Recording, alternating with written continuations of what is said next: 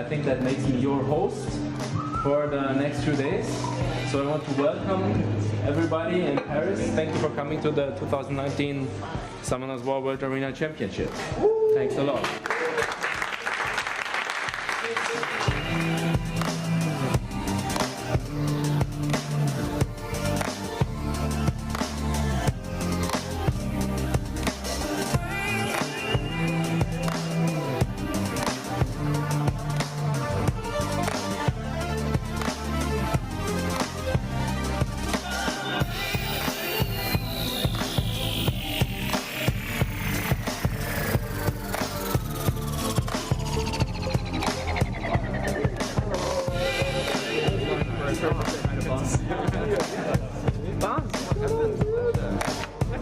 Really exciting stuff, and yeah, I'm ready. Let's do this.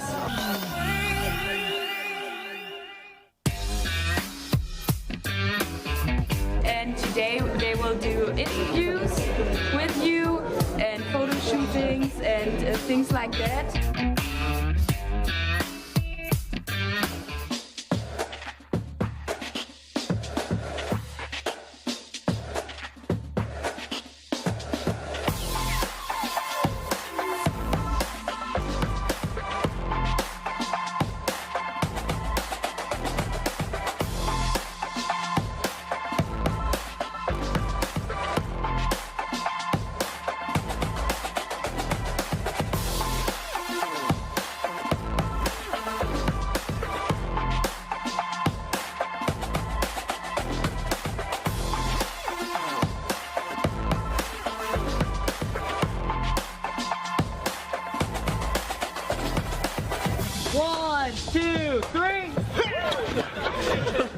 이게 일정치가 않아서 여기도 이제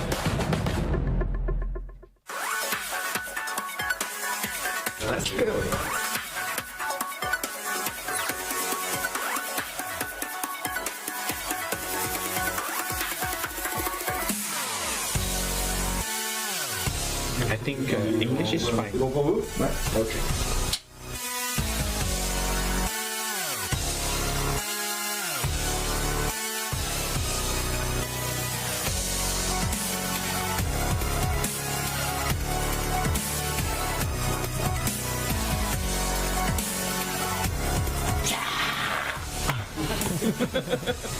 What? Again? Oh no, yeah, again. I have this one.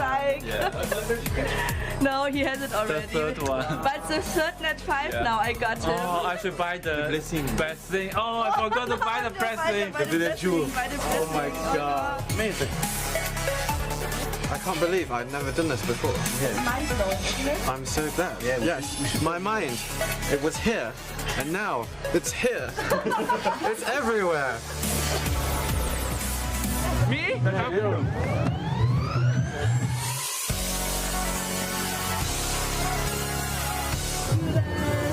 Religion, Lama, Bless, Boss, and Rosith.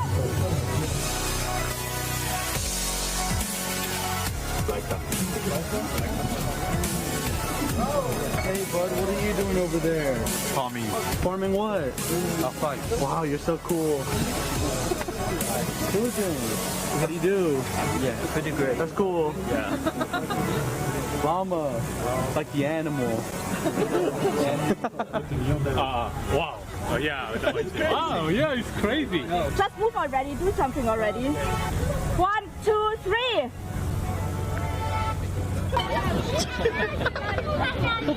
Awesome.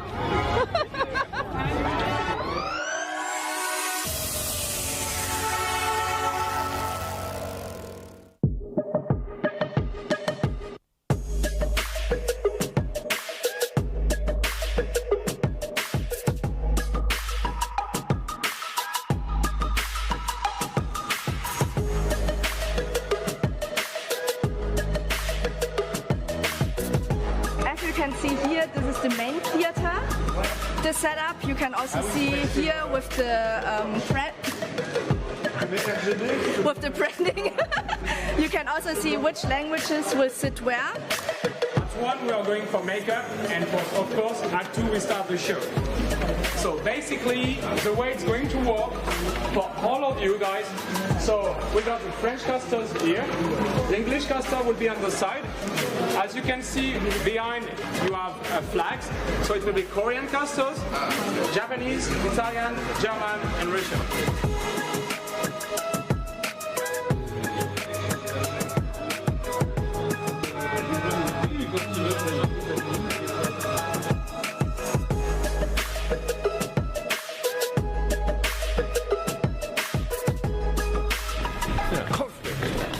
Upstairs, we're gonna later on, we're gonna have the lunch, and upstairs then we're gonna start with the tablet setups for every player.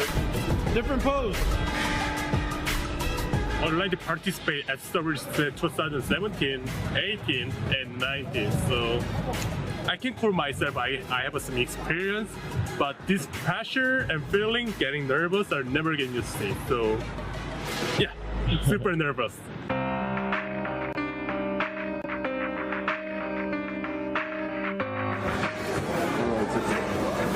Ouais, tu peux couper,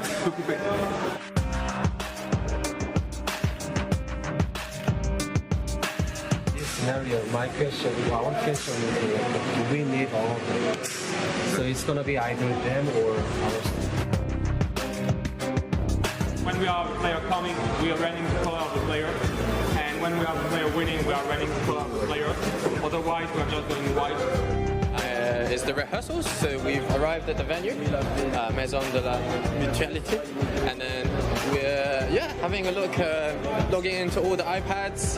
Yeah, it's really cool. It's a really nice place. Un device qui sont rangés par ordre d'acquisition. Et en fait, quand tu fais un match,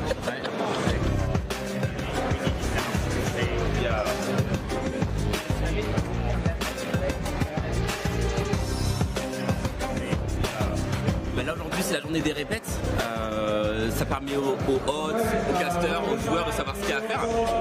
Super excité mais un peu nerveux et je suis impatient en fait.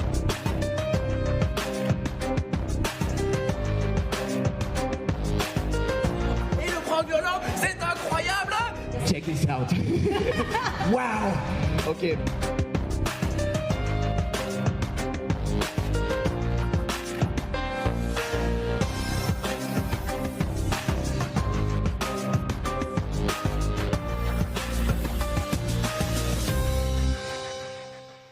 Welcome everyone, it's D-Day today, World Finals SWC 2019. We're standing right in front of La Maison de la Mutualité, the venue for the World Finals, and I hope everybody is having a good day today. Such a long line.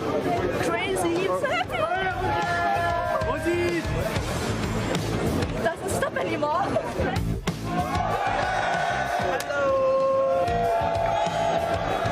Hello, Summoners. Let's play Summoners Ball. Yeah, like this.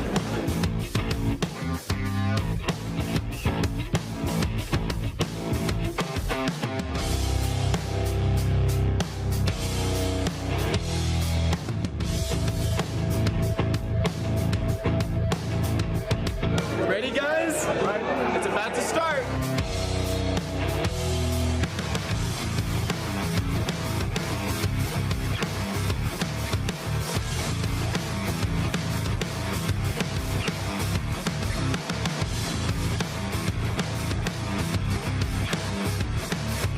Yeah, I'm super excited. It's really crazy. All the crowd, the first person was at 7 a.m. here already from the US, and it's really amazing. Can't wait.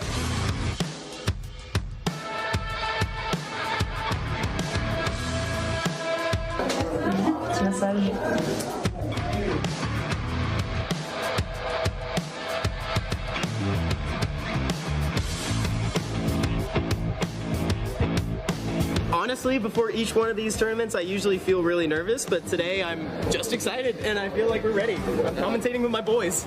Super excited. I can't wait.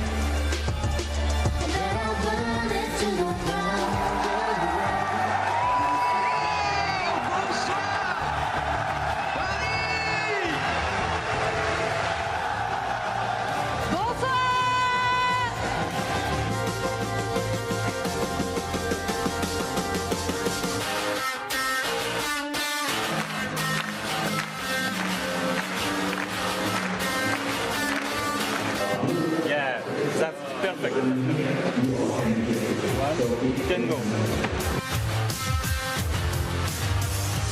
Faites du bruit pour Chene et Thompson, mesdames et messieurs.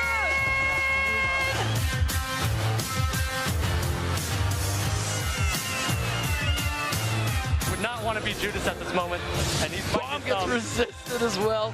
Not to worry though. And there it is, round 3 taken by Thompson. Oh, des amis, des frères, on peut encore les applaudir. Mesdames et messieurs, incroyable, mesdames et messieurs.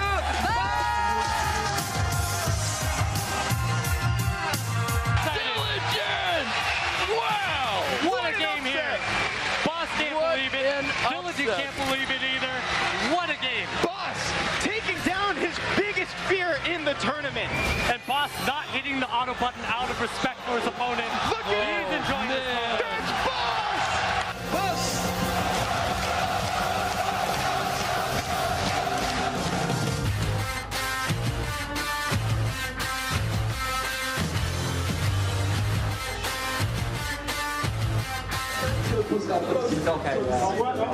Prochain match, là je pense que vous savez très bien qui c'est qu'on va accueillir. Est-ce que vous voulez voir du Rosith? Oh là là, mesdames et messieurs, quel accueil!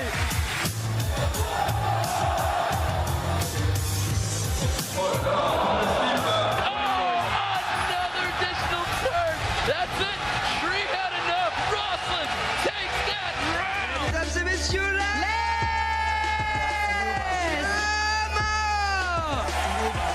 From that unit into ours.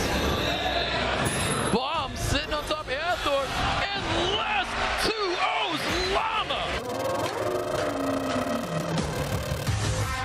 So the first semifinals should start right now.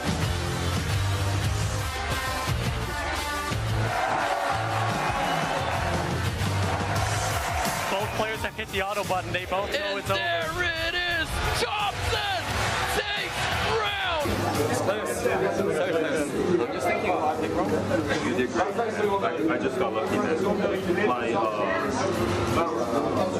my Nefties has max resist.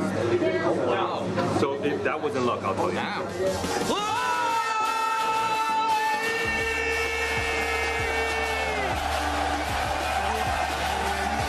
Let's give it up for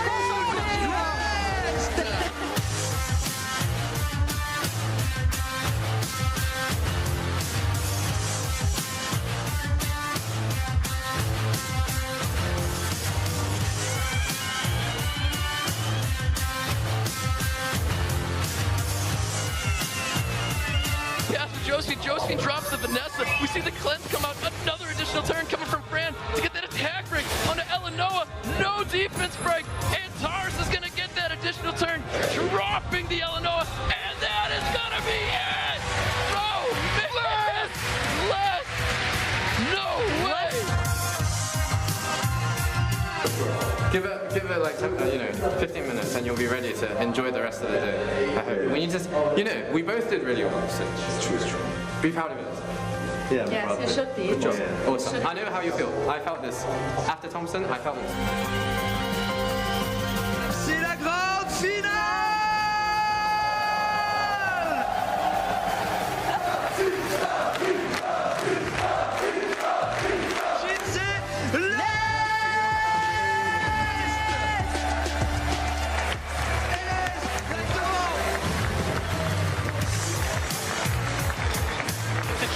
Les is just going for the kill here. Finish off the Fran. Out on Ada. Bomb's holding the bomb.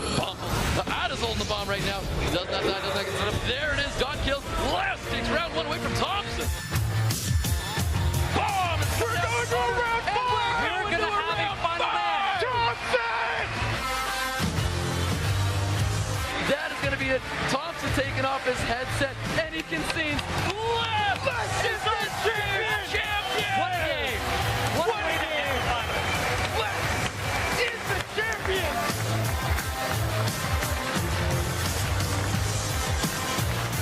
成一定好啦，都係好彩嘅成分比較大咯。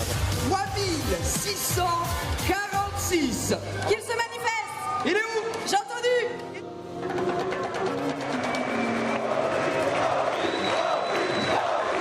Regardez ça, positive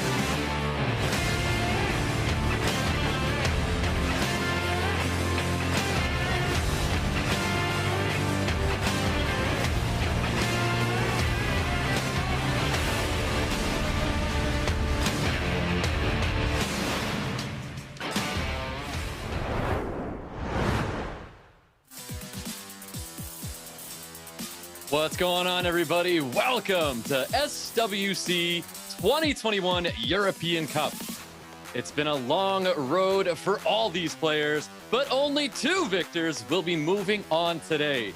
I'm Daniel Digon Gonzalez. I'm just kidding. It's Stoic, and I will also be hosting for you today. I'm pumped to be here, but as you know, I am not alone. On this journey, we've had Once in Love with us, and we picked up a familiar face along the way. We have EU Prelims caster Boss. Gentlemen, how are we doing today? I'm fantastic, Stoic. I mean, honestly, it's a real privilege to work with the 2 of you.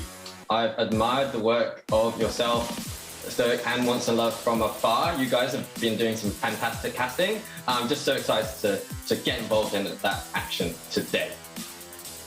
Yeah, it's great to be here. It's great to be back. As you know, I love doing these. It's great to work with you. We just hung out in New York over at the meetup there. But, a couple podcasts ago, we had a conversation about the 3 of us being on a cast together, and now it's happening. So I'm pretty pumped. I'm excited for today, and I know it's going to be a great tournament. Yep, I'm excited as well. Well, guys, we have an incredible tournament ahead with America's Cup and APAC tournaments behind us. We have 1 hoop to go through, and that is today's European Cup. These players will be looking to lock in their spots among the likes of America's Cup champion, Big V, and Apex champion, Diligent. And obviously, due to COVID, just a reminder to everyone that today's tournament is fully remote, following all COVID guidelines, keeping all players safe. That being said, we still have quite the tournament ahead, and it's going to be a lot of fun. Boss, how you feeling today, man? I'm pumped. I mean, we have some really, really strong players. Some people we've seen before, some people we haven't. And I know a lot of these people personally, met them in person, hung out with them. They're all awesome people. And I really can't call it. It could be anyone's cup, really. Well, we have our World Final going to be happening on November 13th. Please, everyone, save that date. You're going to be seeing the players Diligent, Second Baby, Jack, Tars, Big V, and Madream D, and we're looking to fill in these last 2 positions in today's tournament.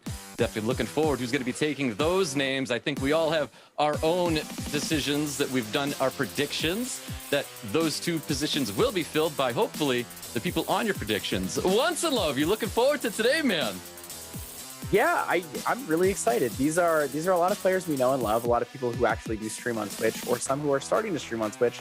So, us being the streamers, we get the opportunity to interact with these people a lot. Lately, I've been talking to Livert a lot, kind of understanding the way he drafts and his strategy. He does something a little different than what everyone else does. So I'm just really excited to see how that shows in the tournament, and hopefully you guys enjoy the show as well. Well, boss, we had the APAC Cup. Sorry, not the APAC Cup. Oh, that's it. Yeah, the APAC Cup. This was just last week, boss. What were your thoughts on it? This was the APAC Cup. I think it was a bit earlier than 2 weeks ago because it happened before the balance patch hit. But it was really, really awesome to see. I mean, Diligent was the hot favorite. He absolutely steamrolled his way through. But I was really excited to see Jack. Jack did really nicely as well. Yeah, he definitely did. Once enough, we had America's Cup as well. How did it go for you? America's Cup was incredible. We saw so much crazy Nikki gameplay. We saw a lot of really fast cleaves, some of the fastest matches of the entire tournament. It was exciting. It was fast paced. It was something that I know that you were hoping for at the end of APAC Cup there. It was definitely quite exciting indeed. America's Cup, we had all those champions before, and I mean, I think I saw a lot of predictions absolutely devastated after America's Cup. But you know what? America's Cup got their best foot forward going into Worlds, and so does APAC for having quite a fantastic final going to be happening once again November 13th. Definitely looking forward to every one of them competing. Obviously, Second Baby is going to be quite exciting to see, and they're Diligent as well. It's going to be pretty wild. Definitely looking forward to that. Boss, let's not forget Tars. What was that? Tars. Let's not forget Tars. Yes, we can definitely not forget about Tars in there. Yeah. Well, here we are today, October 23rd. Today's going to be single elimination. That is a best of 5, guys. European Cup first place is going to be a $10,000 finish, with second place bringing in 5, and of course our third with $2,500. Definitely excited to see this. Tyler, I mean, we have another tournament today. It's been so fun to cast, man, but you're looking forward to EU? You know, I've got to say I'm always looking forward to EU. EU is a region where things are very unpredictable. You see things that you don't normally see in other regions. You see things like a first pick Antares. You'll see things like players flashing units just for fun. These guys know each other so well, so it feels almost like they're just, you know, scrimming and having a good time. But I gotta say, there's $10,000 on the line, so I hope that I hope we see some incredible gameplay, and I hope we see some respect for a lot of those new units in the balance patch that just came out. Looking forward to seeing a couple new things in here. Maybe a little Water Mage, maybe a little Wusa. A lot of new things we could see. Yeah, most definitely. Boss, what are your thoughts on what do you think we're going to be seeing in today's European Cup? I mean, as Tyler alluded to, we have had a balance patch, and it's going to make a lot of difference. You can see that in that most picked screen, the Lulu, the most picked unit, 76%. I think that's going to go significantly down, probably to, you know, 20, 30%, something like that. Lulu got a really significant nerf, and I'm really, really interested to see how much difference that makes on the meta of this cup versus the other two cups that we have seen. Yeah, I couldn't agree more with that. With that balance patch, I'm really hoping to see a mix of units being introduced in today's tournament. Obviously, the Water Mage may see a lot of action today. Who knows? But it's definitely going to be very exciting because we've got a different set of players than we had in the previous tournaments, and that was before patch. So after patch, of course, we're going to be seeing maybe a different change of pace. Keep in mind, we are not going to be seeing any totements in today's tournament. That is a unit that is not available to any of the players to play in today's tournament. So that's not one unit that we're going to be seeing today. So please keep that in mind. But definitely exciting to have these players that are going to be playing on today. So excited to see how, well, what are they going to be bringing to the table? Tyler, your thoughts on, you know, what do you think we're going to be seeing today? Water Mage. We're going to see a lot of Water Mage. Water Mage got a significant buff in the most recent balance patch, giving her a lot of comeback mechanics as well as snowball mechanics. Going to be a very contested unit should both players have it, especially knowing that in this specific tournament, we have a lot of players with a very aggressive playstyle, something that you don't really see in other regions. You know, you see players going for those single target snipes, and that is a benefit to having a Water Mage. Those souls that you build up are very, very, very scary, very hard to come back from.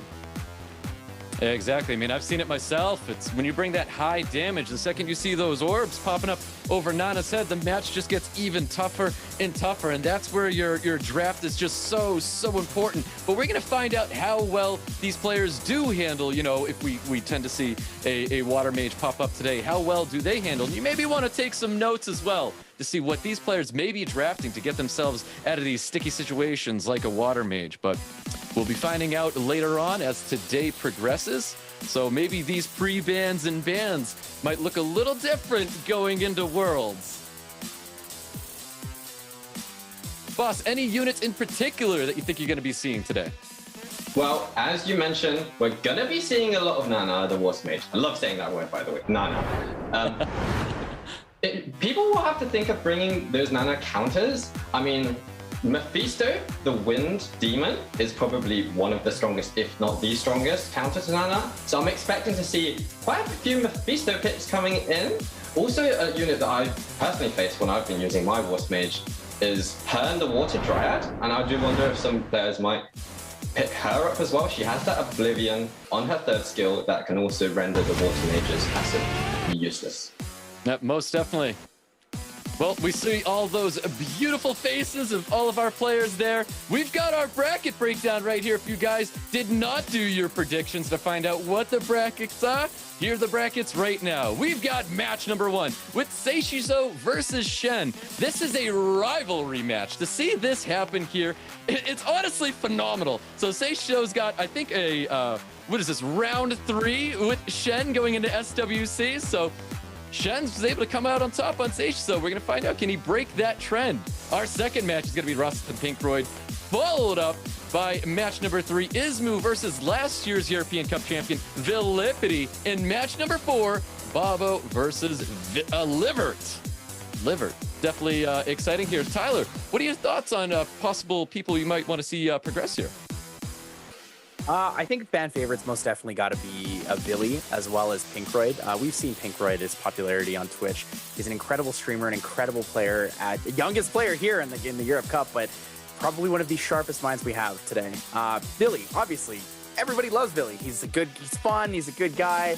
He's an incredibly aggressive player. He plays a style that is very, very popular to watch and very exciting to watch. So those are my two fan favorites, but I really do have to cheer for my boy Livert. He plays the game differently, and I respect that a lot. Most definitely. Boss, who do you think is going to be taking home possibly some medals today? Oh, I mean, Pinkroid is my guildmate, so I kind of had to predict him as the top half of the bracket. And then at the bottom half, Obabo and VIILIPYTTY are definitely the names to look out for. I've gone for VIILIPYTTY, but yeah, I mean, Obabo has probably the strongest light dart units in this meta of all of the players himself, so don't never underestimate him, Obabo as well, who also has a big fan following, of course. Yeah, most definitely. Most of these guys are streamers, and hopefully we get to see more of them streaming. But here's the percentages right now. 21% on VIILIPYTTY, 18 for Rosith.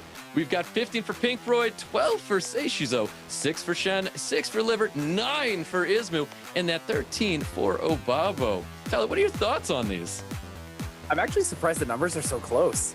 Ross is definitely a fan favorite that I kind of forgot about. He did do extremely well in 2019, has played in many SWC, so he does have a huge set of experience under his belt, but to see the numbers that close really makes me think that it's just like you said at the beginning, boss, this is a really close, could be anyone's tournament. Yeah, it really could be. It could be absolutely anyone's to get a hold of those medals today. Very, very excited to see who is going to be coming out on top. I'm really excited for that first match with Seiishizo and Chene. Like we said, this is a rivalry match, so look forward to it. Shen's looking to break the trend and take this big victory moving forward over Chene. Can Seiishizo do it? We're going to find out as we learn a little bit more about these players. Pretty much prepared for everything, and that's how I go in.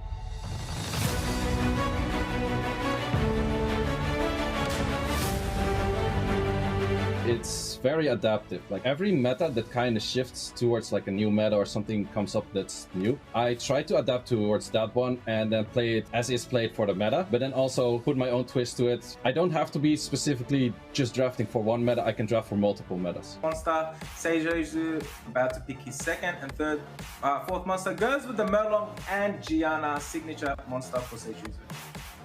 I still have my sheets, I still look at what other people use, but I don't necessarily go for like a really exact draft plan of like if this, then this, then this. This time I'm just going like, okay, open-minded, what did I see? I played enough matches. Possibly going for the strip. Doesn't go for the strip, taking his time, lets the whole strip and violent procs afterwards, putting everyone to sleep. This year, 5-0 winning streak pretty much, so let's continue the winning streak in the rest cup as well.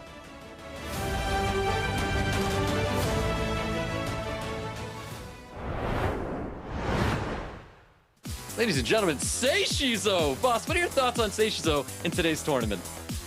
Well, as we said, and as he mentioned in the video, he has fallen at the first hurdle in the past couple of European Cups. And some people might say it's rigged that he keeps on getting drawn against Chene, but he just keeps on getting drawn against him. Chene has beaten him twice before, once last year, I believe, and once 2 years ago, three years ago. So I think he'll be looking to break that trend. And with his new strategy of not kind of over-preparing and being a little bit more adaptable, that's his plan. Let's see if he actually puts that into practice.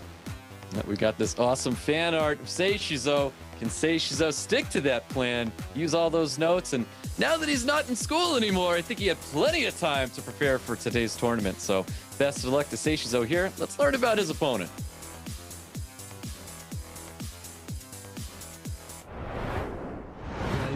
Strategy is usually being a ninja.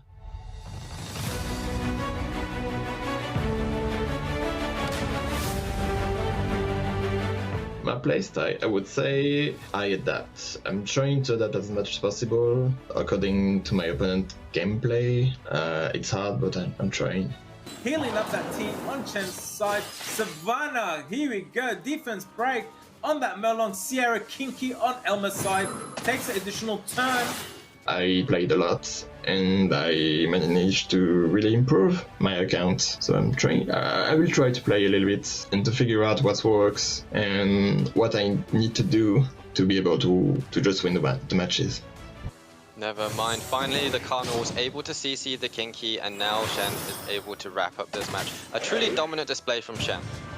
Players in the SWC usually adapt to your game style, so if you're using a very specific game style in ladder, you should be ready to play something else and to surprise your opponent in the World Championship.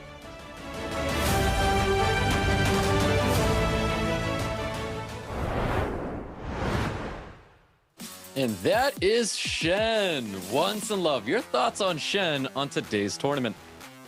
You can see Chene has done a lot here. He's got a pretty impressive career there for SWC, but it's going to be a hard matchup for him today. You know, his traditional, really strong draft here is not as good as it used to be. His most pick has changed, so he has adjusted to the meta, you know, fairly effectively, but Arda and Ragdoll a little bit weaker than they were in the past, and then Seiishizo most recently getting that Nigong buff. It's going to be difficult for Chene. I'm not sure if he's going to be able to take it. Hopefully, I'd love to see it always go to the best of 5. I would like to see the 5th match every single time. So I have faith that Chene will be able to adapt, at least take one match for himself. He's a great player. He, like everyone else, is able to adapt really well. And honestly, he plays very cleanly. He definitely does. I mean, he's got so much experience competing in so many European Cups. I'm expecting Chene to do fairly well here, but I can't help but feel that Seiishizo needs to get out from that shadow. Boss, what do you think, man? That's true. Let's see. I'm really curious. Once in Love mentioned the Nigong. I haven't seen that much Nigong on ladder, but Nigong definitely has some potential. And if Seiishizo has something, if he has Nigong and Nana gets pre-banned, he can still bring out the Nigong. That would be awesome to see. But I'm not sure if it fits with his overall play style, to be honest.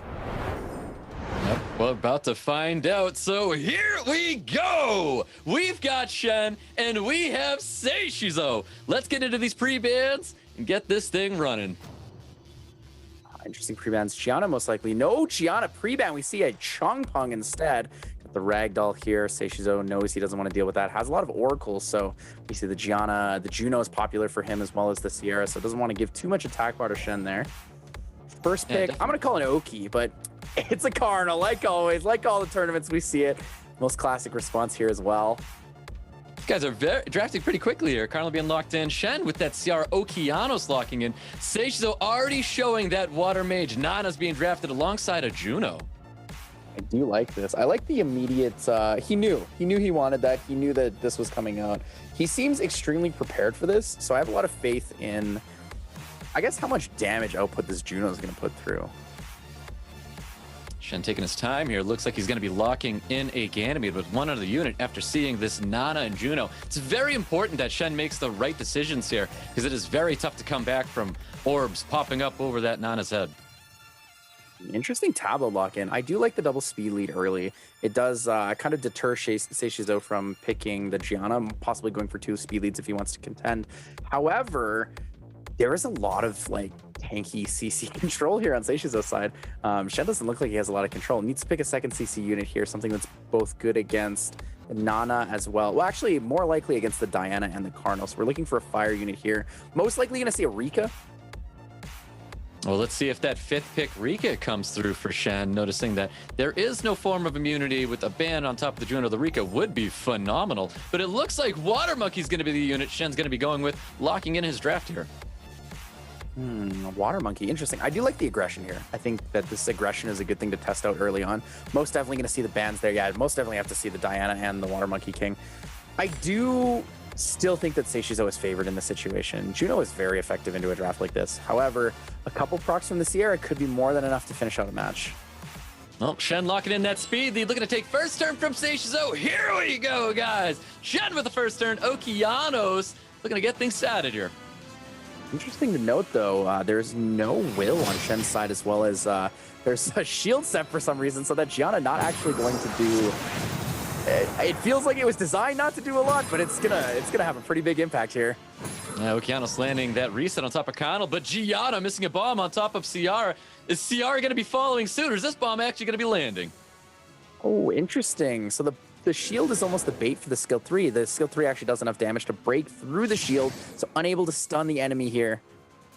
And Ciara following suit. No bomb is going to be landing on top of that Juno. But we've got all skills up for Tablo. Tablo looking for that lucky dice. Gets those lucky dice. Doubles rolls out for the additional turn.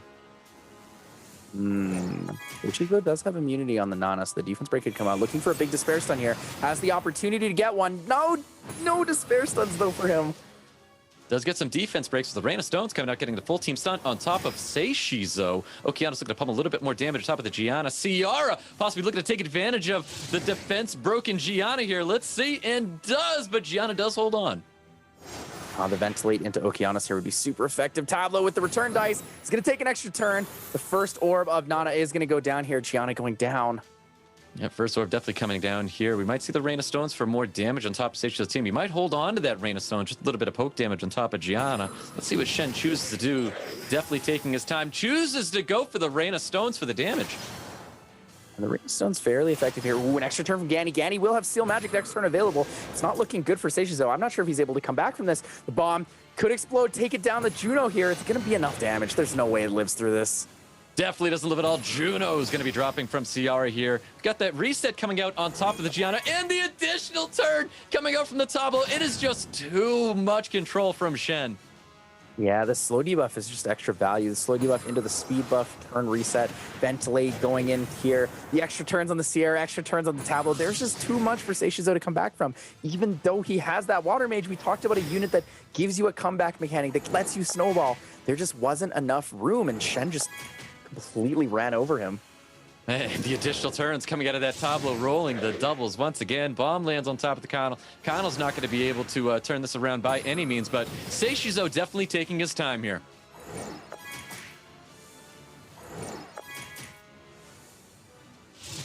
Just that poke damage raining in on top of Connell. Connell's going to take that bomb on, and there you have it. Shen taking round one away from Seiishizo.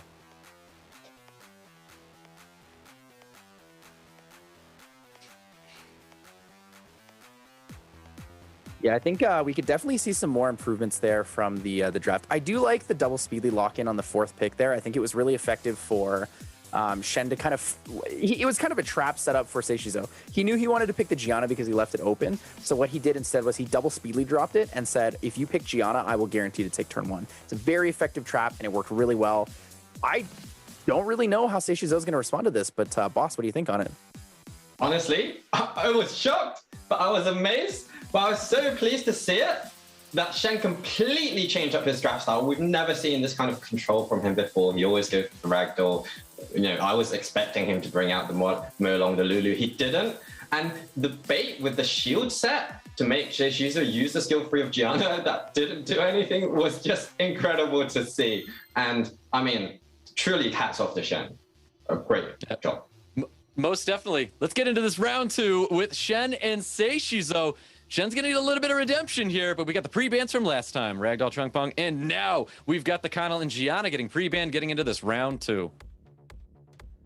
I do like the pre-ban here. I think the Cardinal pre-ban's good. Seiishizo knows he's going to lose it, but Shen does have the opportunity for Sierra or an Okeanos first pick. Could be a little rough. Well, first pick for Shen. Let's see what he's going to be locking in, potentially taking away from Seiishizo. Look like he's going to be going with a Molong this time. Ooh, wants to change it up. Molong a little risky into the Nana comp, though. But Nana, it does have the availability to just be banned immediately here, so Shen does have a pretty good opportunity. I actually don't mind a Ganny pick here to go along with this Okeanos. I think it would be very effective against Seiishizo setup. Most definitely. Looks like Seiishizo is going to be drafting that Water Mage alongside the Ciara as well. Shen looking to get the Okeanos, and Wusa is going to be coming out here.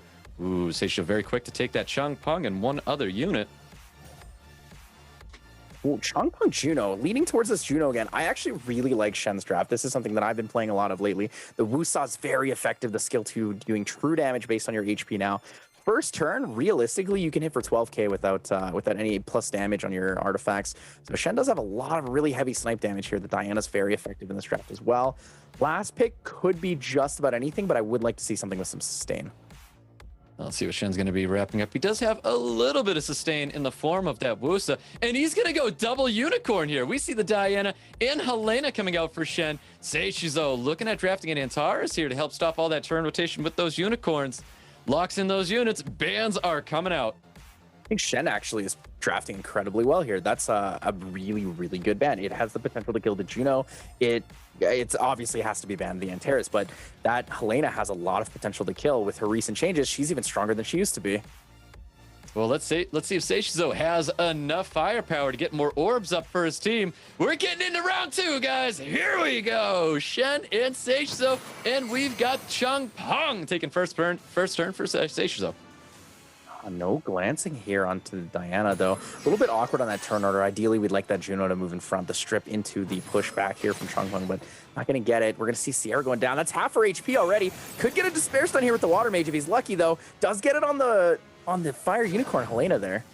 Yeah, Helena getting stunned up there, but the defense break sitting on top of that Diana, looking very good for Seiishizo to eliminate that unit. Reckless Assault could drop here on top of the Sierra. It will revive back with that one orb sitting on top of Nana. The value there was huge, though. The value of that Despair Stun from the Juno is very effective. Helena could get a Violent proc here. Can he chip through enough to kill? No extra turn to chip it down. Yeah, really trying to get rid of that Diana here, but the big strip from Juno getting everything on the side of Chene. Bomb does land on top of Helena, does not need to detonate that bomb. Finishes off that Diana's going to be dropping there with more attack bar rolling into this Ciara. Oh man, this was an absolute roll. I really felt like Chene had a really strong draft here, but at the end of the day, it doesn't look like it. It's had a lot of control with those Despair Stuns. Juno managed to get Despair Stuns on Helena twice in a row, and then also onto the Diana, completely locking down Chene's team.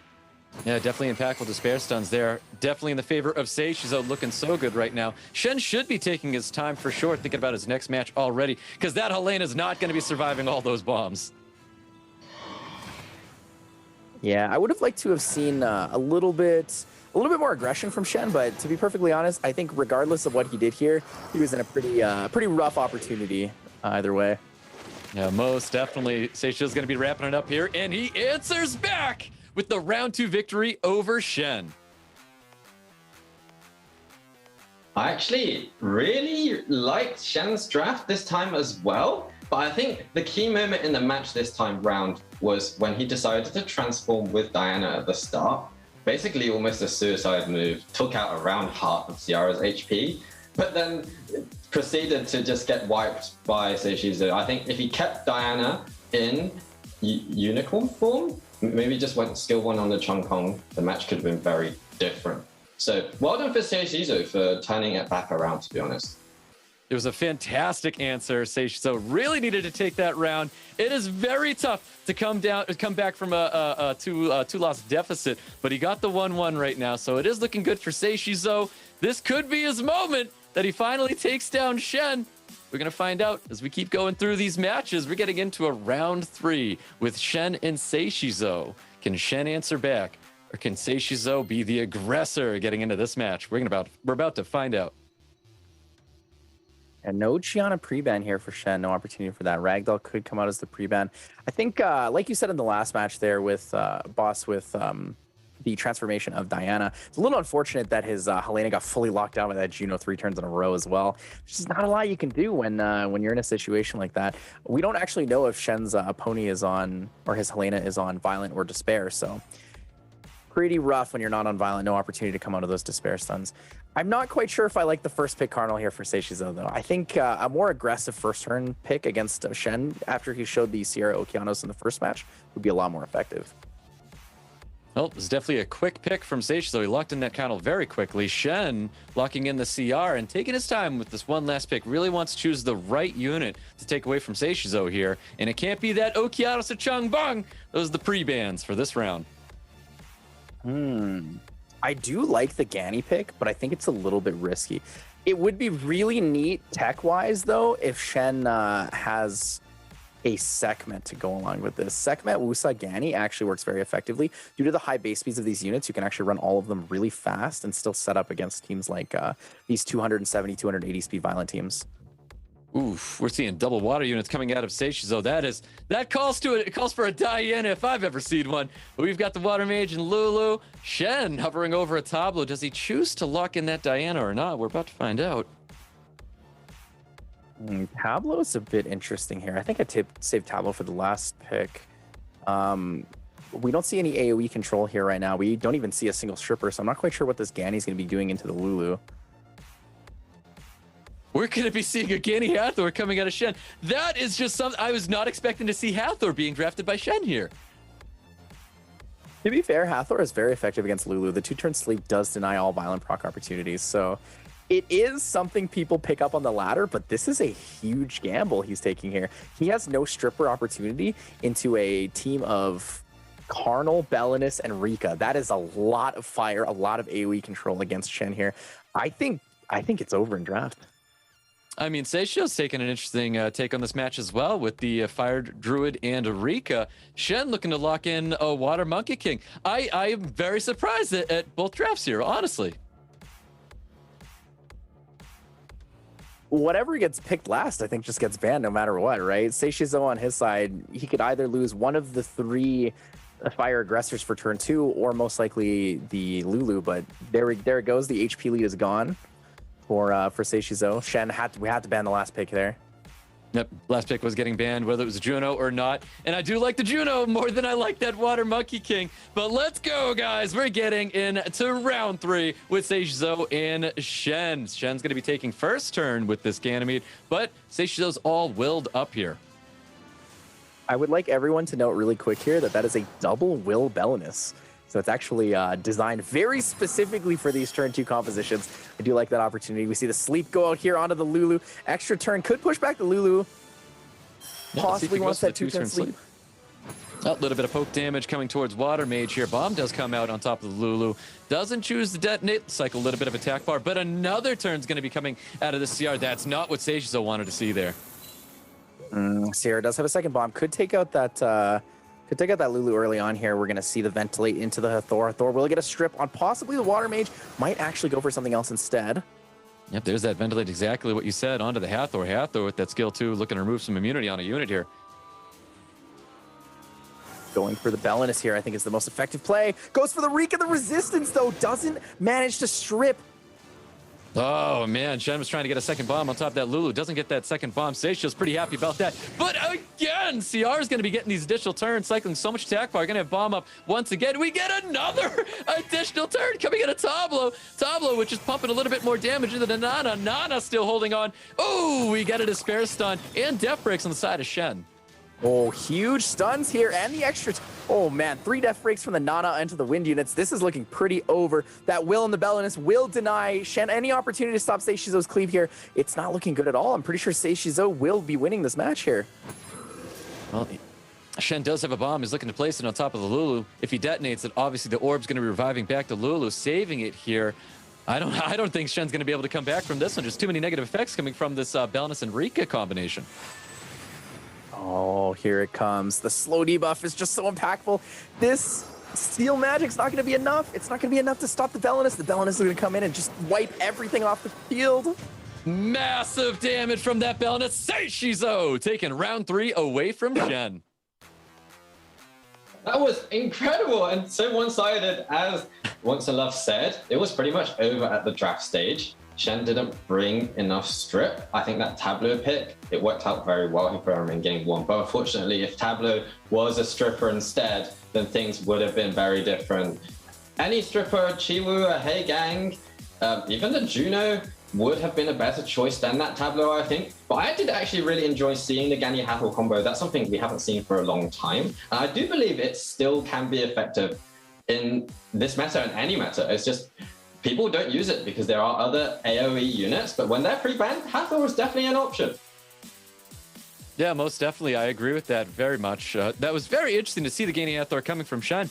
I just didn't see that as like his style of play, but what a great match for Seiishizo. Seiishizo just needs to win one more round. He finally breaks the curse and moves on in a tournament from going up against Chene. So this is a really exciting match. This could be it for Seiishizo, or Chene could still respond, giving us a game 5. Let's go, guys. Pre-bans coming out right here. Karnal pre-ban comes out. I do like Karnal pre-ban. Karnal pre-ban is very safe. The HP lead is very effective, especially for against a player like Chene, where they do have the opportunity to take the Ragdoll and the Lulu with it. So Seiishizo pre-banning that out is pretty nice. I think the first pick here is going to be most likely Sierra. It could be a Chungpong as well. Ooh, Mo Long being drafted by Shen. Seiishizo once again locking down that Nana so quickly, along with that Chung Punk. Shen taking the Juno away from Seiishizo with the Okeanos as well. These players are drafting really fast. They're very confident in what they want. I do like that Seiishizo knows that that's a very strong early combination for him. We do know that the Chung Punk on his team is fairly fast. It is faster than Juno, but hopefully the Haegang here opportunity will move in front. Yeah, double stripper for Seiishizo. But he locks in that CR Haegang. Chen looking at drafting a Diana. We're going to see double unicorns once again. I don't know about the Helena with the 2 water units on the side of Seiishizo, but we'll see. I really hope Shen has a Charlotte. Charlotte is so good in a draft like this. Charlotte has a really strong effect in this situation because her control is multi-hits. And it looks like Shen's going to be bringing out Ragdoll in this match number 4. Seiishizo, after seeing Diana Ragdoll, could be a possible Antares here. Interesting that he goes for the Antares. I guess he's not leaning towards banning that Diana right away. However, Antares does actually work decently well into the rest of this draft. I would have liked to have seen something like possibly a Chow in this situation, or maybe even an Aegir and ban out that Diana. Well, bans are out and speed lead for Seiishizo. He's looking to take first turn as we get into round 4 with Shen and Seiishizo. Are we going to get a game 5 out of this? Let's find out.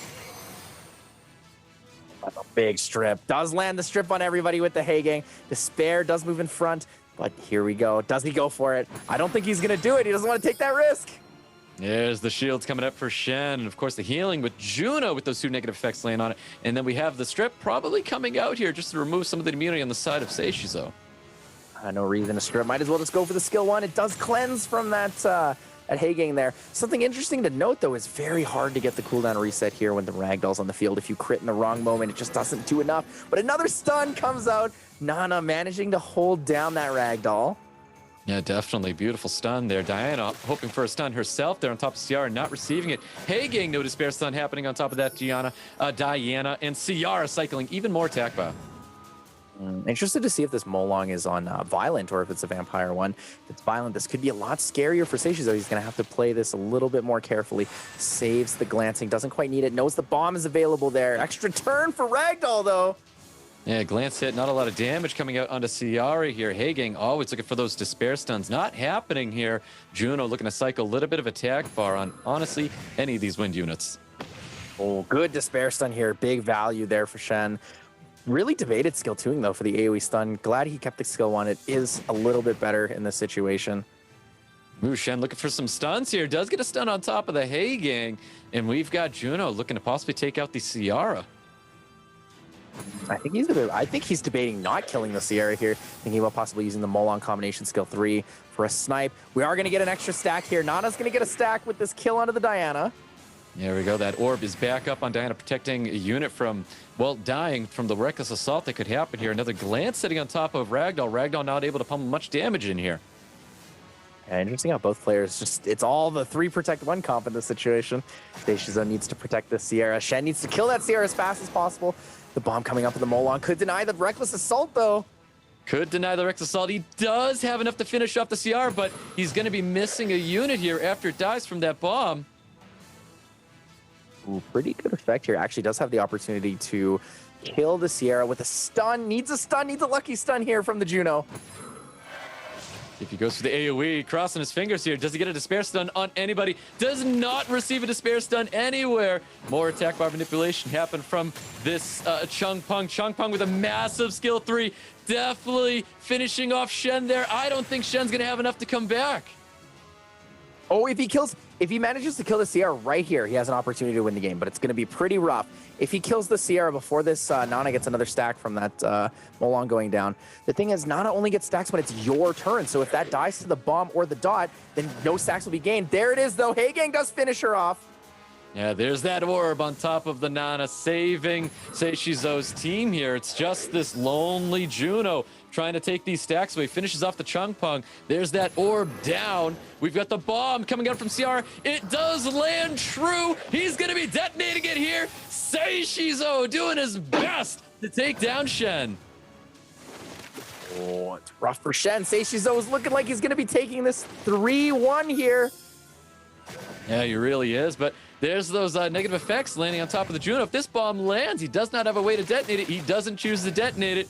and he's just poking away, making sure he doesn't land any negative effects. Does land an attack break, though. Juno trying its darnest to remove some units.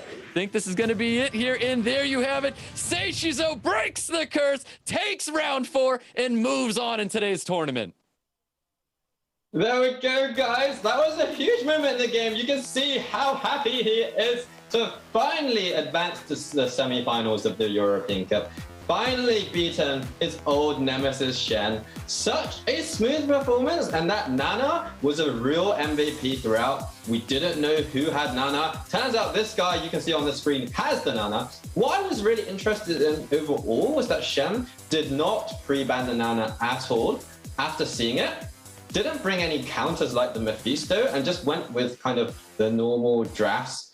I think if you don't bring specific counters for Nana, you have to have so much more control. You have to do so much more extra damage to kill the units that Nana is reviving again and not let them do any of that to you. And I think Chene should have considered doing a little bit more about that Nana.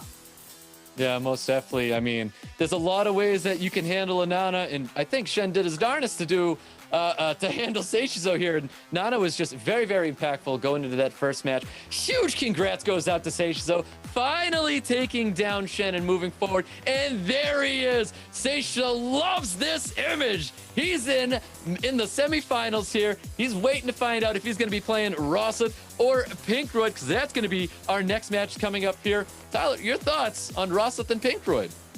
This is the match everyone's waiting for. This is the match of the entire tournament. We have Pinkroid, one of the most incredible players, both on ladder, off of ladder. He shows an incredible ability to play around the meta and to create things in his own sense. He is what I would consider, honestly, the EU Fate memory. He is very good at this game. But we have Rosith, one of the best long-standing players, somebody who has proven themselves in the World Finals, somebody who has made it there every single year. He's pushed himself through these tournaments. This is an exciting match, and I am super excited to see if anyone manages to get cleaved.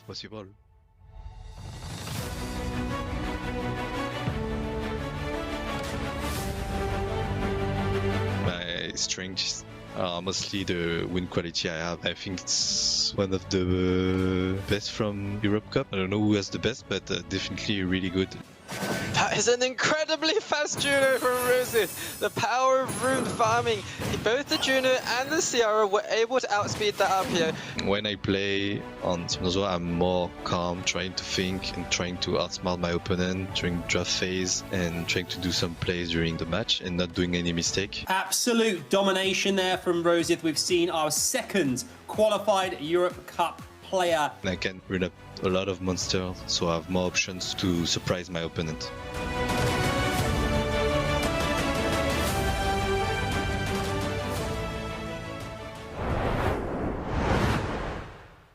And that is Rosith. Boss, what are your thoughts on Rosith here in today's tournament? Well, honestly, this guy, he's made it to the last 2 Europe Cups. Second place, sorry, last 2 World Finals. Second place in last year's Europe Cup.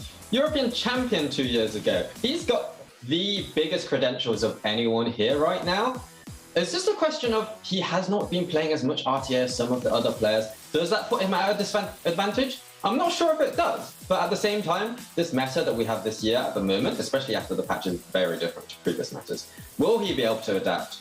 He probably will, but we will see. Definitely looking forward to see how Rosith's going to be adapting today with those changes. Lulu being his favorite unit. He's calling it the best unit. Well, we'll find out if he's going to be still relying on this Lulu getting into his match with Pinkroid.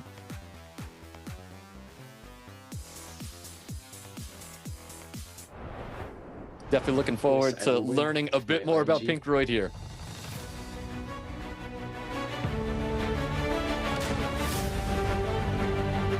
My playstyle on RTA is just going for turn 1 and winning right off the bat. So I just go with Seraph or CC turn 1, try to win. There we go, the match has begun. Fran taking that first turn on Pinkroid's side. Melong straight away following onto Diana and Reckless Assault. Well, Ciara is just really OP with her turn cycling and her bombs and artifacts. She just takes so many turns and does so much damage. And that's a really nice part of my aggressive playstyle. Match is underway. Ryu taking that first turn, managing to strip 2 out of the 3 units. Changpeng follows up, pushes back the attack buff, Fengyang and Merlong, but fails to push back that Kinky. Sierra goes from Pinkroid's side, landing the bomb on Kinky, takes him out! I feel really excited and also nervous about my first entry to the Europe Cup. It's gonna be tough to face all those tough opponents.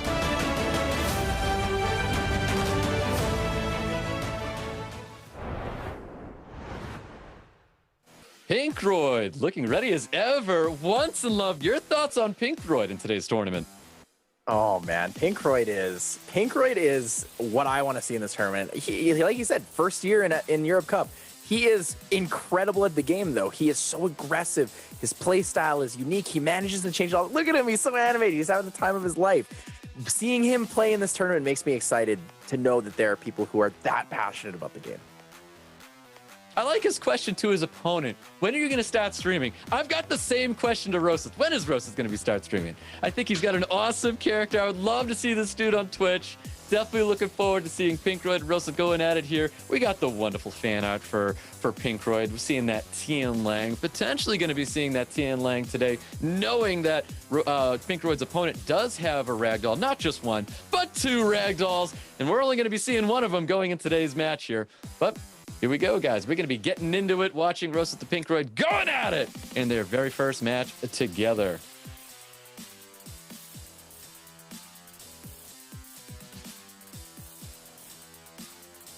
Awesome, boss. Are you looking forward to Pinkroid and Rosith today? I'm so looking forward to this. This is the match of the day, probably. Potentially an even hotter contest than any potential final we might have. This could have been a final. We're getting to see it in the first round. We are so lucky. I couldn't agree more. These two are definitely quite the esport athletes, dare I say, in today's tournament. But we've got pre-bans coming out to kick it off with Pinkroid and Rosith. Oh, the Tian Lang and Ragdoll pre-bans. Very good, very aggressive here. That Tian Lang pre-ban against Pinkroid is actually very effective. Rosith does have the Elenoa as well. That skill 2 change from a recent balance patch, I believe 2 patches ago, actually makes her very, very scary. Fast rotation unit with a high base speed. Ooh, these two are very quick to drafting here. Rosith locking in the CR. Pinkroid looking at that Mo Long and Juno. Rosith now slowing it down, thinking about it just a little bit, how he's going to be drafting up against Pinkroid here. Interesting. I'd love to get the chance to kind of pick Pinkroid's brain one time when it comes to drafting. I do like the Mo Long return to that Sierra. However, Juno feels a little kind of weird, but I guess when you really think about it, it does deter the opportunity for him to pick a Changpeng immediately. Definitely does. We've got Rosith. Looks like he's going to be taking that Water Mage here with the Okeanos. Pinkroid taking his favorite unit, Lulu, alongside of Diana. I do like the Mage. The Mage is very effective. Rosith could go for a very aggressive turn 1 comp here. Gani's available, has the opportunity for a second stripper, or could just go for like really big snipe damage. Let's see what Rosith's going to be drafting after seeing Diana and Lulu taking up his time here. And it is going to be that Changpeng, as you said, the Changpeng not going to be doing so hot with that Juno there, potentially already signaling a ban. Wraps up his draft with that Kinky. A bit risky. Kinky is a little bit weaker after the recent rebalance on their skill 1, but I do like the aggression here. I think the Water Mage kind of really brings this entire comp together. Man, we're really talking about Water Mage. Water Mage is really strong. Water Mage is doing really good. I'm excited to see it in the tournament. I want to see what Pinkroid takes last here. There it is. There's his most signature unit outside of that Zeroth. We do see the Antares. Pinkroid wraps up his draft with Diana, Lulu, and Terrace. Wonder how Rosith's going to be handling those 3 units here as we get into our round 1 with Pinkroid and Rosith. Bans are going to be coming out shortly. Rosith looks a little confused there, not quite sure what to ban. I think Pinkroid's most likely banning out that Water Mage. And there it is, Water Mage and Lulu go goodbye. Yeah, Water Mage and Lulu definitely are difficult units to be dealing with. But let's go, guys. We got Rosith. We got Pinkroid getting into our round 1 match with the both of them. Let's get into it. Changpeng with the first turn. Changpeng faster than Okeanos has a pretty good opportunity here. I do like speed on that, but I'm worried that they might be on Swift and not both on Violent. Ooh, Rain of Stones coming through with only 2 stuns on the Juno and Mo Long. No damage coming out from that either, though. Juno is going to be able to cleanse all debuffs and full heal. Yeah, Mo Long looking healthy again, but beautiful Despair Stun happening to the Chung Peng. We've got Kinky possibly looking for Despair Stuns. We'll find out what kind of build it's on, but we've got that turn popping out from Antares. Oh, big first turn proc from Antares. Does get the 2 stuns. Immediate turn afterwards does cut the Sierra. Oh, that immediate turn after was brutal. Ciara taking an absolute beating here. Diana not even focusing down the Ciara because Pinkroid doesn't have to. Oh, this is rough. That's the stun. The skill 1 to take out Sierra. Oh, it's looking pretty bad for Rosith already. That Antares the value. The big stun on the Kinky as well on top of everything else. It was massive value. Rosith needs anything he can get his hands onto right now. The revenge from Juno. The additional turn from Antares. Antares proving to just be too much for Rosith. Rosith really relying on this Kinky here. Needs the Kinky. Oh, and another turn for Antares. Antares does more damage, taking it down Okeanos. Okeanos is kind of not doing enough for this match. The 1v4 opportunity here. Is Kinky strong enough? It's on Violent. No Despair Stun opportunity, but the defense break into the extra turns could be massive. Yeah, he needs as many defense breaks to get his hands onto, but that Despair Stun's definitely not going to be doing Rosith any favors here. Shield's going to be coming up to protect his team. Oh, man, I don't know if Rosith can do this with just this Kinky here. Oh, that shield is too effective. Shield does deny the life drain, and there it goes. Antares takes down the Kinky. There you have it, Pinkroid taking down Rosith in round 1. Boss! What an exciting Antares. Wow. Antares! This is one of my favorite units in the game, and I'm so glad we got to see him just doing his thing. I know that it's one of Pinkroid's most favorite units. It was interesting to see him picking that Mo Long so early and picking up the Lulu. Not usually his kind of more aggressive playstyle. He changed it up for Rosith because he knows that, you know, Rosith has so many tools to deal with, can probably deal with Pinkroid's usual draft a bit better. Rosith had the more aggressive draft this time, but Antares is just too good for him. So we'll see. That's how you deal with Nana. Just ban out the Nana. Worked perfectly. Yeah, definitely in that draft. If you don't think you can take out any of those orbs quick enough, you definitely have to ban out that Nana. But you know what? I feel like Antares can't help but look like a huge ban potential right now. With the amount of turns, all the damage, the luck of those Despair Stuns, Antares was just so impressive in that match. That draft was really messy at the end of it. The Kinky was completely unnecessary from Rosith's side, and I think it was actually what weakened his draft the most. Pinkroid knew that when he had Diana on the field alongside the Lulu, he either had the immunity to protect from the defense breaks, or he had the shield to protect from the life drain. Right? When you attack into a shield, unless you break the shield, you're not stealing any health back.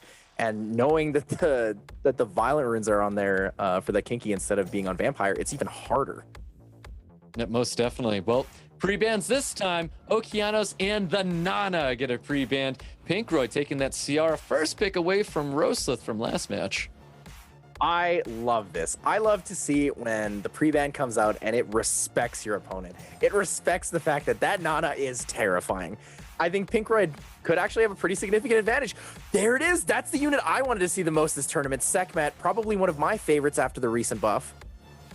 We've got Sekhmet Tian Lang coming out after seeing Rosith's Mo Long and Chung Peng. Rosith hopefully taking his time here, really starting to think about, you know, how is he going to handle the Sekhmet Tian Lang draft coming out of Pinkroid. Interesting that he picked the Tian Lang early. In current standing, it only nerfs his own Sierra. However, he does have a feeling that something like a Ragdoll or an Eleanor, could come through.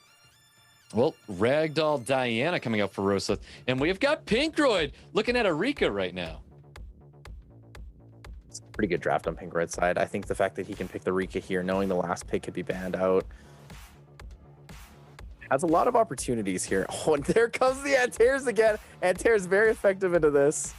Yeah, definitely very effective indeed. The Diana's on the field. He took away the Antares to bring out Brandia. We're seeing something different from Pinkroid. I think this Brandia draft is actually significantly better. A big significance for this Brandia draft being better is her skill 2 turn rotation, on top of the fact that it attack breaks and glances is a hard counter to everything on the field. Plus, he might not actually have it on crit damage. As much as I like this Annabelle, as much as this unit's probably going to be getting banned out here, I don't think we're going to see this Annabelle going through. It's pretty rough. Ragdoll and Diana into a Tian Lang. This is basically a forced Tian Lang ban. If not, then he just rotates a million times. All you have to do is hit anything that's not the Diana, and you just get free attack bar.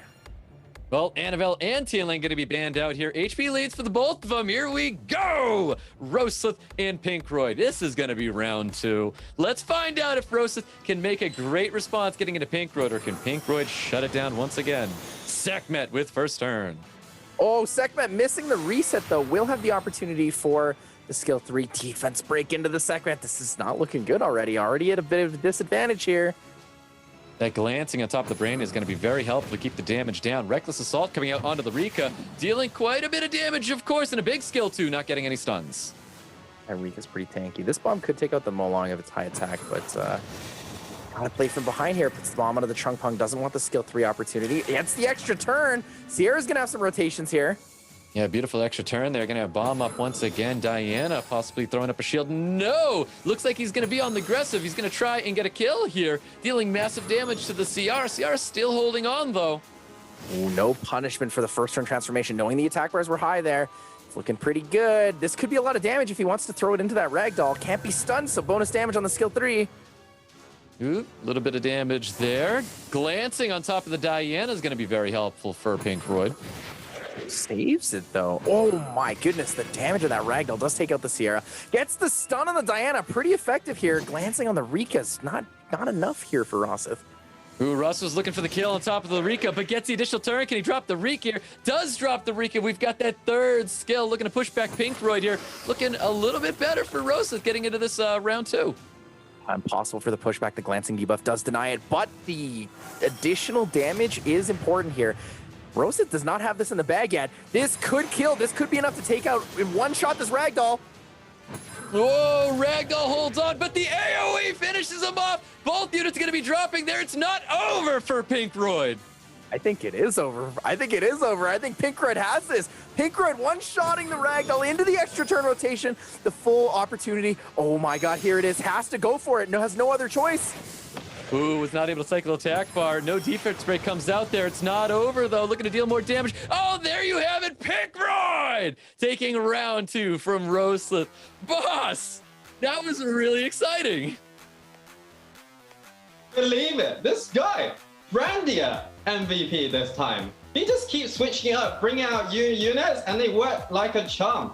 I mean, in that situation where Rosith didn't have the immunity and didn't have so much control and strip because of Molong, Chungpong, nothing to really make follow up on that, it worked great. And I always thought it was really weird why after Pinkroid, he picked the Tianlang really early on, even though Rosith hadn't picked his ragdoll yet. Rosith then went on to actually just pick the ragdoll and the Diana, 2 units that are like hard countered by Tianlang anyway. I think that was quite unusual, maybe showing a bit of lack of adaptability compared to Pinkroid, but never count out Rosith. He's been here before, he's done that. The reverse sweep is not out of the question at all. Definitely not out of the question at all. I mean, Rosith's definitely someone with the credentials to make that reverse sweep, but he does have Pinkroid to beat here, and Pinkroid can't count him out of it either, though. So Pinkroid being super strong. Let's see how this match number 3 fares. Does Pinkroid get the 3-0, or can Rosith respond here? Pre-bans are out again, Tianlang and Ragdoll.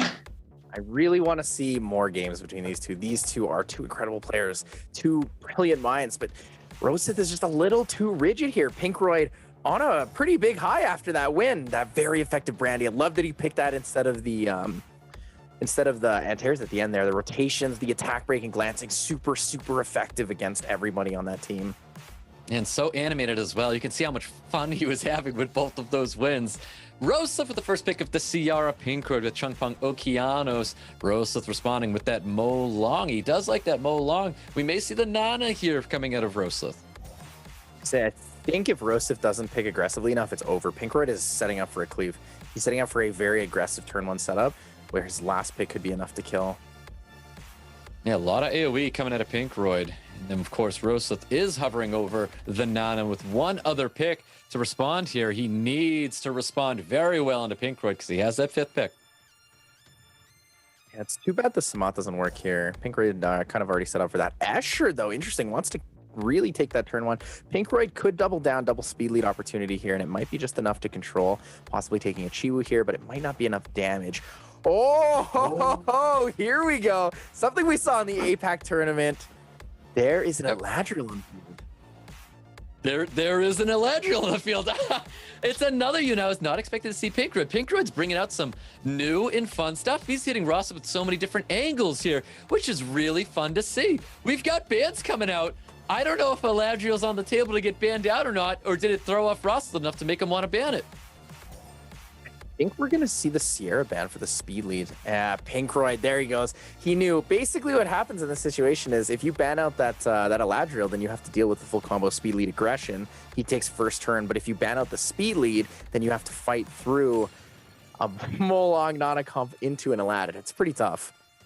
Well, here we go, guys. Quite an exciting match ahead. These two changing it up, getting into a round 3 with Rosith and Pinkroid. Here we go. Ashir going to be taking first turn for Rosith. Interesting to note, no will on the Eladriel there. Not quite sure what the offset is. Could be Nemesis for the Molong snipe. That's pretty common, pretty popular. Well, we got that Water Ryu looking to get some Despair Stuns and only lands the Despair Stun on top of the Juno, but Big Strip comes out as well, dealing a little bit of damage here, trying to keep back that Reckless Assault from Molong. A little bit unfortunate, though. Molong did manage to resist. Not looking so hot here. He's got a bit of an advantage now. It was a good stun from the Nana, even though glanced into Pinkroid's Water Ryu. Yeah, Rain of Stone's trying to deal as much damage as possible. Stuns up the Nana and Asher. Juno trying to cycle a little bit of attack bar, potentially drop that Okeanos. Okeanos does hold on. We've got the heals, and we have those revives prepared for this Eladriel. I don't know if he has plus wind damage, but could go for the snipe on the Eladriel really early here. Does have the Nana to protect for the second turn. Going to be a little rough. Needs to control the Molong and the Asher in this situation. Yeah, you're definitely going to see Pinkroid giving a lot of attention to that Molong. He wants to keep that Reckless Assault at bay. There's that more damage coming towards Molong here.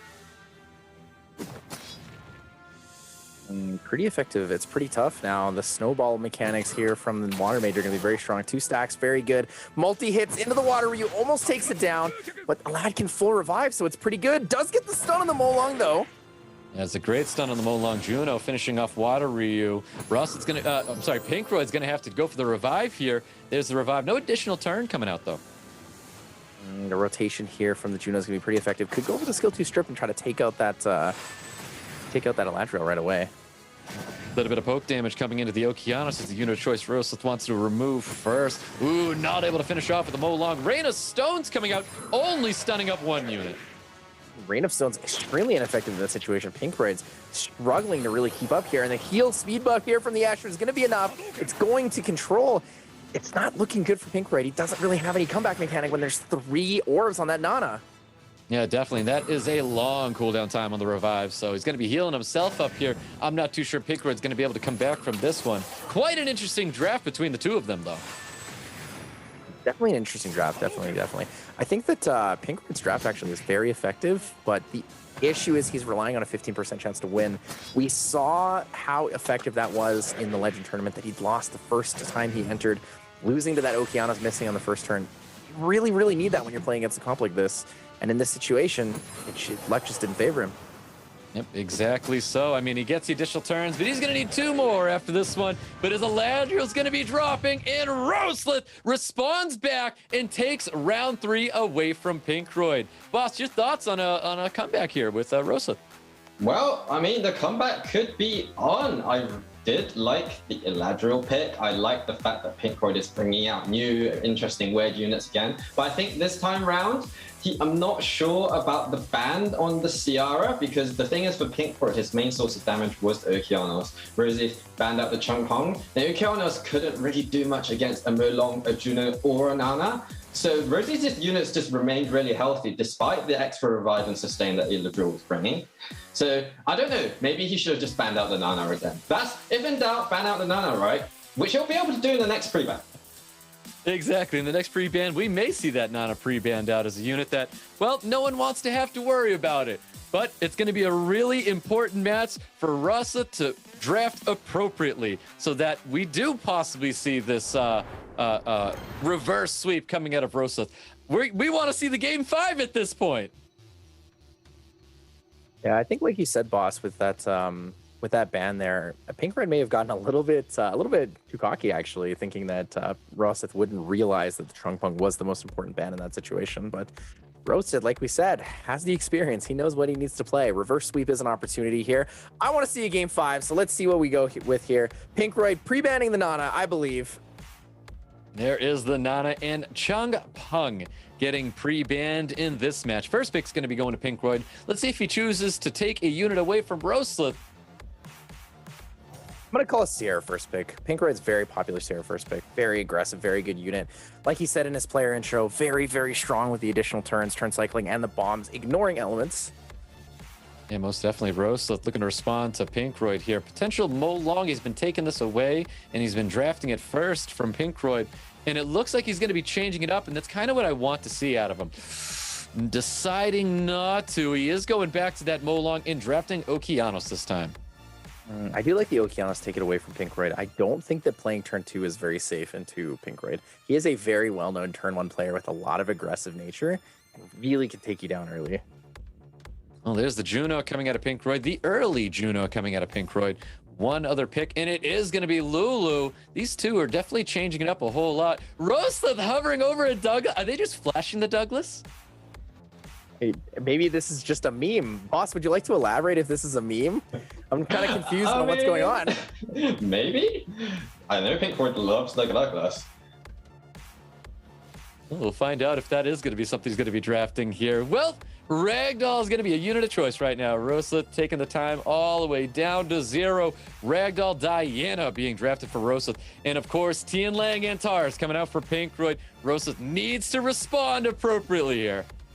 Rosith felt very comfortable taking the Ragdoll Diana into the Tianlang because he felt like, hey, he's got a Juno and a Sierra. He's not going to nerf his own attack for game. No, Pinkroid doesn't care. Pinkroid will go right in there and say, both of your units are getting hard countered. Good luck. I think we're going to see a Wusa ban here. No sustain for Rosith. But instead, we see the Mo Long ban. Yeah, we're getting a Mo Long ban and a Juno ban here. We're getting into it, guys. This is round number 4 with Rosith and Pinkroid. I like the change of pace from both of them. Let's make it exciting, guys. Big stuns, no stuns coming out of Tian Lang. Oh, this bomb is going to be pretty effective here. If he does get the stun, he will deny a reset. Yeah, big stun on top of that Okeanos. Diana potentially transforming with the Antares on the other side of the field. Rosith, I'm at a loss for words right now. The Tian Lang's going to be cutting in. The Antares is going to be cutting in. Any despair stuns here? This is looking really rough. Rosith, I guess, realized that not banning out that Tian Lang, he had to really, really make an aggressive play and try to get lucky. And he's not getting very lucky in this situation. I don't think I can back Rosith up on that Diana transformation there, but Tian Lang's going to be dropping that unit. Oh, never doubt, though. Wusa has the potential to win out a match like this. A lot of extra damage could come through here. The stuns will be really effective. Sierra will go down, or will not go down, actually. I mean, Ragdoll's going to have something to say about that. He needs to drop the Ciara here, drop Ciara, and the additional turns once again coming out from Antares, heavily favoring Pinkroid right now. I do love that both players here are so animated. You can see them. They're laughing. They're having a good time. They're throwing their hands around. They are enjoying what's going on right now. This is a rough match, though. Rosith does have the potential to win this out with the Ragdoll, but it's very unlikely. 2-turn sleep from Wusa. I mean, he needed anything there. Maybe that 2-turn sleep's going to be the response, but we have the Lulu. Lulu's going to be cleansing, healing. Of course, the additional turns coming out. Lulu is very consistent. We've got additional turns coming out everywhere. Pinkroid taking down Rosith in round 4. There we go. He's done it. What a match. I mean, Pinkroid, just an outstanding performance all around. I actually had no idea whether or not Rosith had the Nana, whether either of them had the Nana. Rosith had the Nana, it didn't matter. Pinkroid was ready for it with the pre-bans. And that final match, Rosith really early on decided he just needed to go for it with the Diana, not even trying to play it safe. I'm not sure if that was the right decision. You know, obviously it wasn't in the end because Antares got the turn. But at the same time, did he need to take that risk? I'm not sure if he did. I think if he didn't take that risk, played it a little bit more safe, he might have had a lot better chance of making it through. One thing I want to note that no one's mentioned yet, neither of these players seem to have Carnal, which is quite interesting because obviously Carnal is one of the strongest units in the game. So we got to see a match where basically there was a secondary pre-ban almost on the Carnal and how that impacted the match. But it was awesome to see, really awesome match. Yeah, it really was. Very exciting match here. We've got an updated bracket coming to you guys here, and it's going to be Pinkroid moving forward, going up against Seiishizo. Tyler, your thoughts on Seiishizo and Pinkroid? Seiishizo and Pinkroid is going to be a very interesting match. Both of these players are very heavy contested over that Sierra, and both of these players really like turn one. I think that Pinkroid has a bit of an advantage, mainly just because I think I think the way he drafts is a little bit more aggressive into the way Seiishizo likes to kind of feel it out in a tournament. However, you also have to remember that Seiishizo did come back from a pretty, not great looking setup against Chene. So he is probably on a high right now. So very close. Most definitely. We're going to be taking a break real quick, guys. We'll be back soon. We'll see you all in a little bit.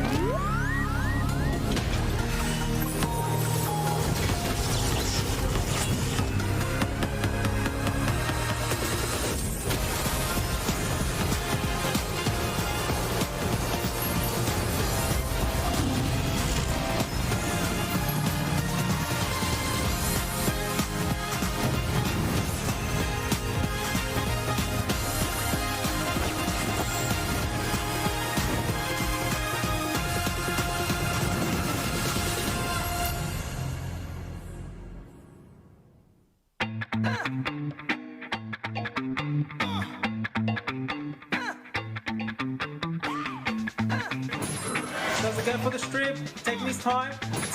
Lets the whole strip and violent procs afterwards, putting everyone to sleep except additional turn, takes another turn onto Merlon. Antara's doing some belly out, the water demon, maybe the belly out can take out the Antaras quite quickly this Sierra dying to that god, 3v3 Obabos. Antara's take. At the same time, I'm really surprised that Elmer. Set number 2 is underway. Juno and his passive also Juno. Pushing that attack bar down. Wow. Heal into Sierra. Boom, boom, boom. And I think the Sierra is going to get taken. Skill 1 into that pony. Pony transforms. Where will she put her damage? Is she going to take out that Merlon? Takes out that Merlon. Bro. Here we go. Chunk Part taking. Here we go. First turn goes to Chunk Part, not so she's inside. Stripping 2 units. Units are well ruled as well. I think in the end, the big difference in this match was the fact that that Anima was not banned out by Guts and the really good just. Livert side. Vanessa taking that Chunk Part. With skill 1. Passive kicks in. From Vilipytty side, attack buff is up. Advantage of this and take out this Diana as quickly as he can.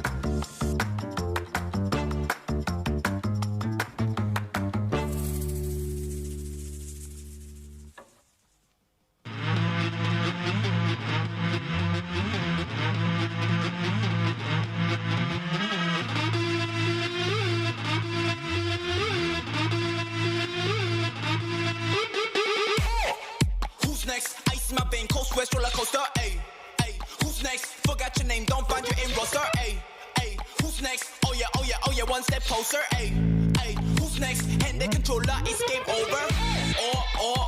Ready for war. This my battle, war. Please don't talk to me. Bring the sword on, no, it comes with the fee. Challenge the whole world. Deal the cards like the G. Poker face is the key. Ruins and the breeze. Take down my enemies. Deal the cards like the G. Poker face is the key. I'm next, I'm set this place on fire. I'm next to battle through the line. Next up, big rise.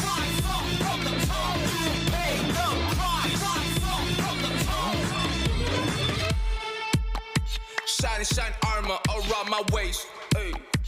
Blood drop, another time been waste. Ay. Chop it up for me, it's a startup. Put in work in the world arena. Go, your skill is so. Ay. Big no, I'm ready to go solo. Hey, I pull up, please no photo. Hey, when I pull up, don't lose your control. Deal the cards like the G. Poker face is the key. Ruins and the breeze. Take down my enemies. Deal the cards like the G. Poker face is the key. I'm next, I'm set this place on fire. I'm next to battle through the line. Next up, big rise. From the top, you pay the price. From the top. Do you feel it? Do you see it? You have a long way to go. March down, heart pumping out of chest. March down, yeah, we need to move fast. March down, put your sword up high. March down, I was born for this fight.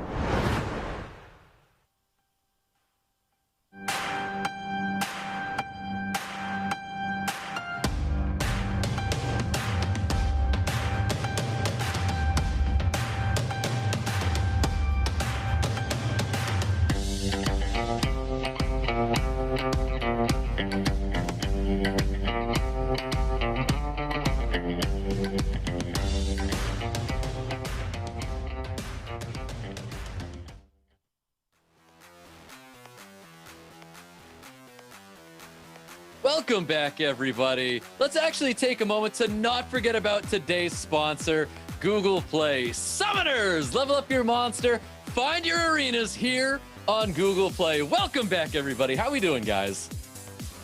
I'm really excited and just buzzing. I mean, honestly, those matches that we saw so far were so good, especially the Pinkroid versus Rosith match, getting to see that Brandier and so many other cool picks and so much Antares action as well. I'm really hoping for more Antares action. That's the best kind of match.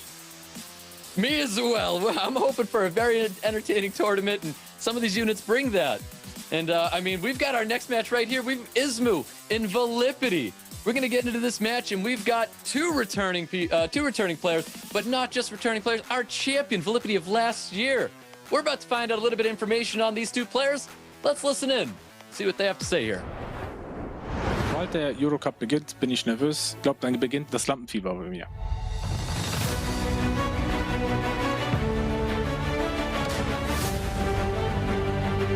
ich bin jemand, der immer wieder gegen die stärksten Spieler spielen möchte und irgendwann die auch besiegen möchte.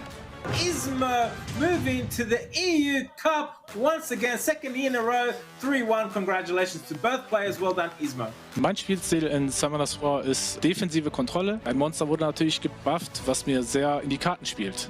Das Monster ist Pontos. Ismoo, as you can see on the screen, has access to a unit, an LD Nat 5, the Pontos, which has been buffed since last year. So he has had an upgrade to his box since last year. Der verschafft mir einiges, was andere nicht haben können, die in Europacup dabei sind.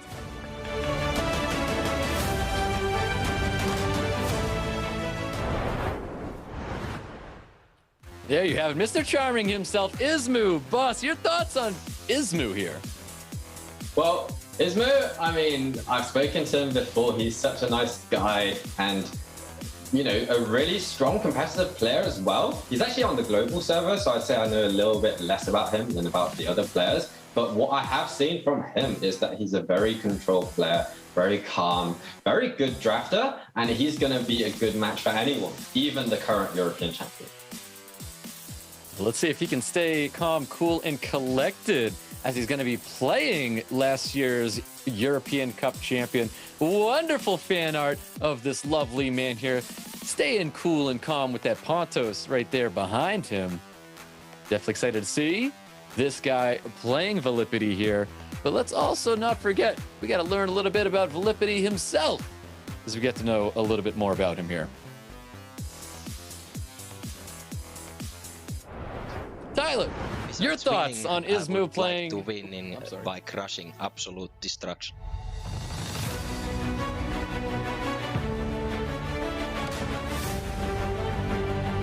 I'm still going into every match with the same attitude I went back then, without expecting too much about what the opponent does, without thinking, okay, I think a little bit, but not thinking too much about how I will approach the game. This is incredible stuff, Killer!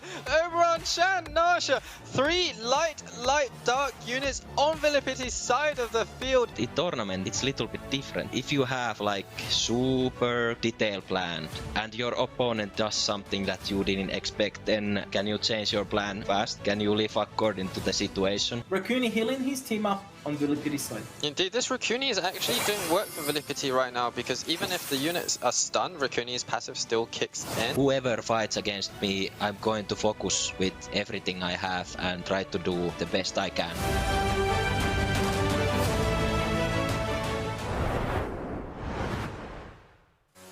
As much as I love hosting, as much as I love VIILIPYTTY! VIILIPYTTY, right here, last year's European Cup champion. Once in love, your thoughts on VIILIPYTTY? VIILIPYTTY is a character. He is the personality that you see behind the player. He is the kind of person who makes you enjoy watching SWC. VIILIPYTTY is one of my favorite players to watch. He's wild, he's crazy, he has great, amazing aggressive comps. He utilizes units you never see anywhere else. And I'm just really excited to see this matchup. I think these two players have a very, very good setting against each other, and I'm really excited to see how well it goes. I love how animated this guy is. Just as animated as the fan art that he has right next to him. VIILIPYTTY's so much fun. I can't wait to watch him play today. He's very, very exciting to watch. He brings a lot of fast, high damage comps. Boss, your thoughts on VIILIPYTTY today? I mean, you said it in a nutshell. He's so aggressive, and people love seeing that quick matches, high damage. I'm certainly one of them, and I hope he brings it out. He's going to have to deal with the Pontos, but I'm sure he has the tools to do it. I think both these players have the tools to do a lot of things. Ismoo versus VIILIPYTTY. We've got our first match with the two of them. We've got drafts coming up here, and here we go, guys. Pre-ban's going to be coming out right now. Ooh, first pick to VIILIPYTTY, though. Interesting. I'm actually not sure what he's going to first pick. Part of me really wants to think it's Sierra, but I do think that Okeanos is very, very safe. We've seen a lot in other cups. Okeanos lead in, but you never know. Speedbands are valuable here. Or speed And it looks like the light Beast Rider is going to be the pre-ban that Ismoo is going to be choosing, and Chung Peng getting pre-banned by VIILIPYTTY. First pick going to VIILIPYTTY here. I do like Ismoo respecting the Narsha here. I think Narsha is very effective. After they buffed her so that she strips and defense breaks for herself, she is a very, very strong and very scary unit. Vilipytty locking in the Carnal first, though. We didn't see that in the last match. Almost forgot the unit existed because neither player had it last time, but there it is. Yeah, Carnal making an appearance right now. Ismoo taking that CR, taking a speed lead away from Vilipytty as well, alongside another Oracle, and that's going to be Juno. I do like Juno here. I think Juno's been very effective in Europe Cup, but I think she is also very effective against drafts like this. Vilipytty, though, wants to go for that early Praha Tableau. Interesting setup early on. I know, Vilipytty, seeing that there was an Oracle missing from the field, drafts that Praha alongside the Tableau. Ismoo looking to respond after seeing this Praha Tableau draft. I think there's a lot of things that could actually come out here from Ismoo. I really hope Ismoo has a Water Mage. I think Water Mage would be really good against this draft. Water Mage and like a Charlotte or something. What? Interesting. Okay, double speed lead lock in with the Pontos. We see the Diana come out as well. Diana does work fairly effectively into this so far. I do like that aggressive draft with Ismoo. Definitely wanted to take first turn with a double speed lead, Diana Pontos. Vilipytty responds with an Okeanos Ethna. Ethna built very, very fast. That he picked the Ethna here. I do like that he has a lot of strip setup. He's got the Praha as well as the single target control first turn from the Ethna, but I'm worried that Ismoo could just lock down with a Rika, and then it's kind of a gamble for Vilipytty. There it is. There's the Rika. Yeah, Rika going to be the last pick for Ismoo. Bans are going to be coming out here. I love the way that these players have been utilizing Tableau. Not so much in that Tableau Jameyer comp that you see very commonly drafted on the ladder. It's pretty interesting to see how the players have been utilizing the Tableau. I think we have to see a Rika ban here. And on Vilipytty's side, we're most likely going to see the Okeanos ban. Whoa, completely different. Ciara Tableau going to be the units banned out here. Still an available speed lead for Ismoo. HP lead for Vilipytty. Here we go, guys. We have our first match with Ismoo and Vilipytty. Can last year's European Cup champion push over Ismoo here? Can Ismoo make an upset? Well, this capture, though, is going to steal the invincibility from the Diana. Yeah, no stun, though, in result of that that third skill from Ethna. But of course, we've got the reset from Okeanos, possibly looking to land here on the Rika. Oh, with no strip into the immunity, manages to take out the invincibility. Does not manage to land the strip either with the Praha. Yeah, no strip from that Praha. Not at all what Vilipytty wanted to see here. Diana looking to possibly shield up or transform, and it does do the shield in preparation of this Carnal here. That is going to be pretty rough for Vilipytty. We do have the healing potential from the Praha, but the slow debuff is going to have a lot of control. Yeah, I do like this Rika draft from Ismoo. It could be very impressive going up against Vilipytty here. Interesting to see in this region. I find it a lot harder to kind of determine what the bans are going to be in draft. A lot of these players like to take interesting gambles against each other. It's definitely risky, but it's way more exciting to watch. Yeah, there's that big skill too coming out of Rika, trying to deal a little bit more damage, controlling Vilipytty here. Juno possibly looking for another Despair stun, trying to finish off this Okeanos. Not doing so. Praha looking to cycle a little bit of attack bar with that first skill as well. Additional turn does come out. He's going to go for that third skill and heal up his team here to gain a little bit of sustain. Sustain is good here. I guess Vilipytty is just hoping that he can survive through the slow debuff here. The problem is if Ismoo does manage to get a sleep early on or an extra turn on the Diana here, while not silenced, it will be able to take out that Ethna almost immediately. Ooh, Rain of Stones finally giving Vilipytty some form of traction here. Looking for a full team stun and doesn't get the full team stun on Ismoo. Just goes for the reset onto the Diana instead of going for the Pontos or the Rika here. Rika being one turn away, Pontos being one turn away as well. A little bit risky. Wants to get the control in here.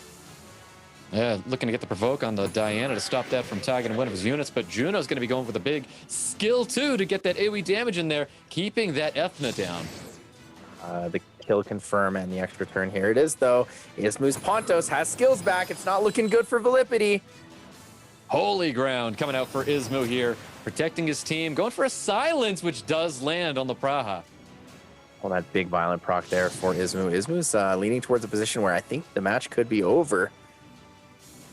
Yeah, Ismoo trying to take care of that Ethna first, and we've got Praha looking to hopefully Violent proc so he can get that third skill up to heal his team once again, but Diana's got a little bit to say here. Oh, interesting. Ismoo was really thinking about if he wanted to transform there. He's a little bit afraid of the Carnal, but overall does get the turn. Yeah, looking for a stun on the Ethna. Does not finish off the Ethna here. Provoke does not land on the Diana, but we've got Rika looking to possibly finish off the Ethna here. Definitely confirms kill.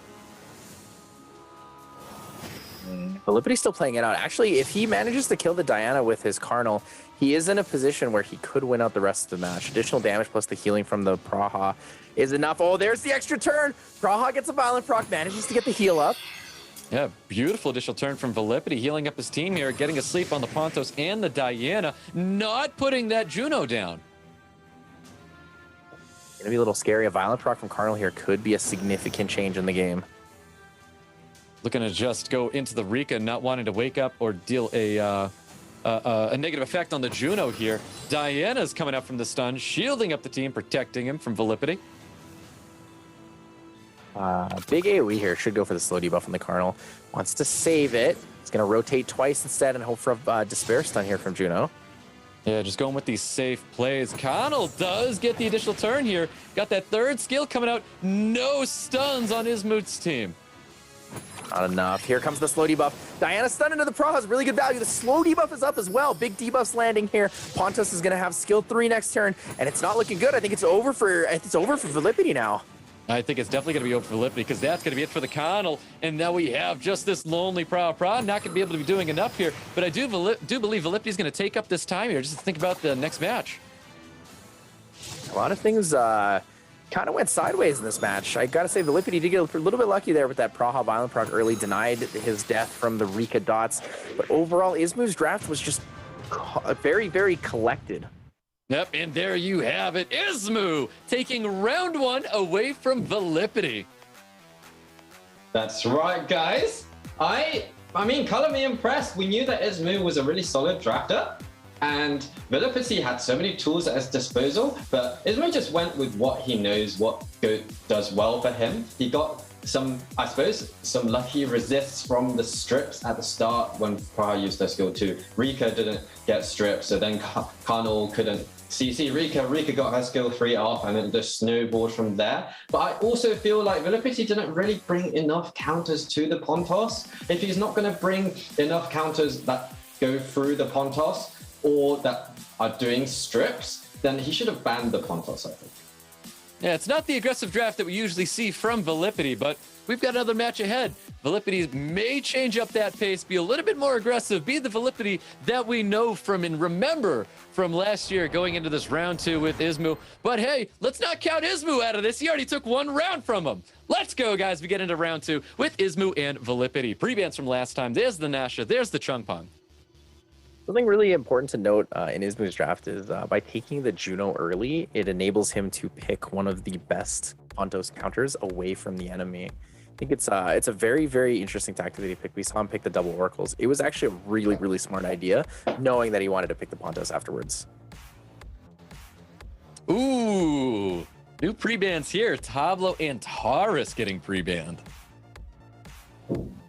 Interesting. Tar's getting that respect. You know, Boss does say it's one of his favorite units. Is the gameplay he wants to see, but Vilipytty doesn't want it to come through. He's afraid of it, and for right reasons too.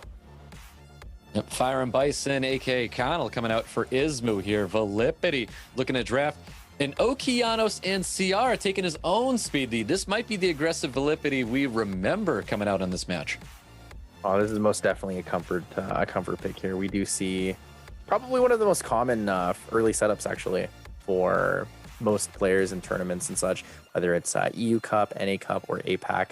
We see a lot of Ciara Okeanos. It does lead into the Gani next for a lot of players.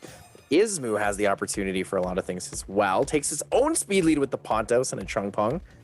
Yeah, we're competing for speed here now, but it looks like Vilipytty's trying to play a trump card when it comes to speed. Nasha's going to be coming out. Narsha's very scary. She does a lot of damage. Strip into defense break is pretty scary. Double speed leads here for Vilipytty. Does have the AoE control now. Let's see if Ismoo's really going to compete for that first turn. Is he going to be drafting out the speed lead himself? Ooh, he's definitely going to be changing his pace here. Going with the Vertihile. Vertihile's nice here. Really wants a wind or water unit last here. Barbara could be a popular opportunity for Vilipytty if he goes for another fire. Triton actually pretty effective. Whoa, as soon as we saw Triton, as soon as we swapped it over to a Leo, Leo's going to be wrapping up Ismoo's draft. Vilipytty bringing out Bastet. Bastet, attack bar booster. Huge attack boost for Vilipytty's team, being very aggressive. We're most definitely seeing a Leo ban here then. On the other side, most likely the Bastet or the Okeanos ban. The stuns into the Verd or the glancing opportunity into the Verd. Attack buff Narsha will one-shot that Verd though, so could be a little risky if he leaves the Narsha in. Now let's see what Ismoo going to decide to do here, because I think you are correct that Leo is probably going to be the ban, and it is going to be the ban. Narsha is going to get banned out here, but it's going to be speed leads for both teams. Let's see who's going to be taking first turn as we get into round 2 with Vilipytty and Ismoo. This Bird is very scary here. First turn triple revenge Bird could be enough. And it is going to be Chiwu taking first turn, looking for a full team strip. Is the Vertiheel going to revenge here, or does he choose to not go with the AoE strip? I think he actually should have not AoE stripped in this situation. Putting a skill 2 to strip and then getting the reset with the Okeanos. Attack buff from Bastet into a bomb could one-shot the Chungpong. Ooh, well, Connell's got something to say about that. Connell looking for a provoke on top of the Bastet to stop that from boosting up his team. A very lucky provoke. The off element provoke. You hate to see it, but sometimes it just happens. Here's the extra turn opportunity. It's going to be pretty good.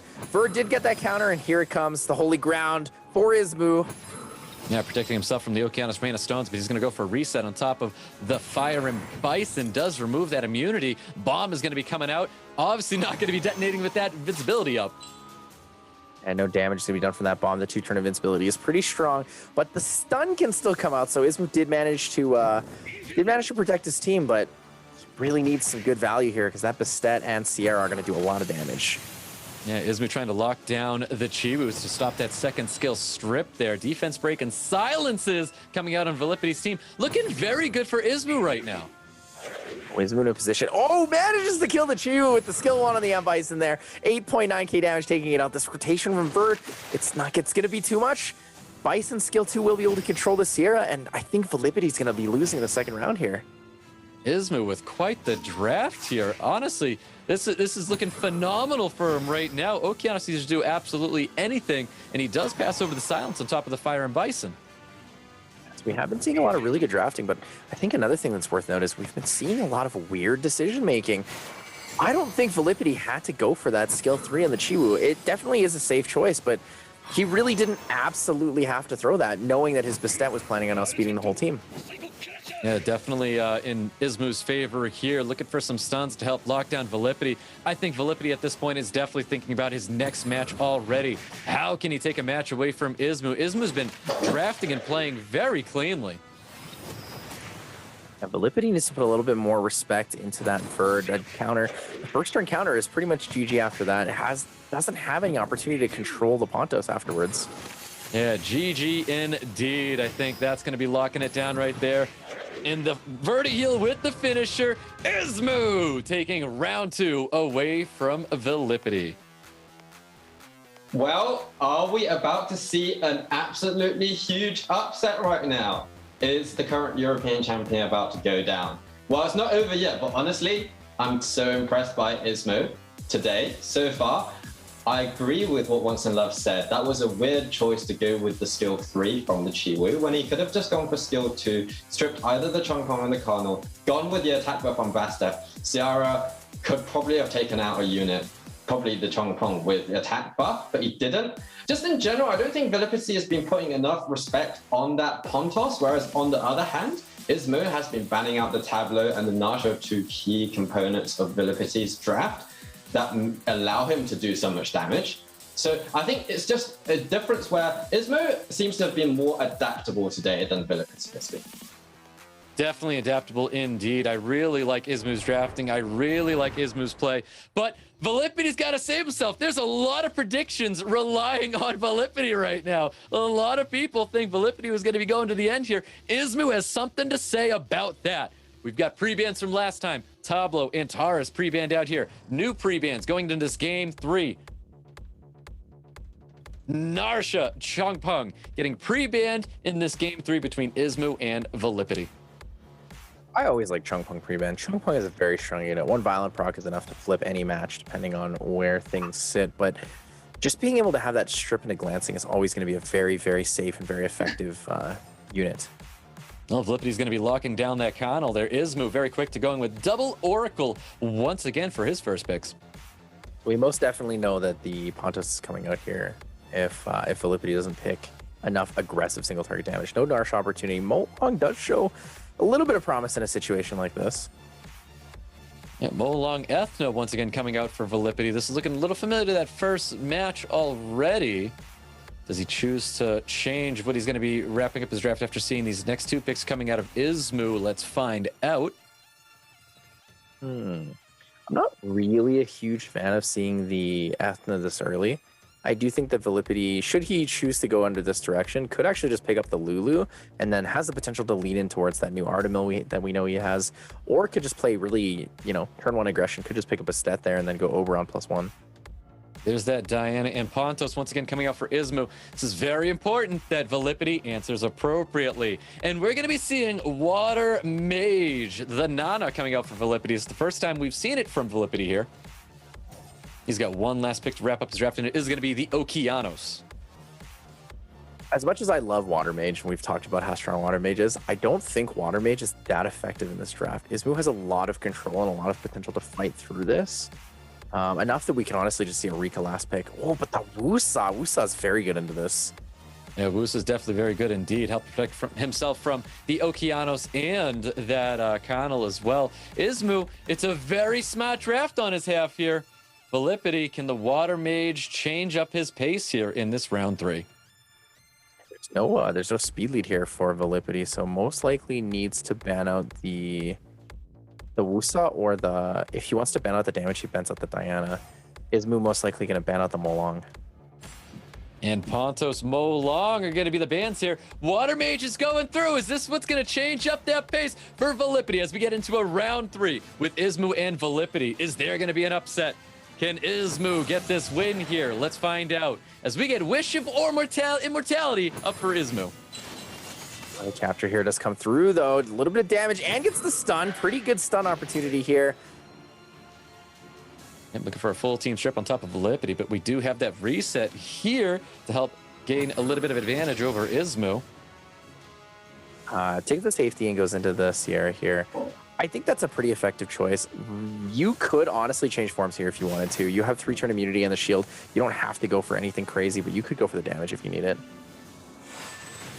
A little bit of poke damage coming from this Nana. The unit of choice is going to be that CR. Vilipytty really trying to take out this unit, and that is a very nice additional turn. Does he choose to go with the skill 3 to help pummel in more damage, or does he choose to go with skill 1? He goes for the skill 1. It's not enough damage to kill.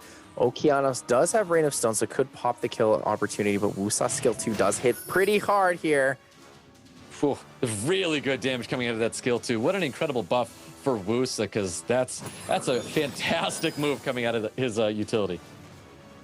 An interesting choice that Ismoo decides to go for the transformation now instead of last turn. He will be shrugging off his own immunity, so Okeanos doesn't have an opportunity for Rain of Stones. Yeah, he was looking for a stun on that Okeanos as well. Not getting that stun. Juno trying to cycle a little bit of attack bar. Rain of Stones coming out. He needs to drop one of these units. Does get double stuns on Diana and Ciara. That's a good revenge for Ismoo, though. Could chip towards enough damage. Might not go for the kill right away here, though. Ismoo is kind of playing from behind with that Water Mage there. Yeah, doesn't get that kill there. I don't know if he goes for that skill 2 to get a possible negative effect on Juno. Does not. And you can see that big third skill dropping the Ciara here. And Diana is locked down right now. Interesting that Vilipytty didn't go for the defense break here from the Water Mage into the Carnal skill 3. Had he gotten lucky and hit it into the Diana, it would have been a ton of damage, but maybe he was afraid of Diana getting enough attack bar to cut a turn.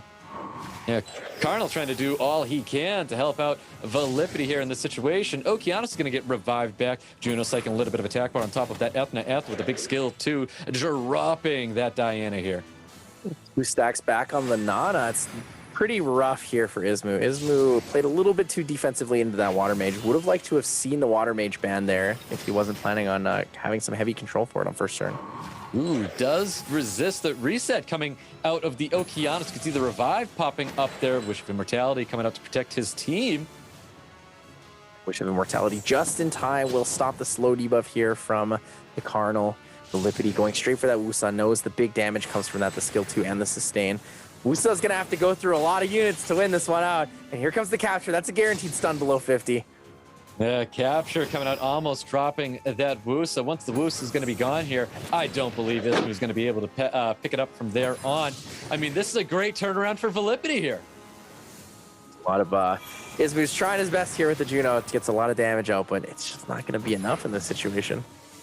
Yeah, not going to be enough at all. Shatter comes out, dealing more damage, more additional damage. Does get a Despair Stun on top of the Okeanos. A little bit of first skill damage there. Of course, Juno's going to be healing itself up. Beautiful Despair Stun, keeping that Okeanos down once again, though. Should Ismoo be lucky enough to have the potential for it, could get 3 kills here, but it's not enough. Not enough at all. Round 3 is going to Vilipytty. He makes the proper response. Yep, exactly. He brought out the Nana. That's the first time I think we've gotten to see his Nana. Now he's shown it. I'd say that puts him at a much greater advantage of being able to pull off this reserve sweep. And you know what?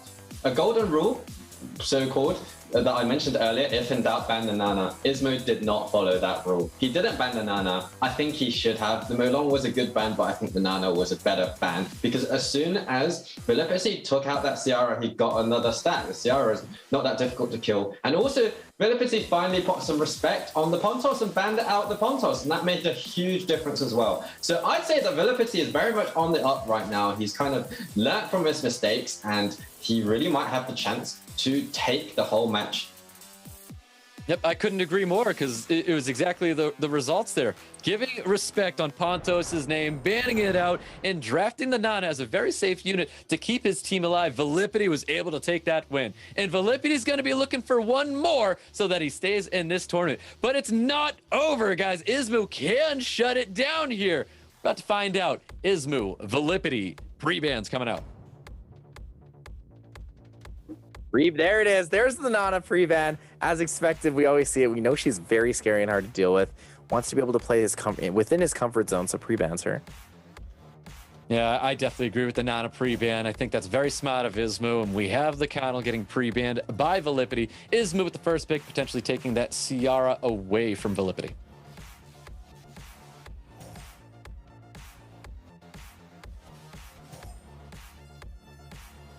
Ooh, Vilipytty going in for a classic draft here. We see the Okeanos and the Narsha wants the turn 1 aggression. Doesn't have a speed lead early, though. Tableau could come out in a situation like this. And the Chung Pung is going to be coming out for Ismoo, something he's looking to draft already. Double wind units, keep in mind. What is this next pick from Ismoo? Could be that Pontos now, early.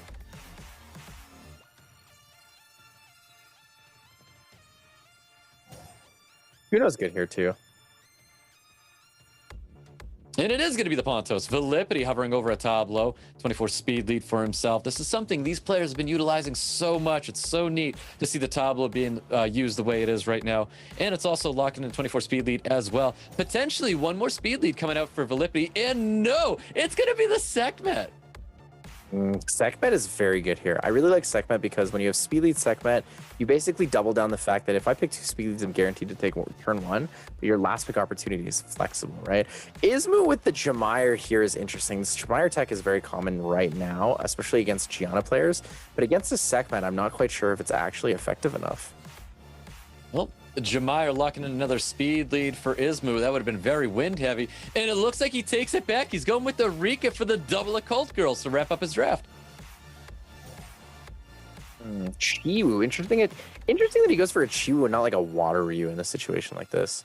I think Chiwu does have the potential. It's probably his fastest built unit. So Vilipytty's pretty much guaranteed to take turn 1, whether it's between the Chiwu skill 3 or the Sekhmet skill 3 based on bans. I do like the response from Vilipytty in this draft. I think it is anyone's game still, but we've got speed leads coming out for both these players. We're going to find out who's faster, who's taking first turn between Ismoo and Vilipytty in this round 4. Ismoo looking to end it here for Vilipytty, but Vilipytty is not giving up yet. That skill 3 opportunity. This is the kind of drafting I'm looking for. This is the kind of bans that I want to see. Lands the reset on the Rika. Very effective push here. 3 strips and the pushback entirely. Here comes Narsha. Narsha's going to come in for some big damage. Massive damage coming out of this Narsha, gets a def break. Ooh, does a ton of damage to the Changpeng. Okeanos looking to lock everybody down here. Rika's the only one not stunned up, but it is the unit that is reset. Oh, the reset here into the Pontos would be incredible. Does he hit it? No, the resistance has to be afraid, though. Pontos, one violent proc could be massive. No proc, though. Yeah, Despair suns up that Nash to keep that unit back as well. Chris the Beautiful coming out, dealing all sorts of negative effects on top of Ismoo's team here. We've got Chiwu potentially dropping the Changpeng now. Wants to safety down this Changpeng. No skill 3 opportunity to push back the Narsha. No extra damage. Yep, Okeanos looking to pump a little bit of damage into possibly the CR here. We do have Holy Ground up and cleansing his team. There is exactly what he needed here. A little bit worried, though. The strip could come in. If it manages to take off the invincibility, could be a little bit of damage. Well, just poking into the invincibility of that Rika. We do have the bond coming out from CR. Does it land true? And it does. Right on top of that, Okeanos chooses not to detonate it. Okeanos can still pass it back and technically cleanse himself here. Well, this could be enough damage to kill the Sierra, though. Okeanos might move in front, actually, based on speed differences here. Ooh, Chiwu doesn't finish off the CR, but Narsha is going to be there to finish it off. Oh, does transfer the bomb off, so the bomb goes, and it's looking pretty bad for Ismoo. VIILIPYTTY bringing back game 4 here. Yeah, that was a big transfer to help VIILIPYTTY stay alive. We've got the big skill, too, coming out of the Rika. Doesn't get a full team stun, but it was definitely good enough for Ismoo. Oh, this is not over yet, though. Oh, an extra turn from the Narsha. Big damage into the Rika. Rika does have skill 3 potential, but she's going to get cut. Definitely going to get cut there. And there it is. Narsha dropping the Rika. VIILIPYTTY makes the right response. He wants to see that game 5, and so does everybody else. Narsha, what an incredible unit. Manages to lap like crazy. That speed buff is just insane on her. It really is. Round 4 going to VIILIPYTTY. We're going into a round 5 boss. What are your thoughts on that? I mean, this is the first time we get to see a deciding round like this. 2-2, not seen it yet. And I'm just really impressed with how VIILIPYTTY has really stepped up this time round. And this time round, he brought out a Sekhmet that actually successfully reset the Rika, unlike before, where the Rika didn't get stripped by the Praha. So this time, I'm not sure if Ismoo maybe could have picked up a Leo or something like that to counter the Narsha and the Tableau combination a little bit better. But essentially, Ismoo didn't have any counters like the Verd, like the Leo, like he had in previous drafts. So VIILIPYTTY was able to take so many moves, and he just did his thing, really. That he really did, but we got exactly what everyone's asking for, and that was a game 5 with last year's European Cup champion VIILIPYTTY and Ismoo. Ismoo not wanting to give up just yet, and we're getting into it right now, guys. Game 5, Ismoo and VIILIPYTTY. Pre-bans from last time, that Nana and Kano, are now available here, and we've got some new pre-bans coming out right now. Yeah, this is definitely the kind of gameplay we're looking for. Both players are really in the groove now. They understand what the other person has that's strong and available. Even last match, the bans were perfect, right? Ismoo banning out the Tableau knew that had he banned anything else, it would have been 2 rotations from any of those mobs. All of those units have high base speed, high opportunities to take first turn before the Tableau, into the return dice, and then it's over. Something dies on first turn. So 2 things die on first turn. You know, Ismoo understands where the draft goes, but needs to be a little more preemptive, not leaning into those things that he's so comfortable with, but needs to pick up something that is aggressive and able to contend with what VIILIPYTTY's throwing on the field. Ooh, there's the Nana coming out once again for VIILIPYTTY. I do like this draft for VIILIPYTTY. Ismoo with the Okeanos Ciara. Nana, Ethna. Ismoo needs to respond to these 2 units here. This Ethna's been doing a lot of work for VIILIPYTTY. It's actually quite effective. I personally don't rate it super high, but when you're seeing a player like this, a player like VIILIPYTTY manage to use it every game, it's time to give that unit a second chance and look over again while you're using it. Oops, seen a change of pace here. Ganymede looking at being drafted by Ismoo. And of course, the Pontos is going to be coming out, a unit almost like a crutch pick for Ismoo here. VIILIPYTTY with the Tableau again. Tableau effective in this situation. Does get double rotations. Has a lot of defense break opportunities. Could actually cleave with this comp. His 2 AoE defense breaks, the slow debuff, and then the speed buff on his own team. Ismoo's last pick here is pretty effective, though. VIILIPYTTY, I think, deciding if he wants to go for something AoE control or single target. Takes the Diana. I don't know how I feel about the Diana last pick for VIILIPYTTY, but, you know, Diana has that ability to do lots of things. We'll find out if that Diana is going to be a huge threat going up against Ismoo. And Ismoo, his last pick here, could be a lot of things. Has to be a Rika. Oh, that's crazy. And Tears would work too, actually. Rika and Tears, Vert is okay. But I think Vilipytty would have been better off taking the Diana had he not chosen the Tableau. I think picking the aggressive turn 1 with the AoE setup and then last picking a single target unit just feels a little bit strange. Well, that's the draft, guys. This is our game 5. The bans are going to be coming out right now. See who they're going to be banning out. We're to see Pontos ban and the Mage ban, right? Oh man, I'm 0 for 0 on these bans, guys. Very heel kind are going to be the bans out. Speed leads for both teams. Let's go, guys. Ismoo, Vilipytty, round 5. Who's taking first turn? And it's the Okeanos. I just don't understand how Vilipytty controls the Pontos in this situation. I guess maybe he was relying on taking first turn against Ismoo, but pretty risky. Well, Ethna looking to do something here with the Ganymede. Just a little bit of poke damage, of course. Going for the AoE Death Break to spare stun on top of Okeanos. Pretty good value. Ganny not really going to do much. Could go for I guess a glancing here. Goes for the glancing on top of the Ethna. Holy Ground coming out once again. Cleansing up his team, throwing up that immunity and invincibility. I don't think we want to use return dice here. There's no real value in it, but I was wrong. We go for it anyways. There it is, return dice. Not quite sure what value we're going to get out of it. A little bit of poke damage into the invincibility. There's not much that Ismoo can do about all these buffs on Ismoo's side of the field. Rain of Stones coming out here trying to deal as much damage to this Ethna as possible. Of course, that's going to be pushing up the Diana here. We don't want to transform here because we know Seal of Magic is available in the Ganymede. It's going to be a GG immediately should he go for it. Well, he went for the shields to protect his team. No additional turns coming out of that Diana. Seal of Magic, of course, is available. Going to be dumping the attack bars across Vilipytty's team here. So the Seal Magic saves that Ventilate. Could put it back into the Pontos here after the AoE silence. Sierra will control the Diana with bombs, but doesn't quite need it yet. Saves it, waits a turn. Yeah, just a little bit of poke damage on top of the Diana. Doesn't want to push up that attack bar with that second skill. Bomb does come out on top of the Diana. Diana still has these shields protecting her right now. Nobody can get through these shields. Interesting gameplay choice here. Ismoo playing it very, very safe. Actually, quite a good decision to play it this safe, knowing what opportunities do exist. Yeah, Ismoo finally getting through the shield of Diana, but we get that additional turn coming out of Tableau. Tableau, of course, can roll some doubles and get something going here, but does not.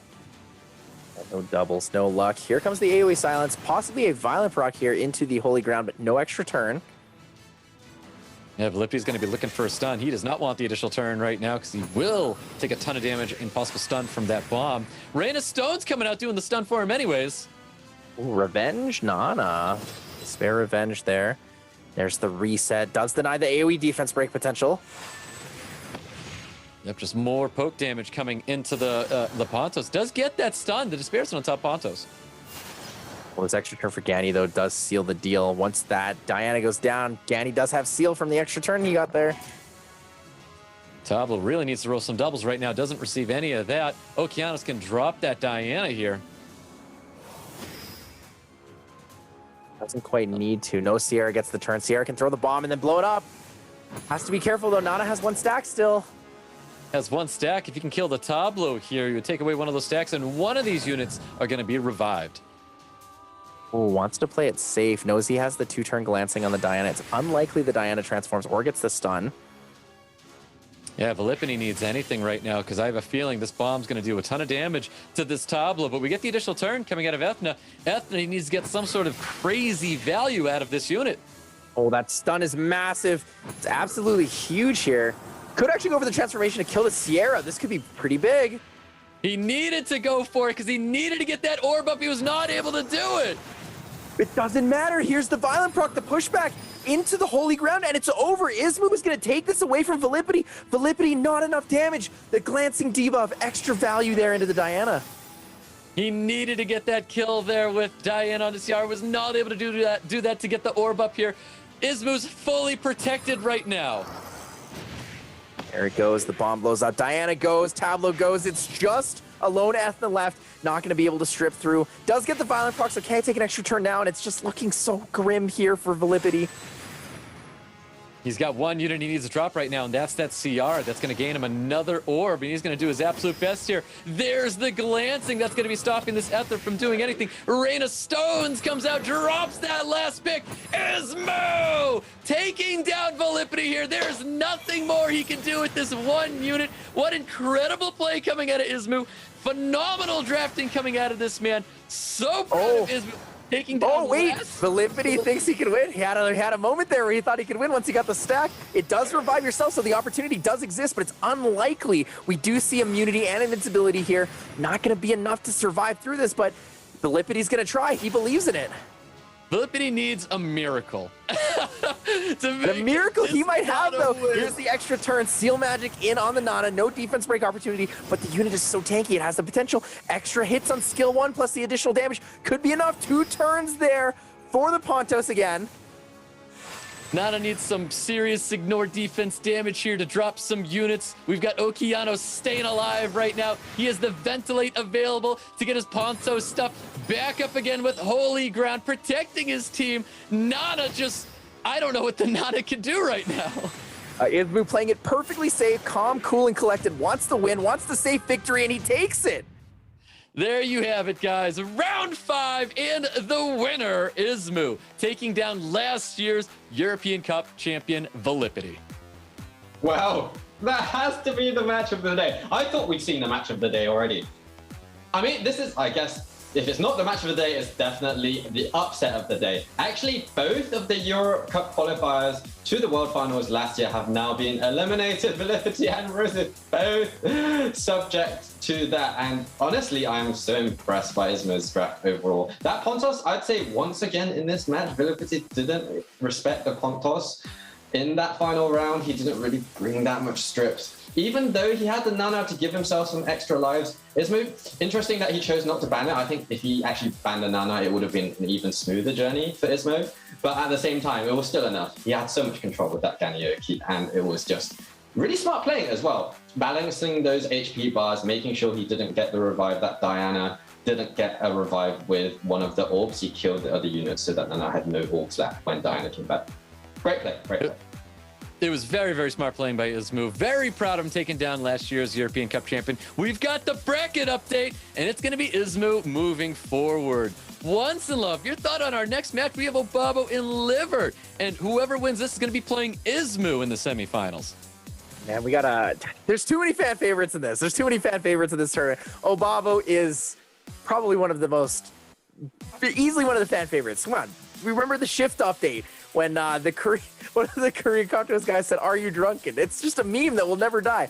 Obabo is such a fun, lighthearted guy, but he's incredible at the game. He plays with that Han, he plays with that Bella. He uses things that people don't regularly use, but so does Livert. Livert, the Acroma Leona user, the guaranteed I take turn 2, has been so effective through this entire tournament. I am super excited to see how these two match up together. I think these are probably the biggest clash.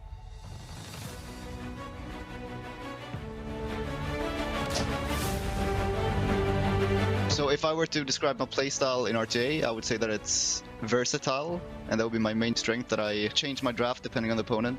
Obabo locks in Bella, 5 seconds to lock in his 4th unit. Brandia comes out, locked in. We're gonna see some Brandia action. Oh my goodness, the Brandia. I actually really like that pick. So last year I was still pretty happy with the strategy that I had. Compared to this year, I've tried to make it even more waterproof. If I was Chene, I'll be scared to use that Diana because this Antares is doing so much great overtime. Here we go, Fran from Obabo's side. Oh, Kano provoking that Diana. That was very, very crucial. Obabo looking very healthy. As for special strategies, I have planned some stuff already. For now, I've planned a couple of very peculiar units that just serve as a counter to some of the more common picks. There needs to be like a middle ground where you prepare, but you're also ready to improvise on the spot.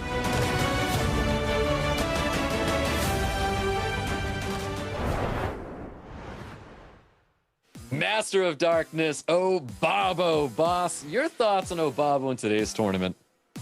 I mean, what he said in that video really summed it up. He's so adaptable, and he mentioned that he's prepared a couple of interesting units. I'm really looking forward to seeing what some of those are. We saw Pinkroid bringing out some interesting ones, and I'm sure that Obabo will do the same. At the same time, also his Han, his Bella, that combination, it's so disgusting, but of course Livert will be able to pre-ban. So Obabo, he's still got plenty of tools at his disposal. I'm really interested to see how he adapts to Livert's weird drafts. I'm sure he's thought of some really interesting strategies there. But what are they? Time will tell. Time will tell exactly. Looking forward to seeing Obabo here. I love what he has to say to his opponent here, and it's a welcome to the European Cup. Livert being our only newcomer to the European Cup. So excited to see what Livert has to say, because we're going to learn a little bit about him as well. As we've seen him before, he's got some interesting drafts ahead. So let's see what he's got to say here. When it comes to RTA, I'm probably one of the more unique players.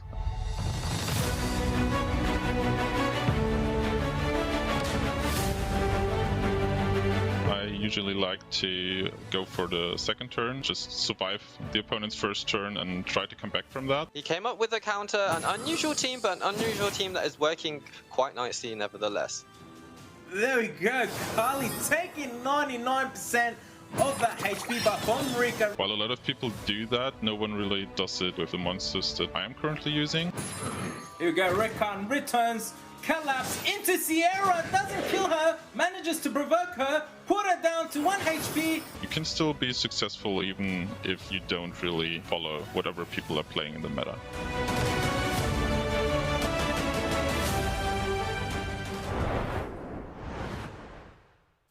The newcomer, Livert, once in love. Your thoughts on Livert in today's tournament?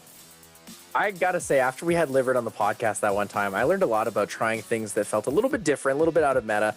I utilized that recon, and just like he did in the tournament, it actually does pretty well in certain drafts. I'm really excited to see how well the Acroma does after changes if he does pick her into Obabo here. But that Annabelle is most definitely the scariest unit that I think he can put out. He definitely utilized the Annabelle a whole lot before. I'm loving this artwork from him because I do believe we saw the Eladriel he brought out during the prelims as well. So I'm excited to see what Livert has in store going into this match with Obabo. Boss, your thoughts on this match before we get into it? I mean, I can't call it, but I think it's going to be the most interesting match of the day. Who are they going to pre-ban? Probably their LDs, but I just have no idea which weird units they'll pick out. I mean, Obabo's got to be the favorite because of his track record, but let's not get ahead of ourselves. We've had an upset just now. We could have another upset. We very well could be, but we're getting into it, guys. This is our last quarterfinal match, Obabo and Livert. Let's get into this thing. We're going to have pre-bans coming out here right now. An exciting last match to end it on for quarterfinals. First pick does go to Livert, so what are the pre-bans? Obabo could definitely take out that Annabelle early. Ooh, he's reading into this. Looks like the Nana is going to get pre-banned here, and the Bella's getting pre-banned as well. Interesting. I wonder if Livert actually does have a Nana. That Water Mage is very strong. It is a very safe pre-ban, though. We know how strong she is. We've seen her in a lot of these tournaments so far. Well, in a lot of this tournament so far. Oof, Annabelle's going to be the first pick for Livert. Obabo, very quick to drafting a Ciara and Triana. I wonder if that's homework done from first picking Triana like this. Well, most definitely. Obabo loves to deny what his enemy has. He's very flexible in the way he drafts, so seeing him take that Triana away from Livert early is very effective, especially knowing there's no Nana. There will be a less opportunity here for Livert to be able to protect on the turn 2 setup.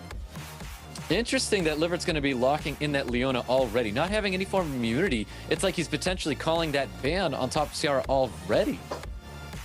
Livert, though, is a little bit interesting. So a lot of us who play on the ladder, generally we see the Leona and we're like, okay, pick bombs, pick defense break.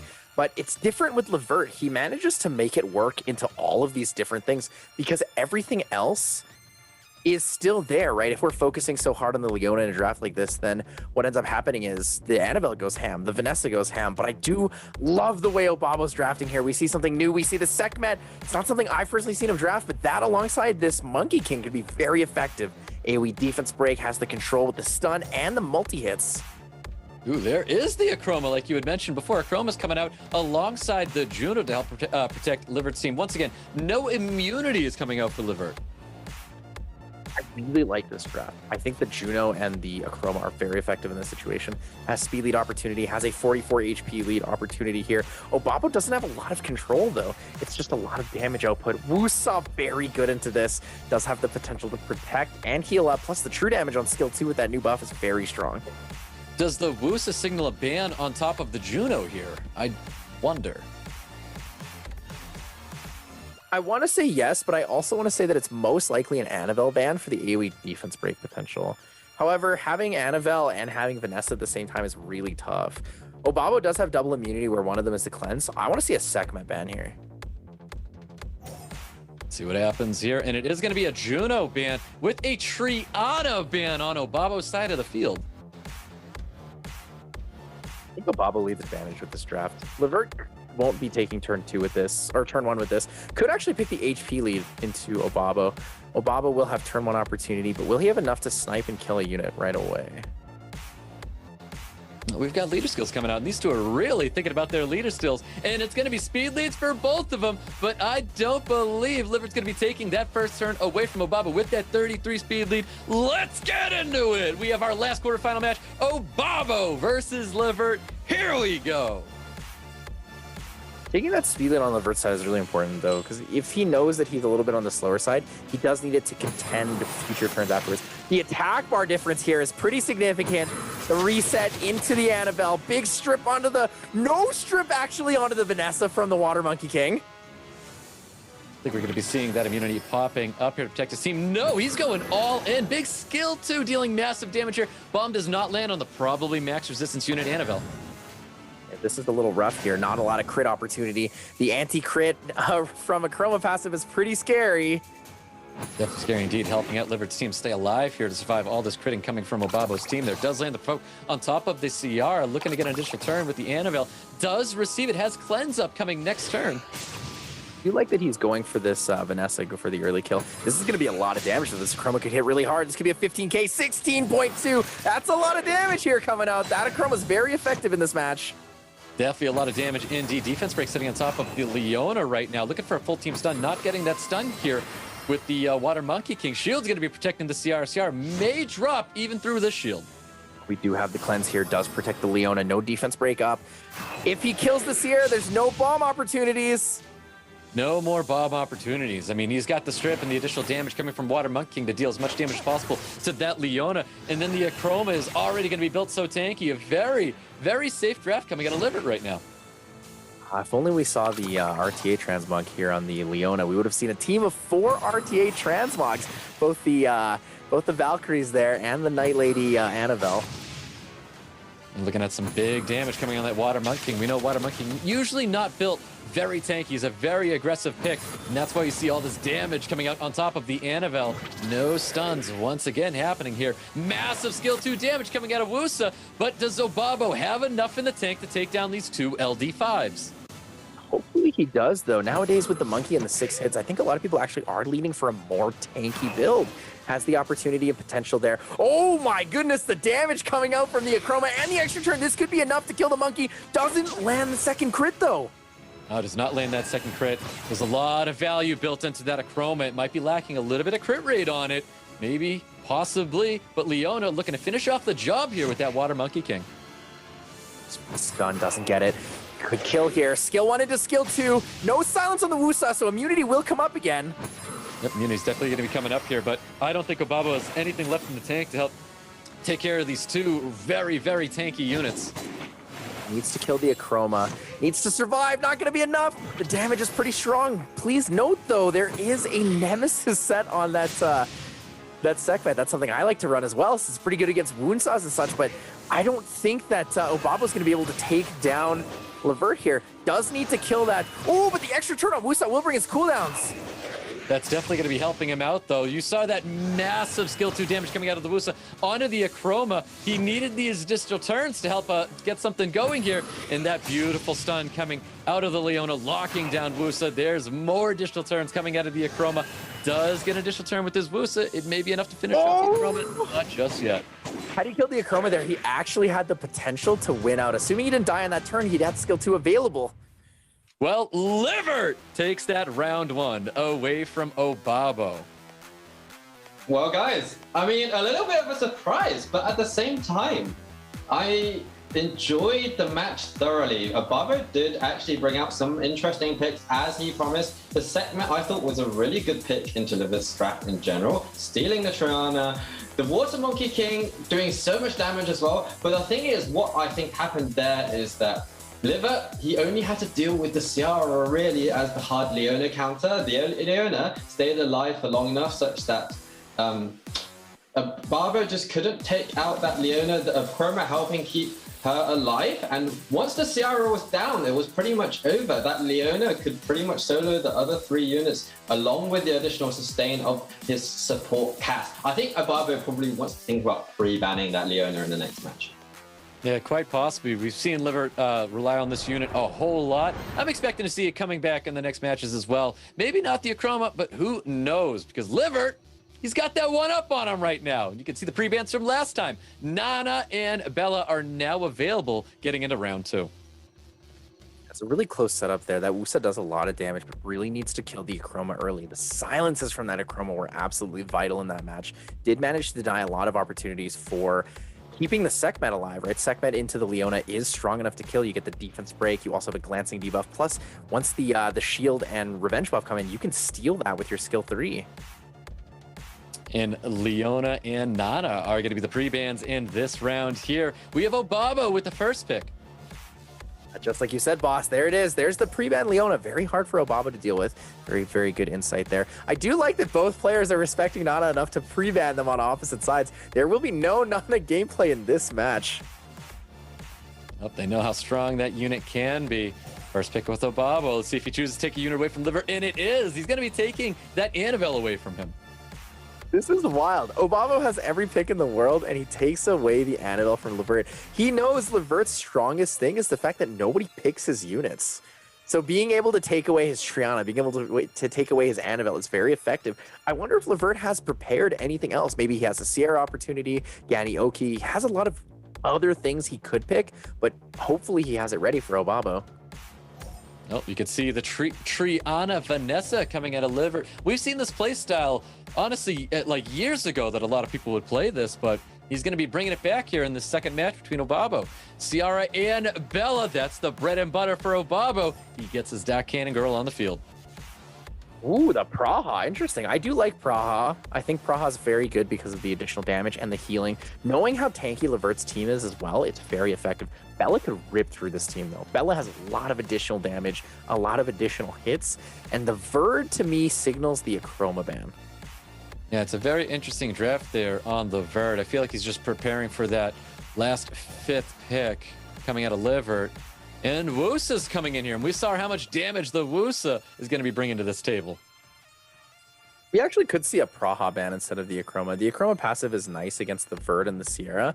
However, if Obabo denies a lot of healing from Livert, there's a lot of damage output coming from both the Bella and the Wusa for burst. Livert definitely taking his time here, making sure he wants to make the correct draft up against Obabo here. And it looks like Diana's going to be that unit. Diana wraps up Livert's draft. And as quick as we see it, as quick as it's gone, Verdi Heal and Diana getting banned out in this round 2. Yeah, those are great. Those are great last picks, actually. Diana's very effective in this team. Most definitely going to see the Verd ban. And then on Livert's side, I think Livert might actually have enough sustain to control. But it really depends on if that... First of all, it depends on if the Vanessa lands a defense break, but the other factor is how effective will Acroma's silences be? We'll find out how effective they are as we get into this round 2 with Obabo and Livert. We've got speed leads for both of them. Let's find out who takes first turn here. Potentially that Wusa. I don't think there's a doubt in the world. First turn's going to Obabo. Obabo's significantly faster. Livert does play a slower, safer, tankier build. That unit's actually going to be the Bella. Bella's taking first turn for Obabo. The damage, though. She just hit for like 7 times, obliterated half of the Praha's HP. Ton of damage indeed. That's the stripper on Livert's side of the field that's going to be stopping this Wusa from doing anything here. We got that dot laying on top of the Praha right now. Wow, just obliterated all of it. The passive is gone. Both passives are gone already. Does have the sleep opportunity though here, so it could be a little rough for Obabo. Yep, Livert's going to put everybody down right here. No immunity up on the side of Obabo. I'm not sure if Livert actually needed to use skill 3 on the first one. I think he could have skill 1 first, just because of the rotations. However, if he's not on crit rate, then it makes sense that he didn't take that risk. Yep, Livert seeing Ciara as the threat right now. That's the unit he's going to be trying to get rid of. Ooh, Bella with a really nice additional turn here. Keep in mind, that was the unit that went first, and it is on Violent. Yeah, big speed unit here. A lot of additional damage. Also, the Akroma missed a crit, so that's a little unfortunate. Oh, the extra turn here from the Vanessa. Could take out the Sierra with a skill 2. That was a really good value additional turn there. Ciara is going to be dropping. There's nothing Obabo can do about that. Interesting. Needs to take out that Praha. Skill 3 from Wusa could come in, but doesn't want to do it yet. He wants to make sure he can take out that Praha first. Gets the additional turn. He's debating the third skill, but he chooses to go for the first skill, really trying to get rid of that Praha right now while the passives are down. Praha in a risky position. One Violent proc from Livert, though, could be enough to heal her back up. And there it is, the additional turn, healing up his Praha. It's exactly what Livert needed right there. He's in a pretty good position here. Skill 1 rotations. Is she on crit rate? She is on crit rate, so she's going to be able to get those turns. Extra turn for Annabelle. No sleep, though. No extra turn. No confirmed extra turn. Yeah, looking for the defense break on top of the Bella. Does receive it. Akroma looking to capitalize on top of that defense break, dealing massive damage. He has got to drop the Praha, and he does right through the Triana passive. But Triana's going to be there to get rid of that Bella. Looking so good for Livert. It's not looking very good here for Obabo. Wusa damage actually output could be pretty strong. He could go for the Akroma here if he wanted to. There's the shield and immunity protecting Obabo's team here. He does not have a way of stripping it anymore on the side of Livert. He needs to break through these shields. Wusa damage output is actually extremely strong, but Livert with the extra turn on Akroma. Akroma chipping down away at this Annabelle. Annabelle taking a beating over here. Massive damage with that second skill. Not going to be enough, though. He has the heal to save his team, so all that gain that Obabo puts on the field, it's all lost after the sustain with the Triana. Needs to play pretty quick, though. Akroma does get a lot of damage as time goes on. However, so does Annabelle. Annabelle does a lot. Big heals with that skill 2, as well as the skill 3 defense break into the slow debuff. So many impressive additional turns coming out of Livert here, gaining so much value off that with the Akroma. Oh, interesting. Didn't go for the sleep there on the Wusa. Wusa is going to have Wish of Immortality and the skill 2 available. This could be enough to bring back all of the HP on this Annabelle, actually. Vanessa deciding what to do here. Trying to break that shield on top of the Annabelle. Akroma looking to smash this shield on top of the Annabelle. No additional turns coming out here. It's kind of rough. Obabo doesn't have any skills. He's taking too much damage. Gets the extra turn into the heal. Yep. Getting a little bit of sustain on the side of his field with another additional turn as well. Gets another sleep. Into a Violent proc. Here's the defense break. Could actually take out the Vanessa if he hits the defense break on the first hit. Oh, he wants that big skill too, dealing so much damage to the Akroma. More sustain on the side of Livert. This is a good turn order, though. Vanessa being able to block the defense break opportunity here, but it's going to be it. Annabelle's going to go back to full HP. Livert might not have this. It's looking pretty bad right now. A lot of damage here for Obabo with that skill 2. He still has the passives available on both of his units. He's trying to save that third skill on the Annabelle once he gets something low enough to help kill it with that third skill to get through the Triana. Wish of Immortality coming back out for Obabo to protect his team. He has lots of sustain. Chooses to go with the skill 3 here. Needs the slow debuff. The value on that's pretty good. Livert needs a lot of crits here to be able to get through this, and it's just not enough. He's not critting this Annabelle every opportunity. Even the Triana's not critting enough, so it's just not enough damage here. Ooh, Vanessa pulling massive damage on top of the Annabelle, but a big skill too is going to be coming out from this Wusa, healing up that Annabelle just a little bit, but Triana's got other things to say about it. Cleanse, healing up his team. Everyone looking just a little bit healthier. Obabo needs an extra turn here, needs the heal. This could be enough. Akroma could kill the Annabelle here. It could be over. Chroma shutting it down with more additional turns, pummeling more damage into this Wusa. Obabo, I don't think he's going to be able to come back with just this one pick here. Livert with another safe draft. Livert, that Chroma being especially strong, even with the missed crits. Triana getting a lot of good value. Honestly, a fair amount of procs on both sides, too. Wusa got a lot of extra turns there. Recycled back into that immunity as well as the heals from the Triana. Both were well-timed, but both of these players playing incredibly well right now, being able to draft into each other very effectively with what they have. Most definitely, but there you have it. Livert taking round 2 away from Obabo. Boss, thoughts on Livert taking round 2? Wow, just wow. This guy, I mean, truly incredible. He stuck to his guns. He stuck to what he knows. Obabo tried to bring units that kind of countered him. That Annabelle first pick, stealing that away, banning the Leona, they were all great choices. But the thing is, Livert, that's not the only units he relies on. He has those alternatives. Like, for example, he had the Praha, quite a similar skill set to Annabelle. Not quite as good as we saw that Annabelle almost helped Obabo make a comeback. But in the end, it was just not enough. Livert's units are clearly extremely efficient. Yes, maybe their crit rate is a little bit lower, but they've got high resistance. They've got high stats probably in every department, probably some fantastic artifacts as well. So yeah, both really strong players on the edge of another upset right now. Wow.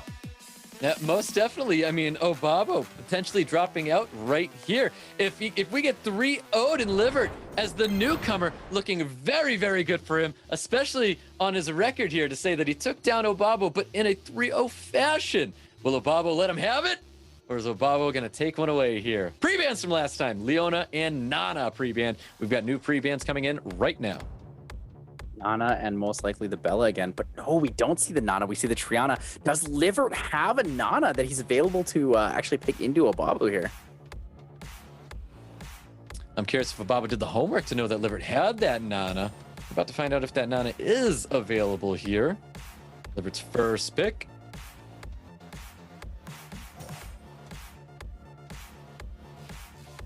Does go for the first pick. Annabelle knows it's very valuable for him. It's one of his most efficient units. Has a very strong kit. Very good for turn 2, very good for turn 1. Obabo not banning the Nana means he can take it though. There it is, Sierra Nana for the first 2 picks for Obabo. Yep, Sierra Nana finally coming out here. And Vanessa Leona coming out for Livert here. Obabo needs to be careful with the draft here. Knows that Livert could take Diana. Diana is actually not bad for Obabo's side right now though. Oh, he's hovering over. I wonder if that was a flash or does he actually want to draft the Diana here? For the Bolog, what's the snipe comp opportunity? Does have an Ikaris. We know he has incredibly fast units. Han Ikaris is an opportunity here. Yep, Han Ikaris definitely an opportunity indeed. Able to get a quick orb if he's able to snipe something out with that combination. He's got a lot of firepower in his draft right now. This draft is looking a little bit rough for Livert. Obabo, true to his word, very good with the versatility, has lots of different drafts, lots of different pre-ban opportunities. Livert, though, with the Eladriel and the Diana, great 2 picks here into Obabo. Very, very strong counters to these Ikaris Molong setups.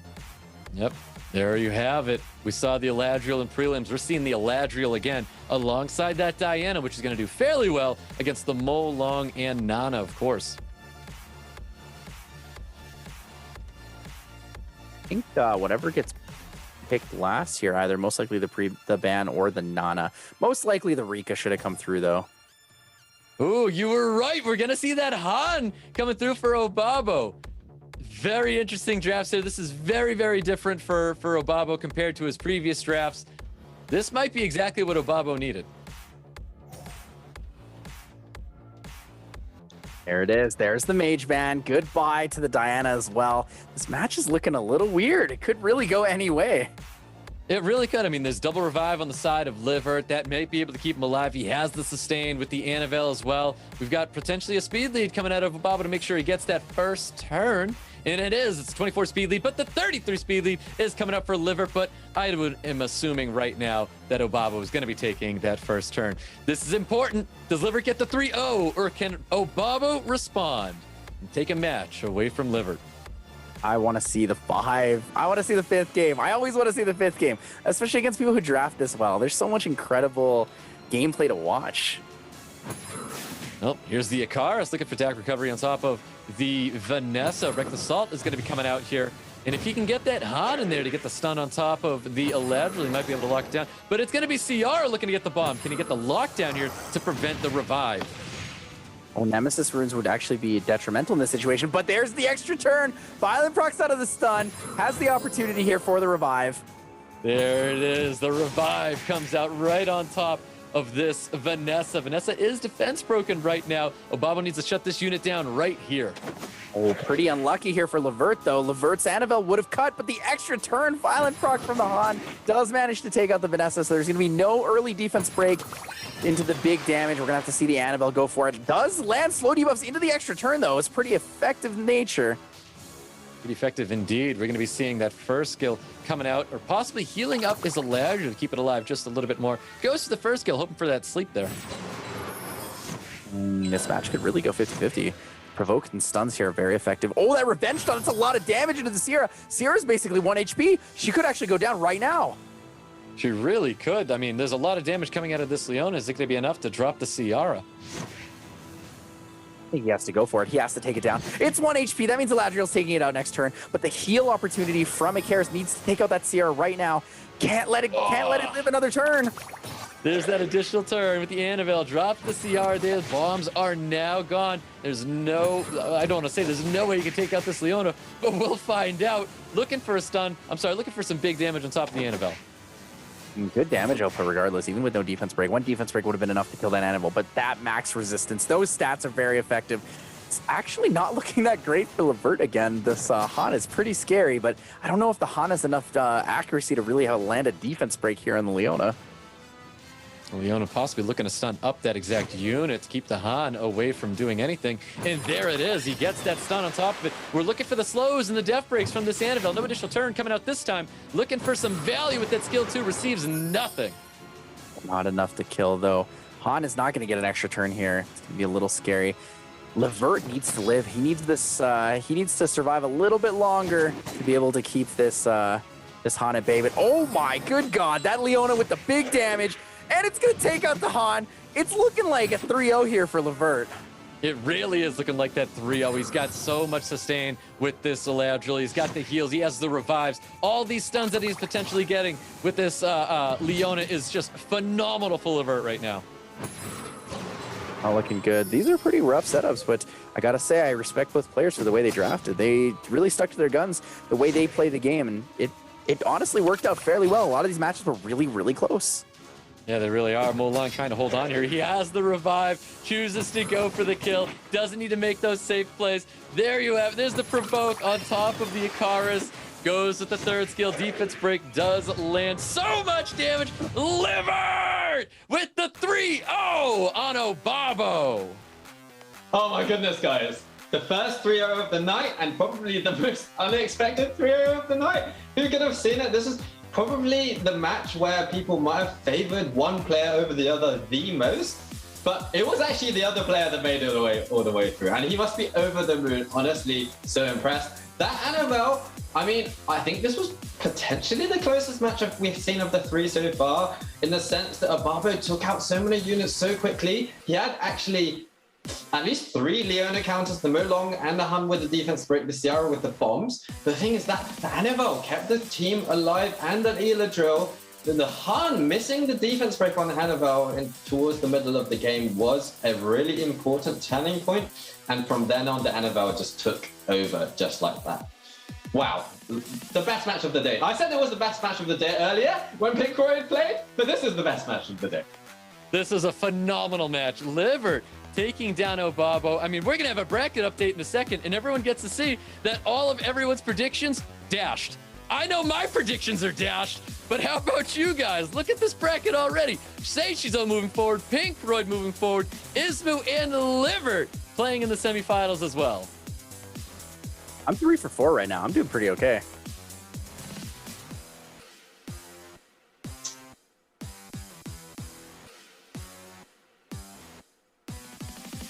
Phenomenal matches already, guys. I guess we have a coupon code coming up shortly. We're going to be seeing that somewhere down here on the screen. I can't point. I don't know where this thing's going to be popping up here.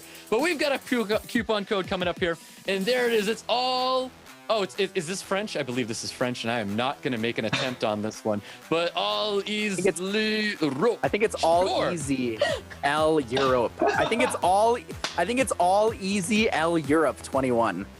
Thank you. You're going to save me here because I destroyed that. But we're going into a break, guys. We're going to be back in a bit. Europe, as in go the Europe 21. Oh, perfect. That's what it means. Yeah. That's exactly what I needed. I need a boss to say that, not me. It's so good. Now I also feel dumb. Paid off. Well, thank you, guys. We're going to be right back. Short break, and we'll be back into our semifinals.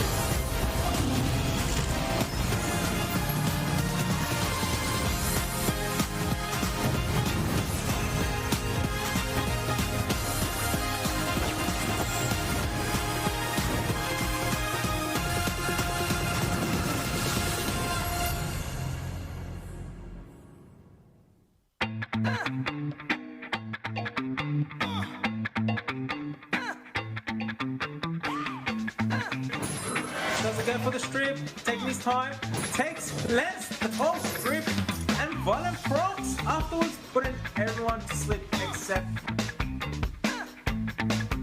additional turn, takes another turn onto Merlon. And Tara's doing some Belial, the water demon, maybe the Belial can take out the Antares quite quickly this Sierra dying to that god, 3v3 Obabos, and Tara's take. At the same time, I'm really surprised that Elmer... Set number 2 is underway. Juno and his passive was Juno. Pushing that attack bar down. Wow. Heal to Sierra. Boom, boom, boom. And I think the Sierra is going to get taken. Skill 1 into that pony. Pony transforms.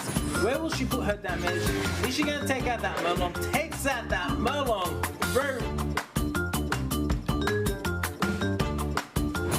Here we go. Changpan taking. We go. First turn goes to Changpan on, so she's inside. Stripping 2 units. Units are well ruled as well. I think in the end, the big difference in this match was the fact that Hanover was not banned out by Guts and the really could just. Livert side. Vanessa taking that Changpan. Good skill 1. Passive kicks in.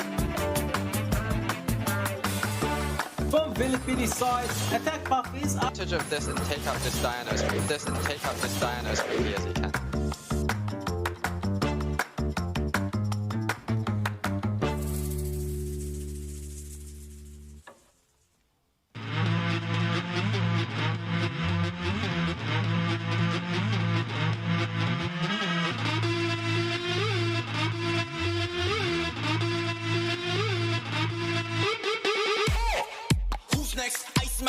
West roller coaster, ayy, ayy. Who's next? Forgot your name, don't find you in roster, ayy, ayy. Who's next? Oh yeah, one step closer, ayy, ayy. Who's next? Hand the controller, it's game over.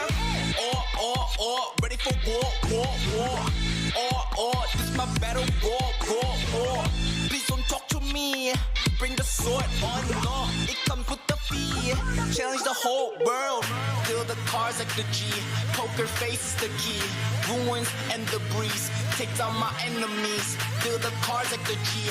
Poker face is the key. I'm next up, set this place on fire. I'm next up, battle to the line. Next up, big rise. From the top to pay the price. From the top. Shine armor around my waist. Ay. Blood drop, another time been waste. Ay. Chop it up for me, it's a starter. Put in work in the world arena. Go, your skill is so. Ay. Big no, I'm ready to go solo. Hey, I pull up, please no photo. Hey, when I pull up, don't lose your control. Deal the cards like the G. Poker face is the key. Ruins and debris. Take down my enemies. Deal the cards like the G. Poker face is the key. I'm next up, set this place on fire. I'm next up, battle to the line. Next up, big rise. From the top to pay the price. From the top. Do you feel it? Do you see it? We have a long way to go. March down, heart pumping out of chest. March down, yeah, we need to move fast. March down, put your sword up high. March down, I was born for this fight.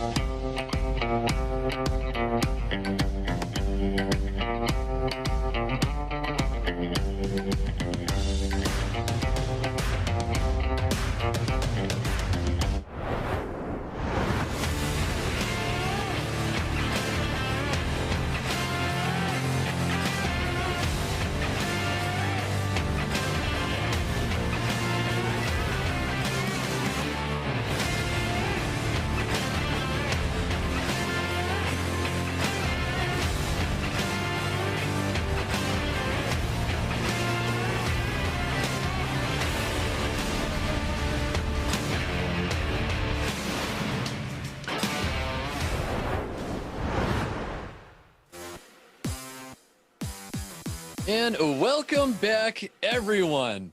I am still stoic, and I am still doing my best for you guys today, hosting. But of course, we all know I am not here alone. Thank God. We have Once in Love and Boss joining me in today's broadcast. I hope you guys are having fun. I'm out here just trying to do my best for you guys. But welcome back, Boss, Once in Love. How you guys doing? I mean, I'm kind of lost for words, I'll be honest. We have so many upsets, especially in the bottom half of the bracket already today.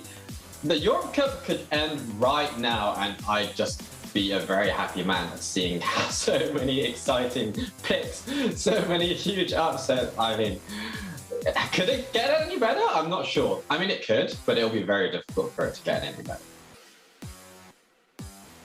Yeah, it's been great. I gotta say, you know, as some of you know, we're in North America, so our time zones are a little rough. We've been doing this since maybe like 1, 2 a.m. in the morning, but I am wide awake. After these matches, after that Obabo Livert match set, I am wide awake. I'm excited to see the rest of the tournament. I'm excited to see Seiishizo versus Pinkroid, as well as Ismoo versus Livert. I'm excited to see if I get all my predictions right again. And just another reminder to everyone that today's tournament is fully remote due to the times. We are following COVID guidelines. So just know we are all remote. We're all from home right now. We're keeping all the players' best interests in mind and everybody safe. And then once again, we have that coupon code. If you guys did miss it last time, it's going to be on the screen. And I refuse to give another attempt here. I'm going to leave it. All right, boss. All right, boss. Here. Boss, what is this? Easy L Europe, right? I think. I think. Better than I ever would have done. The pronunciation, but Ale Europe 21. And if you can't understand and if you can't understand it, all easy L Europe also works. 21. That's perfect. Well, we have our 4 competitors moving forward today. We saw Seiishizo overcome Chene. We've got Pinkroid, who took down Rosith. There's no L in there. We've got Ismoo, who took down VIILIPYTTY. And then, of course, Livert, who took down Obabo. What exciting matches. It is so incredible to see the 4 people that we have here. Boss, your thoughts on our 4 competitors so far? I mean, I think what's really interesting to see is the top half of the bracket. We've got a Dutch player against the Dutch player. So we're definitely going to have a finalist from the Netherlands. The bottom half, we have a German player against a German player. So also guaranteed a player from Germany. So these 2 countries will be over the moon right now because I don't think either of them have had someone in the World Finals from their country yet. So yeah, exciting times. I want to say DGP was in there as well, but I cannot confirm where DGP is. You are correct. DGP is from the Netherlands and he is a former European champion, so my apologies. I'm just trying to flex big that fan, by the knowledge. way. Big fan. Yeah, big fan, by the way. I totally remembered my DGP fans. Well, you know, I'm a big fan of the people coming into this next match right here. We've got, I do believe, some little videos for you guys. No, we don't. We don't have any videos, but we're getting into our next match. Definitely excited to see this matchup. There's a lot of really, really cool things that can happen here between Seiishizo and Pinkroid. Both players very aggressive first turn opportunity. However, we have seen both of them effectively take a turn 2 stance once or twice throughout their run so far in SWC 2021 Europe Cup. Yep, Seiishizo, I mean, he came here to play. He finally took down Chene. He's trying to make a statement. He's trying to move forward. Seiishizo may want this final more than anybody else. This dude right there, let's go. This guy wants to play. He wants to be there in this final, but he's got one last step to take. Boss, what do you think his odds are right now?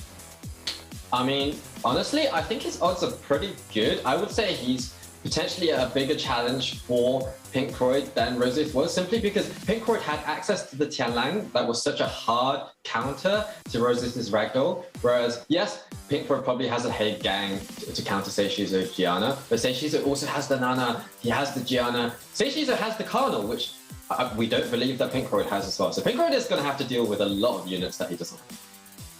Yeah, once in love. What do you have on Pinkroid now that his competitor that he's got to go up against, it's Seiishizo, and Seiishizo wants to win this? I most definitely think we're going to see a Han Wool here. I'm just kidding. We're not going to see a Han Wool in SWC. However, like you said, you know, that Tianlang is a very, very strong contended pick here. But the thing about Pinkroid is his ability to swap into these other types of drafts is very effective. Lulu drafts with the Molong, he can pivot in any which way and direction. So I think that that's going to be an issue for Seiishizo early on. But if Seiishizo manages to last through maybe the first 2 or 3 matches, I think he can definitely bring it back. Yeah, most definitely. We've got some highlights coming up, and I do believe it's going to be for Seiishizo to see how he got here today. How did Seiishizo get through that huge challenge, Chene? He had to take down Chene to get to where he was, and we've got some highlights for you guys.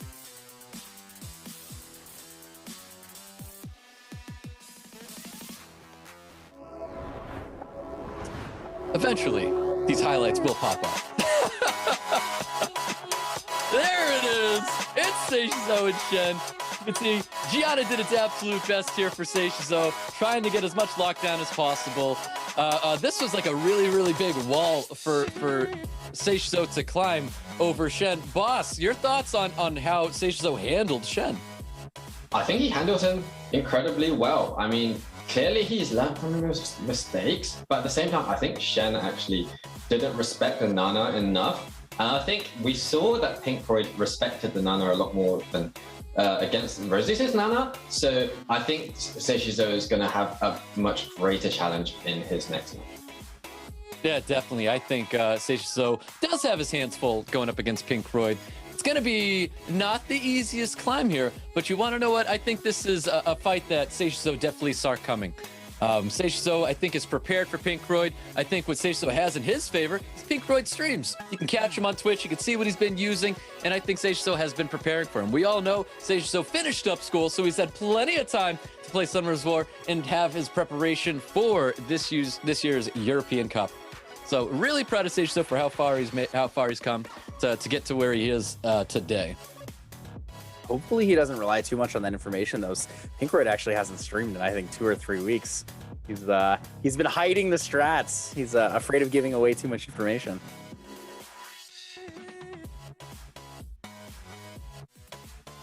Yeah, Seiishizo definitely excited to finally move forward from these quarterfinals. And Once in Love, your thoughts on Pinkroid and his journey so far? Pinkroid played pretty clean. I really like the way he adjusted his draft multiple times. He went between turn 1, turn 2, and you really aggressive controlled comps versus very RNG focused things. You know, abusing this end tears. Obviously, watching that end tears absolutely slap around a couple of units in these games was incredible. But this Brandia is the highlight of the tournament for me. His ability to utilize this Brandia and come back from such a incredible deficit is just it's immaculate to watch. This is the kind of gameplay I look forward to seeing every single time I see a tournament.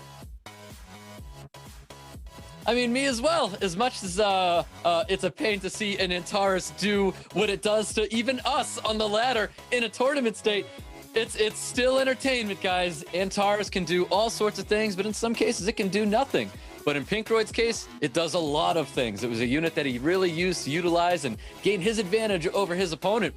But I mean, even Pinkroid brought interesting units like that Eladriel. I know it didn't work out for him in that match, but it's nice to see these different changes of pace, these different angles that Pinkroid can go into. And he may have some of these things prepared for Seiishizo. So I think this is going to come down to one of those moments where how well did Seiishizo prepare for Pinkroid, or how well can they throw in a draft to make your opponent guess to see what is going to be happening next. We're going to find out when these two go at it and they get into their match.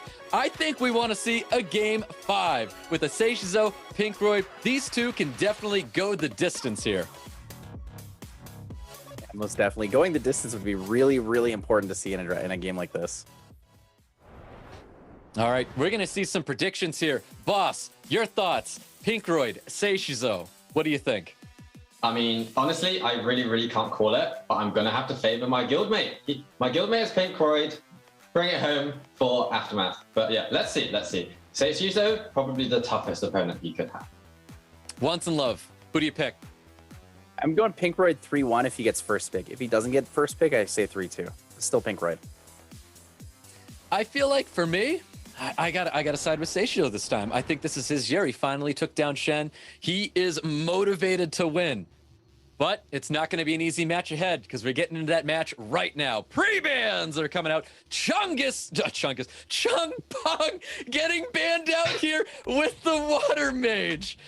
That came out of me. You called me that. My sides hurt.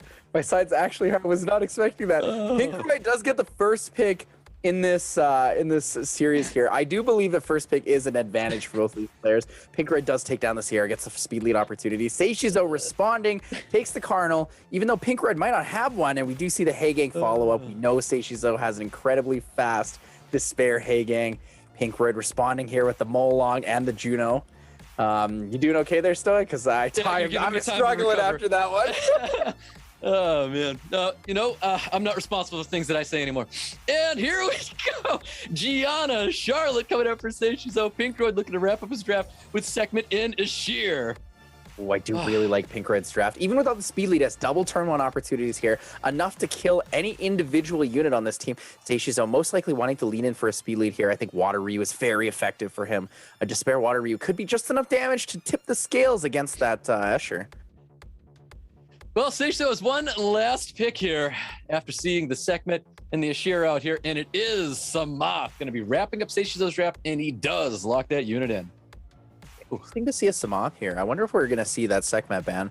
Pinkroid most likely leaning towards banning out either the Gianna or the speed lead, but has a lot of potential for first turn control. Seiishizo could be leaning towards a speed lead ban, but there it goes. There's the Sekhmet. Pinkroid banning out the Carnal instead.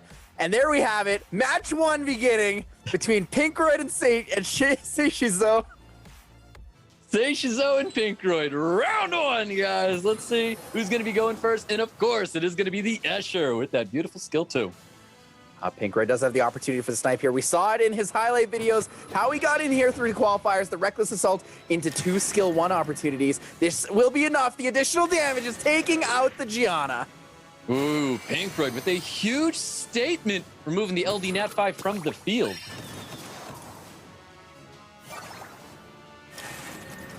A lot of damage here. Oh, the revenge from the Juno, but no crits. Big AoE, gets the stun on the Sierra. A little bit of slow debuff here. It's not looking very good, though, for Seiishizo. He does have a lot of potential. Actually, I correct myself. It actually could be pretty good here. This Samath could have a lot of damage output, just enough. Needs to take down and control that Escher, though, before the heal comes up again. Yeah, most definitely. I mean, Molong trying to do all he can, looking for some defense breaks, not receiving anything. Hagang possibly looking for some despair stuns. Nothing's going to be coming out here. Charlotte really needs to start performing here. No sleeps coming out of that Charlotte. Escher looking to shut it down right there with the Charlotte. Incredible to watch, though, even with the glancing debuff, knowing he can't defense break the Charlotte there because of the off element. 1.4k per hit on skill 1. The additional damage from Molong is massive. Manages to take down the Charlotte, and things are really looking in favor of Pinkroid here. Is going to go for the kill on the Samath. Doesn't quite hit it yet, but goes for it anyways. Has enough potential to get through this. Is this going to be enough? Sierra could live through this. The glancing hit on Sierra does keep her alive. Sierra does survive, and that's going to be it for this round one with Seiishizo here. He's going to finish him off, and there you have it. Pinkroid taking round one away from Seiishizo. Brilliant, brilliant to see. We've seen that combo before, as Winston Love has mentioned. The Molong into the 2 Oracle skill 1s. The Escher and that Sekhmet making sure that he could get the turn 1. And truly, I'm not sure about that Samath as a last pick. Clearly, Seiishizo didn't pick a unit that was a must-ban. If he'd picked something like the Water Ryu, as Winston Love mentioned, I think that would have been a better choice in the end. He took out the Gianna. He could have taken out the Charlotte, and it probably would have been the same outcome as well, because the Hagang and the Samath weren't really doing much for Seiishizo. He couldn't really do that, turn 2 comeback with 3 units. Yep, exactly so. So Seiishizo is going to have to make a little bit of an adjustment getting into the second match between him and Pinkroid. Definitely expecting to see Seiishizo not let something like that happen again, where he was able to get those 3 turns in to remove that LD Nat 5 from the field. So we'll see if Sei makes the correct decisions as we get into round 2. Pre-bans from last time, Chung Peng and Water Mage. Yeah, Chung Peng and the Nana are available this time. I think we're going to lean towards no LD pre-bans here. Looks like Water Ryu Moore is going to be pre-banned out, and the Connell, of course. I don't think either of these players actually have anything that the opponent feels is so oppressive against their comps that they need to pre-ban it. Potentially, you could see a Tianlang pre-ban here from Seiishizo into Pinkroid. However, a lot of the regular element units are going to be a lot scarier for him to deal with, especially speed lead opportunities. I'm very shocked that Seiishizo didn't first pick a speed lead Sierra after pre-banning the Water Ryu, though, against Pinkroid. Well, Sierra's coming out for Pinkroid with the Hagang as well. Hagang being an excellent counter to the Gianna pick that is available to Seiishizo. Seiishizo with that first pick, Chung Peng with 2 other units, and it is going to be the Water Mage and Juno. Interesting Juno pickup here. Wow, Pinkroid very aggressively knows what he wants to pick into this draft. You see the Bird and the Savannah. Yep, Bird Savannah coming out for Pinkroid. 2 more picks here is going to be wrapping up Seiishizo's draft. Maybe he needs a little bit more heat in this draft, and Masha's looking like the unit for him. That was the most confident pick I think I've seen in the entire tournament for something that was different. Not something that we've seen in like multiple matches or repeatedly, but Pinkroid slapped down that Verd Savannah so fast. I'm afraid that he knows exactly what Seiishizo is going to pick here. Yeah, the Gianna's coming out in the Okeanos. Ooh, he swapped over to the even faster Sekhmet over Okeanos, possibly to wrap up Pinkroid's draft here. I think we might be signaling a ban on the Hagang now that he locked in that Gianna at the end. This is something that I really like to see. I really like when people pick speed lead and a fast, high base speed unit, because it basically forces a game of rock, paper, scissors. It almost treats it like a fighting game in terms of the pick and ban.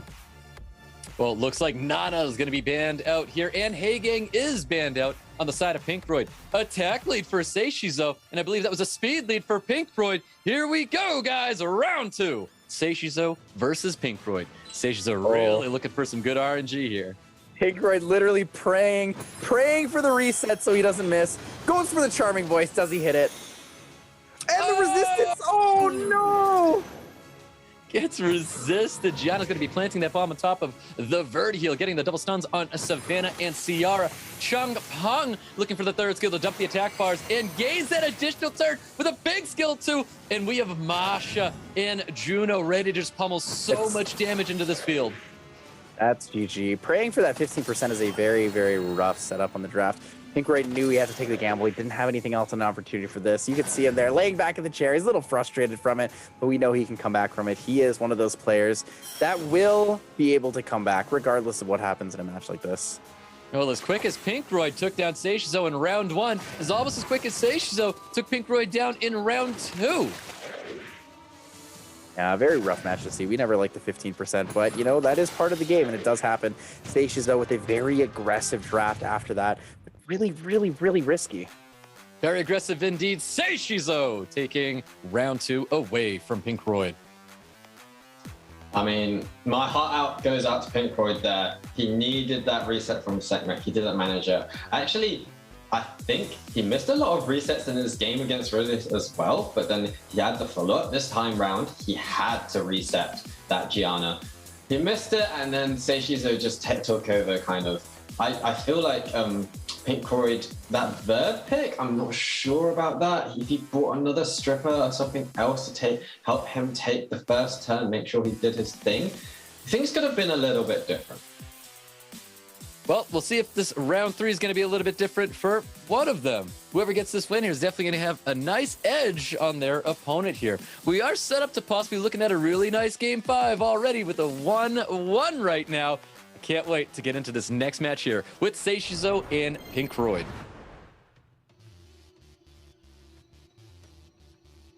Pre-bans coming out right now. Pre-bans from last time is the Moore and the Connell, and now it's going to be Chung Peng and the Water Mage, Nana.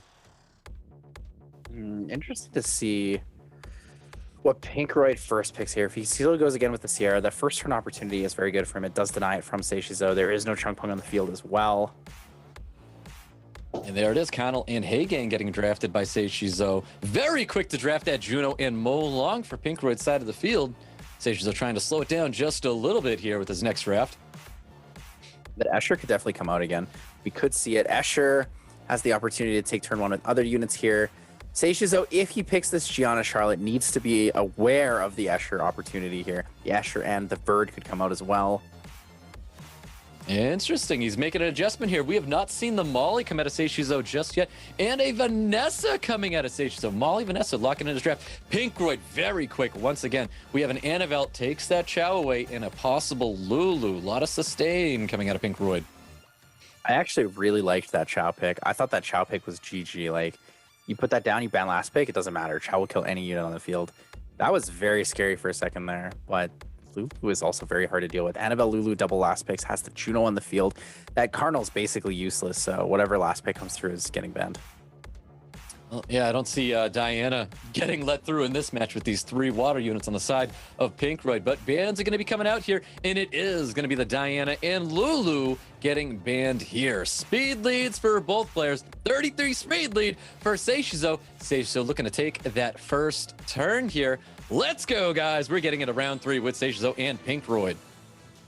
Needs a Despair Sun's Annabelle. I'm not quite sure what he's going to get out of this turn 1 if he doesn't. He was able to get that Despair Stun on top of the Molong. Not going to matter here because the cleanse is going to be coming out for Pinkroid. Of course, we're going to see possible shields if he wants to try and shield one of his units that he thinks Pinkroid might be sniping out. I think Seiishizo has understood that his Vanessa is about to die, and he's really just accepting the death on it. There's the Reckless Assault. It does land. Of course, the bomb lands as well on top of the Vanessa. He's going to be detonating to remove that unit from the field. Does so with the additional turn. He's going to bomb up once again. I think Seiishizo misdrafted this. I think the Vanessa was a little unnecessary. I do think that the Molly was effective. I think he should have committed more to the turn 2. Yeah, some very fast play coming out of Pinkroid. He knows he has this one in the bag with the defense breaks laying across his field. He's able to cleanse up that bomb on top of the Connell, but Molong's got a lot to say about it. Taking down that Hey Gang, stunning up that Connell. Looking very, very good for Pinkroid. This was very, very well drafted by Pinkroid. Pinkroid has a very comfortable draft with the way he plays, taking the Sierra Juno early, as alongside the Molong. He gives him a lot of first-turn snipe potential, so the first-turn threat he gets out of that is the snipe, but he could also like transition it or lean it into something like this, where he gives up the first turn. As long as the enemy doesn't have enough control, it's fine, right?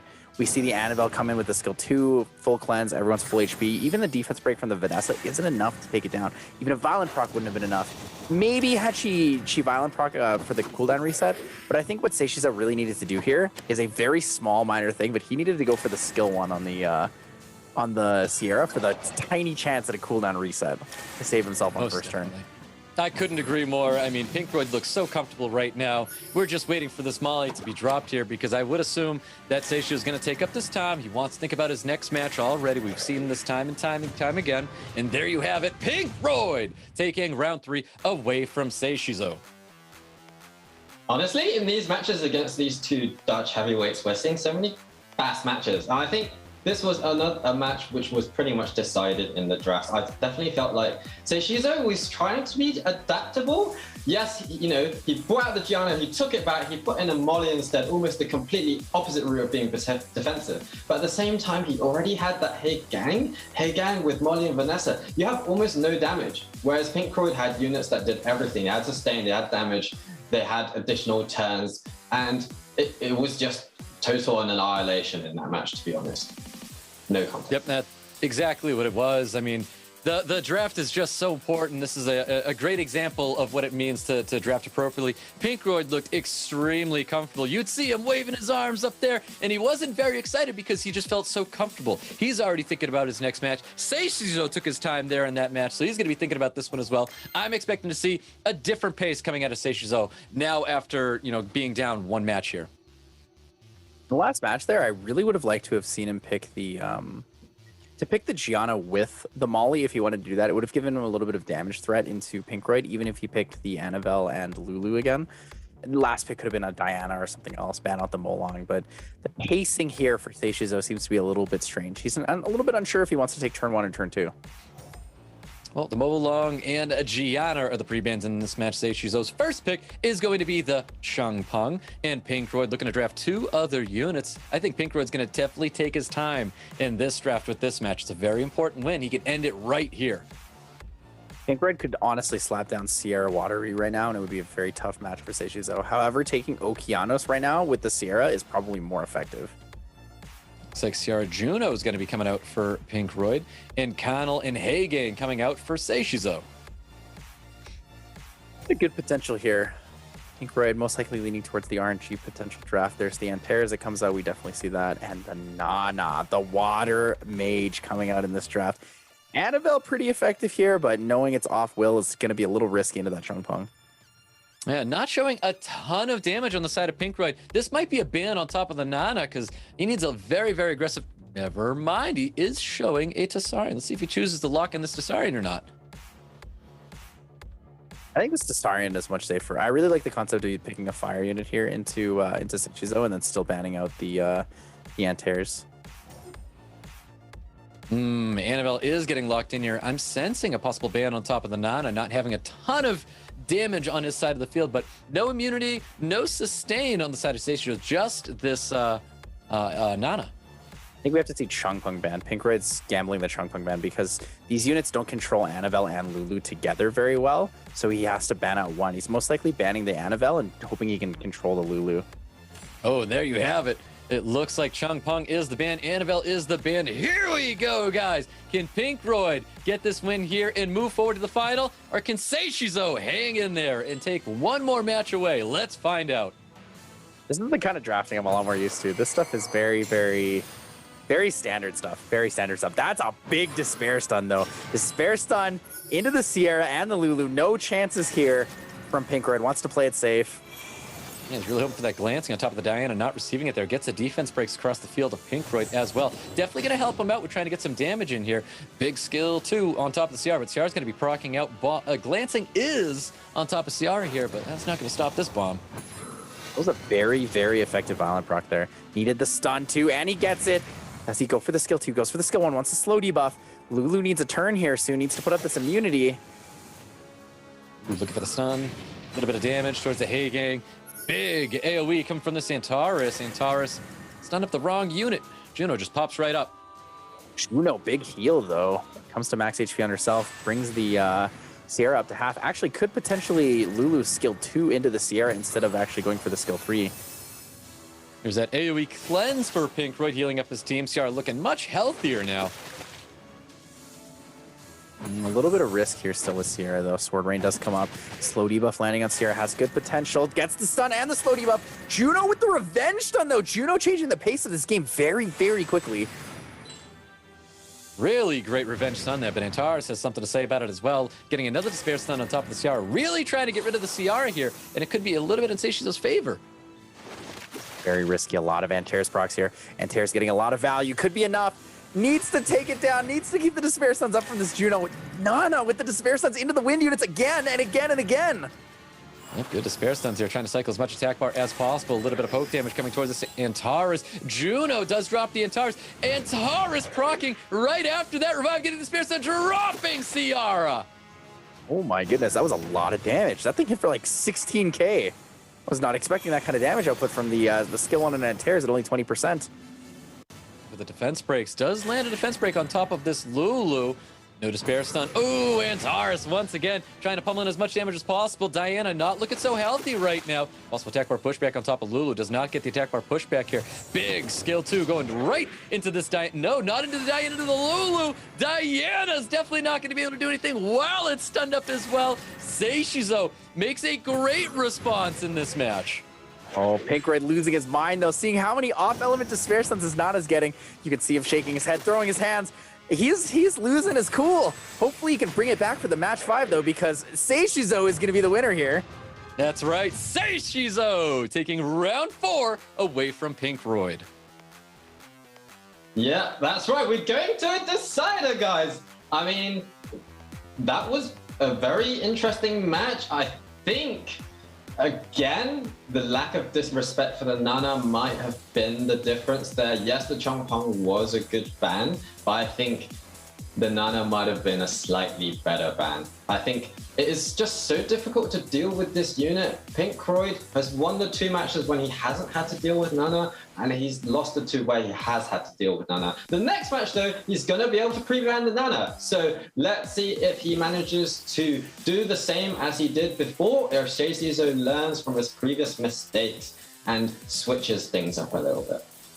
Yep, we'll see it here. This is that moment where you can change that pace. You can throw off your opponent. You have to do something that they are not expecting. The draft is so important with these two. They both have the rune quality. They both have the units, but they both need the right decision-making in this time. This is game 5 right here. A little bit rough. I think that there was a there was honestly a really good analysis that Pinkroid had going into Seishizo's draft. However, when the water unit, Nana, is Despair Stunning your Sierra every other turn, it's very hard to actually be able to control the Antares.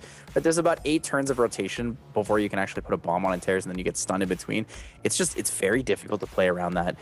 It's something that's actually really popular here in Europe. You see it a lot in the European Cup and the qualifiers, Antares being a regular pick. It's definitely not something you see in most other regions, but it is very effectively used here. Yep, most definitely. These two drafting pretty well right now. We've got Changpeng for Pinkroid, followed up by the Chiwu Okeano Seiishizo with the Connell and Hagang once again coming out for Seiishizo. I do like the swap over. I do like the Chiwu Okeanos Changpeng setup here that Pinkroid has. Very aggressive, drafting a lot of damage potential. Seiishizo opting towards what Pinkroid had last time. Chow pick in here, though, very effective. Two things I'd love to see here. Chow and Molong, Chow and Ager, both very effective units into these kind of Carnal, Lulu, Juno comps. Yep, here's that change of pace. There's that something that maybe your opponent was not ready to see. Chow and Molong wraps up Pinkroid's draft here. Does Seiishizo choose to do the exact same, or is he going to bring something that maybe Pinkroid saw coming? Ooh, Savannah. I think we're going to see that last ban regardless. I don't think it makes a difference. Possible Savannah ban, then we'll see. These two really should take their time here, really think through these bans. And it is going to be the Connell and Chiwu ban in this match here. So he denies the HP lead instead. This is pretty effective. As long as he knocks the Savannah off the mount early enough, this could be very, very, very scary.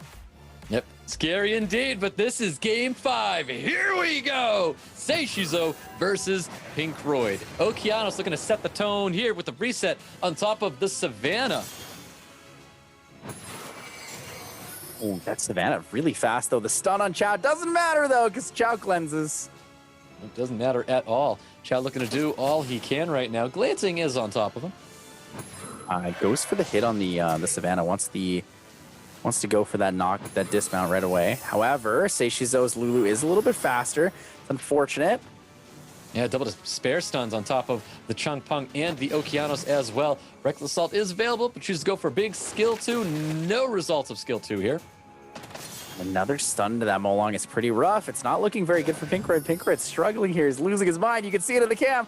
He's a little bit upset about what's going on. Maybe he has the potential, though. This Chow could be enough. Extra turn on the Chow is enough to take down the Hagang. That's a big proc here for Pinkroid. Yeah, big additional turn right there. Pinkroid trying to gain a little bit of RNG back here. Looking for Despair Stun on the Changpeng. No Despair Stun. No additional turns coming out of Seiishizo right now. Rain of Stones with Glancing. No, he chose to throw the Glancing off. Oh, Changpeng is going to get a turn here, though. Is that Lulu going to be able to kill the Changpeng or not? Big play right here. Let's see what he chooses to do. Goes to the heal. No additional turn coming out. Goes for skill 3 to push back those attack bars there. Savannah extra turn is going to be enough for the skill 3, but doesn't have it. Here comes the Reckless Assault, and the dismount's incoming. It's not looking good for Seiishizo. Pinkroid's Chow should be able to finish this match out now. Yeah, Chow should definitely be able to solo this one. Looking so good for Pinkroid right now. He's definitely celebrating already. He knows this Chow's going to be very difficult to defeat here. There's a sustained little bit of immunity as well.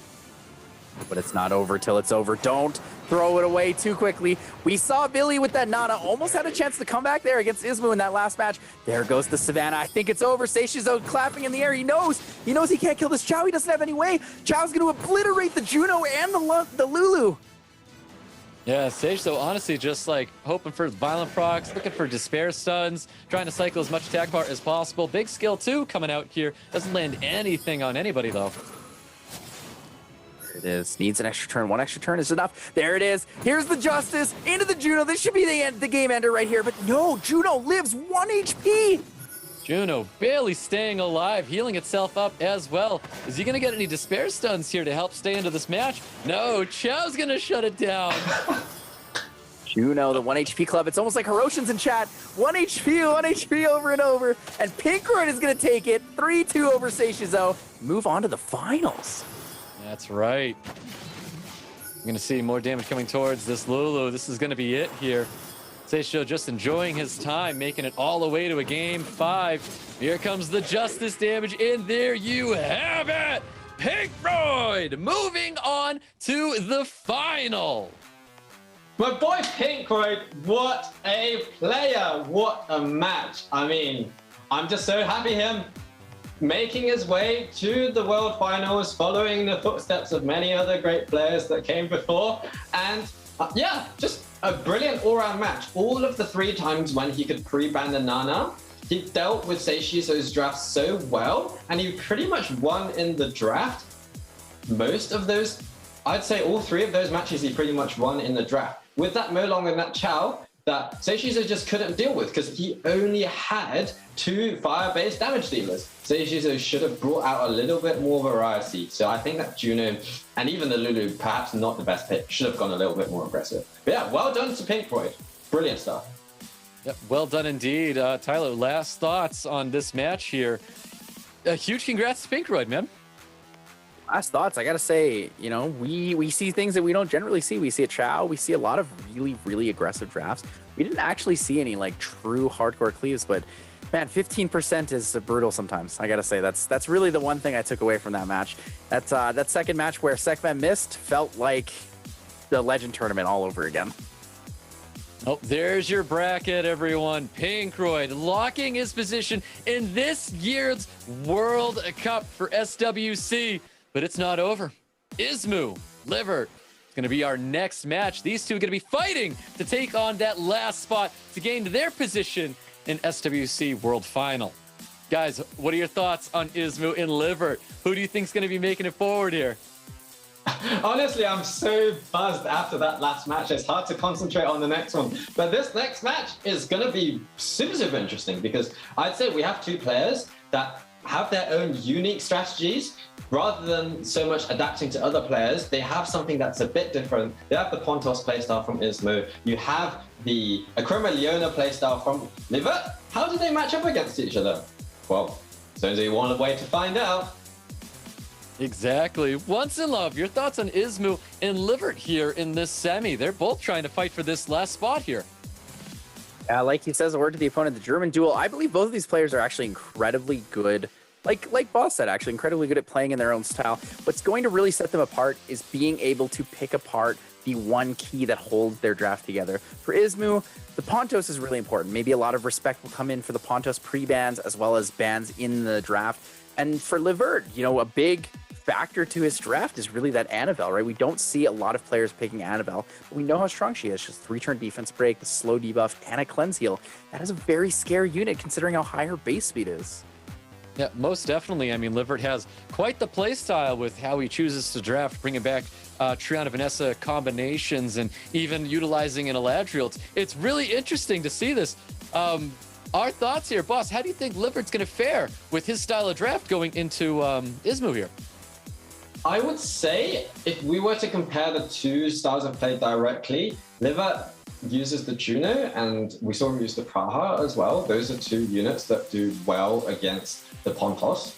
So I'd say that favors him a little bit. But we saw before, Ismoo sometimes liked to early pick that Juno so that it couldn't be picked against him. So it'll be really interesting to see if Livert has any alternative strippers, backup strippers, maybe the Rakan to use against Ismoo. I feel like I definitely can't say what's in this picture here because today's sponsor is actually Google Play. Summoners, level up your monsters.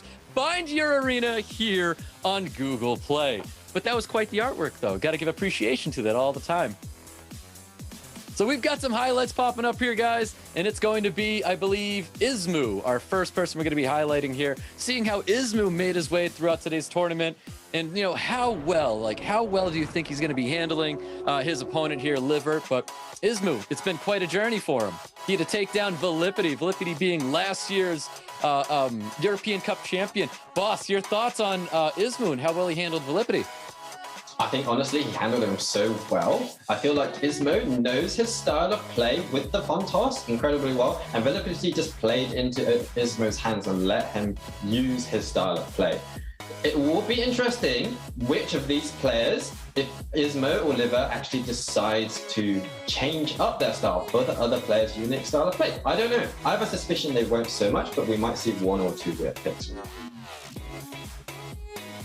Yeah, most definitely. I mean, VIILIPYTTY, he was great. Ismoo just came out on top. Excellent drafting. I'm expecting to see that coming from Ismoo as he goes into his next match as well. Once Love, do you have any thoughts on Ismoo as he progresses through today's tournament? I think Ismoo played very comfortably. I think actually a lot of it came down to more that other players disrespected the standardized drafts that Ismoo have. So, for example, I don't think VIILIPYTTY really gave enough respect to the Pontos. I do worry that Ismoo won't respect the Akroma enough, especially knowing that he has a lot of AoE control comp setups. However, if he does have that, which we know Livert has, right? Livert and Obabo very clearly respected each other's best picks, best bans. I only worry that a lot of these players will think too much ahead that my draft is strong enough into this that they won't respect the right bans. Yeah, we'll find out. I mean, both these two competitive, they got to watch each other play. They know how they got here. I think I couldn't agree more that I think these players are definitely going to be respecting each other on like really things they'd like to weigh into, whether it's Livert with his Leona and Akroma, and then Ismoo's Pontos, heavily favoring that Pontos in most of his drafts. I'm expecting to see a very large mutual respect for each other's LD Nat 5s. So we'll see. It's going to be exciting, guys. Congrats on Ismoo taking down VIILIPYTTY, and then of course we'll have Livert as well.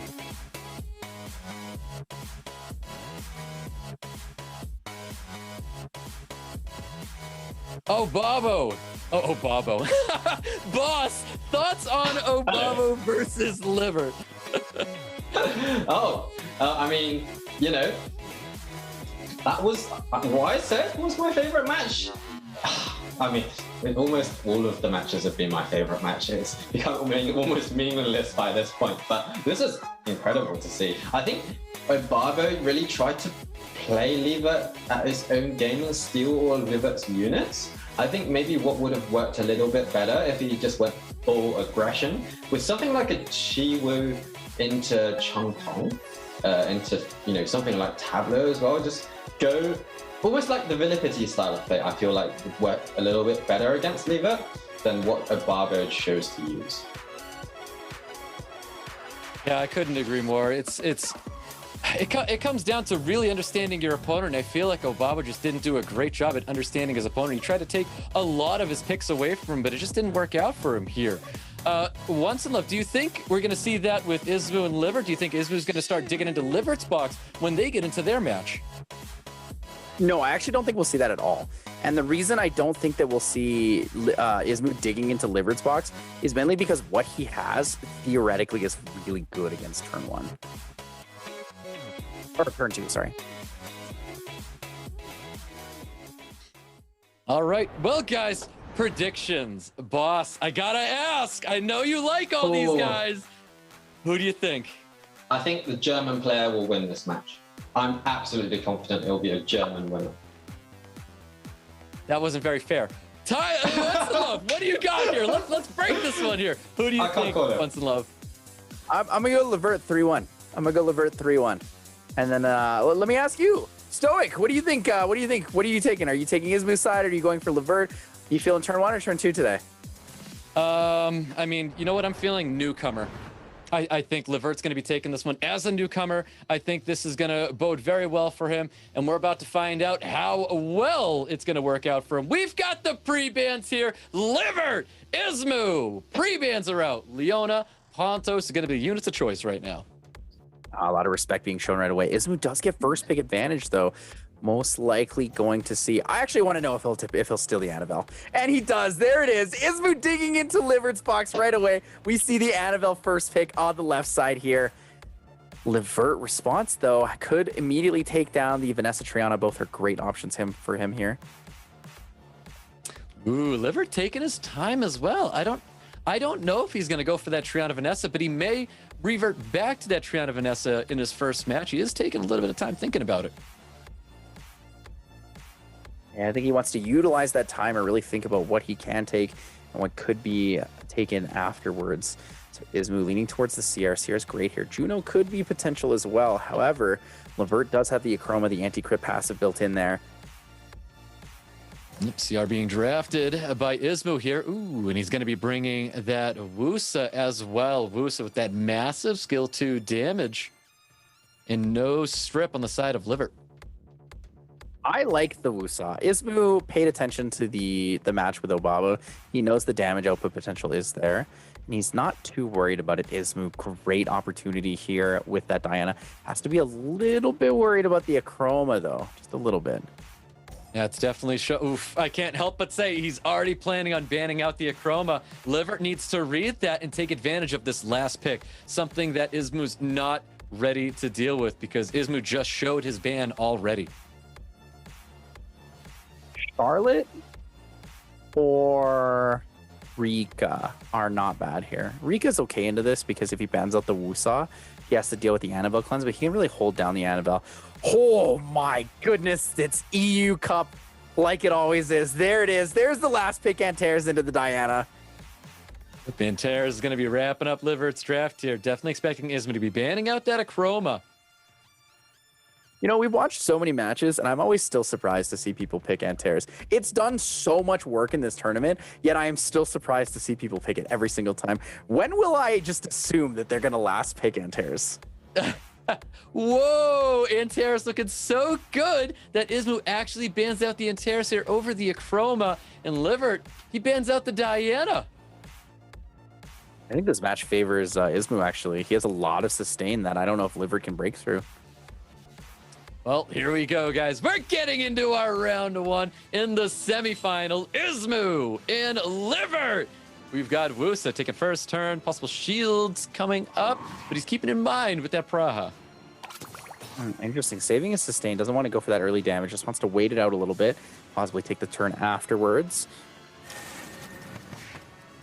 Praha looking to cycle a little bit of a attack bar here going after the Verd. Verd does revenge, though.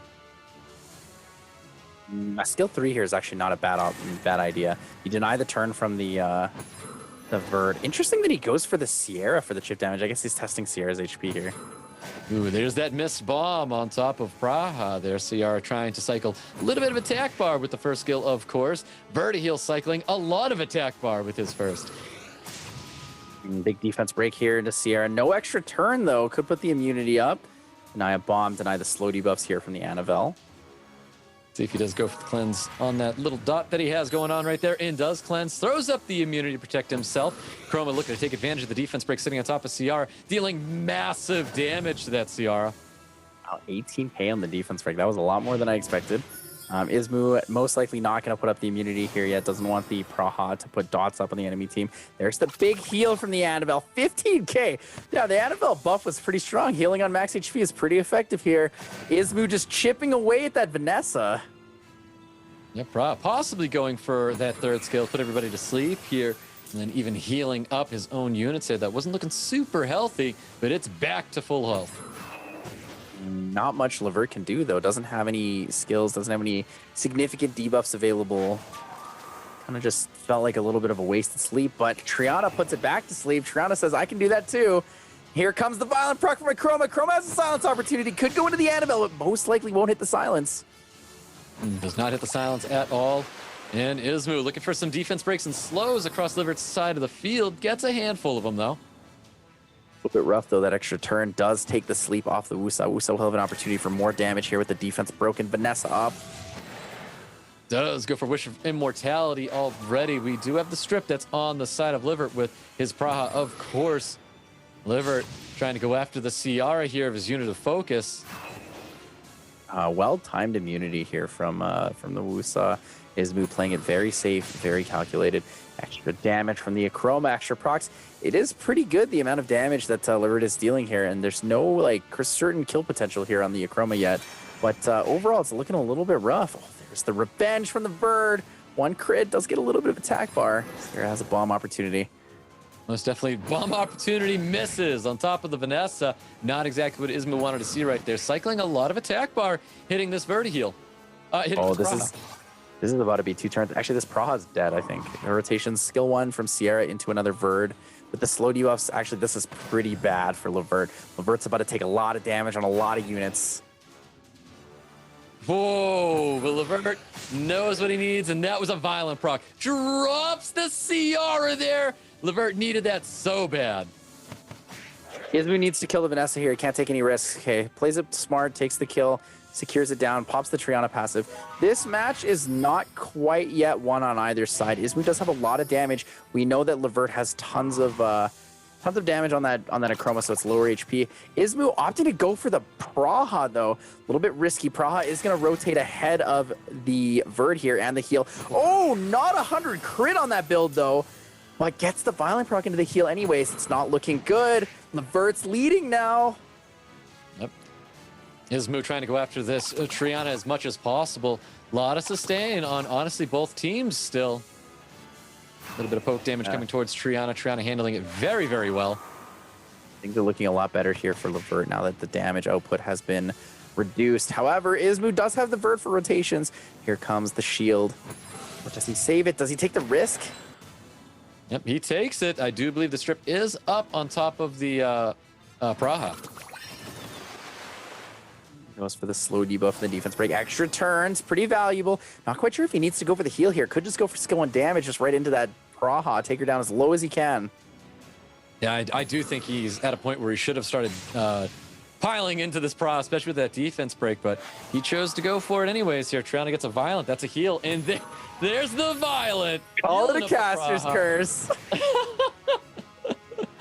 Oh, man. Ismoo trying to do all he can. Going right into the Triana with everybody else. Oh, that's a lot of damage, though. That heal, that skill 2 pure damage is pretty effective with the Verd. Could rotate forward enough with it. Might want to just chip down this Anavel as fast as possible. Choosing not to strip there. Doesn't want a chance. Verd heal cutting in front of him there.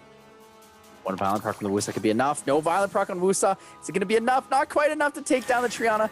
Does get the extra rotation with Verd, though. Skill 2's available. Praha's going to get the rotations forward. Is she going to move in front of the Wusa? I don't think so, but an extra turn here could be enough to kill the Wusa. Ooh, Wusa does get put to sleep. Verd heal trying to drop Triana. Triana's not going to drop just yet. All the sustain sitting in the hands of this Praha. Well, Praha should go for the kill here. Go for the safeties. Take the skill 1 kill. Don't go for the heal, but he does it anyways. And the Wusa procs does manage to sleep the Wusa, though. Does deny the Wusa skill 2, but an extra turn from Anavel brings back the heal. Oh, I don't know. Wusa might live through this now. Oh, Wusa's trying to live through this. All the additional turns coming out, all the sustain. Triana putting the Wusa to sleep here. Verdiel trying to cut as much as possible. Does he choose to wake it up with a skill 3? Is he going to go with the first skill sleep? He gets the first skill sleep onto the Triana. Oh, doesn't go for the extra sleep for the chance at a Violent proc to heal him. And there it goes. Wusa is going down. Livert should be able to take it now. The big damage here onto that Anavel and the extra turn from Akroma. So many turns coming out of this Chroma, dealing so much damage as well. Massive heal coming out of that Anavel. Praha trying to do all he can. Verdiel may have enough here to drop the Triana, and does so. The damage is honestly in both hands right now, and the defense breaks does favor this Anavel a little bit, but Anavel is going to be dropping. There's no way Ismoo is going to come back from this one. That's not enough damage to get through. Almost enough to kill, though. That's a huge damage. Double crit into the Praha here. Gets the heal. Doesn't sleep, though. And Akroma finishes off that Verdi heal. Livert taking round 1 away from Ismoo. Well, there you go. Livert. I mean, I think that match was very back and forth. We saw a lot of procs in both directions, missed crits with the Akroma passive being there. But I think in the end, possibly it might have been a rune quality difference that made it in the end, because there were so many points where, you know, Triana was left on a slither of health. One more crit or one more little bit of additional bad damage from artifacts would have made the difference. But Livert's units are just so tanky and so efficient with such high resistance. I really liked Ismoo picking the accuracy lead to help him get a little bit more debuffs. But at the same time, it was really Anavel that relied on that accuracy lead and the Ciara, but the Ciara went down quite quickly anyway. So I'm not sure if he could have benefited a little bit more from the speed lead from Ciara instead of the Wusa lead. Well, we'll find out if they make those kind of adjustments getting into round 2 with Ismoo and Livert. Livert looking pretty strong right now and confident with that first victory over Ismoo. Pre-bans from last time, the Pontos and the Leona now available. I think a lot of these players, when we have these really long drawn out matches, a lot of the time players will second guess themselves and they'll begin to start targeting things that they're not really certain about. And I think that is one of the biggest issues that Ismoo faced in the last match. I think he had a lot of opportunity to effectively kill units had he picked a different unit to go for. He kept going for the Praha there, knew she was on Violent, knew she had the extra rotations. Really should have just killed the Triana early on. The Triana had a lower amount of impact and honestly did a lot of damage. Well, Livert's first pick is going to be that Triana. Ismoo very quick to lock it in. Double Oracle, Ciara and Praha. Interesting. Ciara Praha fairly effective here. Praha's very good against the Juno, so it's a little bit tougher. Oh, Livert though with the Water Mage. We do see the Nana. Livert brings it out. This is an interesting comp coming out of Livert. We have Vanessa Triana and Nana. Yeah, I like this though because the Anavil's pre-ban, the Nana does provide the defense break that he's looking for the damage output. Has a Chroma and Leona as opportunities for the last two picks, so Ismoo needs to be very careful about what he takes here. Well, let's see what he's going to be drafting because that's a lot of sustainance, a lot of revive on the side of Livert, and it looks like we're going to see a Kaki and a Wusa coming out for Ismoo. I do like seeing Kaki. I just don't know if I like seeing Kaki here. I don't really like seeing Kaki anymore. As much as I loved him and I thought he was a great opportunity to pick into things like Leona, his damage output has become significantly worse. I don't know if he can actually live through the amount of damage this team is about to output. And Leona does a lot of work here. And Diana's going to be wrapping up Livert's drafts. Interesting that he went for the Leona instead of the Akroma. I feel like the Akroma is fairly effective into Ciara Praha. However, Leona with the counter buff alongside the stun might be more effective in this situation. Yeah, I'm not sure I can back up Ismoo on his draft here going up against Livert. I feel like Livert may have the edge here. He's got a lot of sustain. He's got all those revives. He's got to keep that Nana in mind, and it looks like the Leona is going to be the ban here, and Livert heal as well. Interesting.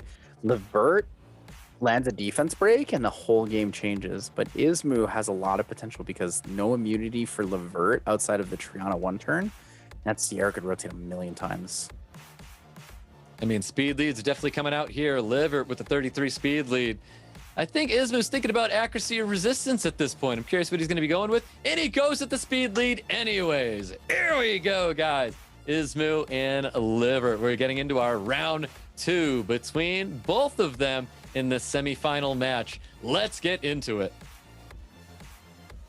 Both players very, very focused on here. Not quite sure how this match is going to go out. There it is. Wusa does take the first turn. Well, the amount of attack bar difference here is pretty significant, though. Yep, immunity is going to be up for Ismoo here. Looking for a full team strip. Doesn't strip much, though. Only the strip on the Diana. Diana can actually play super safe here. We have a lot of potential here. We have the Vanessa, the Triana, and the Water Mage. Extra turn for Kaki after the defense break, though. It's a lot of damage output. A lot of chip damage here from Ciara. Yeah, looking to pile in a ton of damage on top of this Diana here. Diana still barely holding on. That Dot may be able to kill, but he is protected. Yeah, going for the Ciara kill here. Wants to take out the Ciara right away.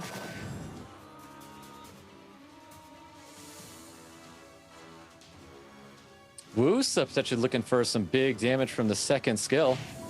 Might split here. Oh, doesn't split. Wants to pop the Triana passive. All right, 1 of 3 things are down. We still got a Soul Stone. We still got a Vanessa revive.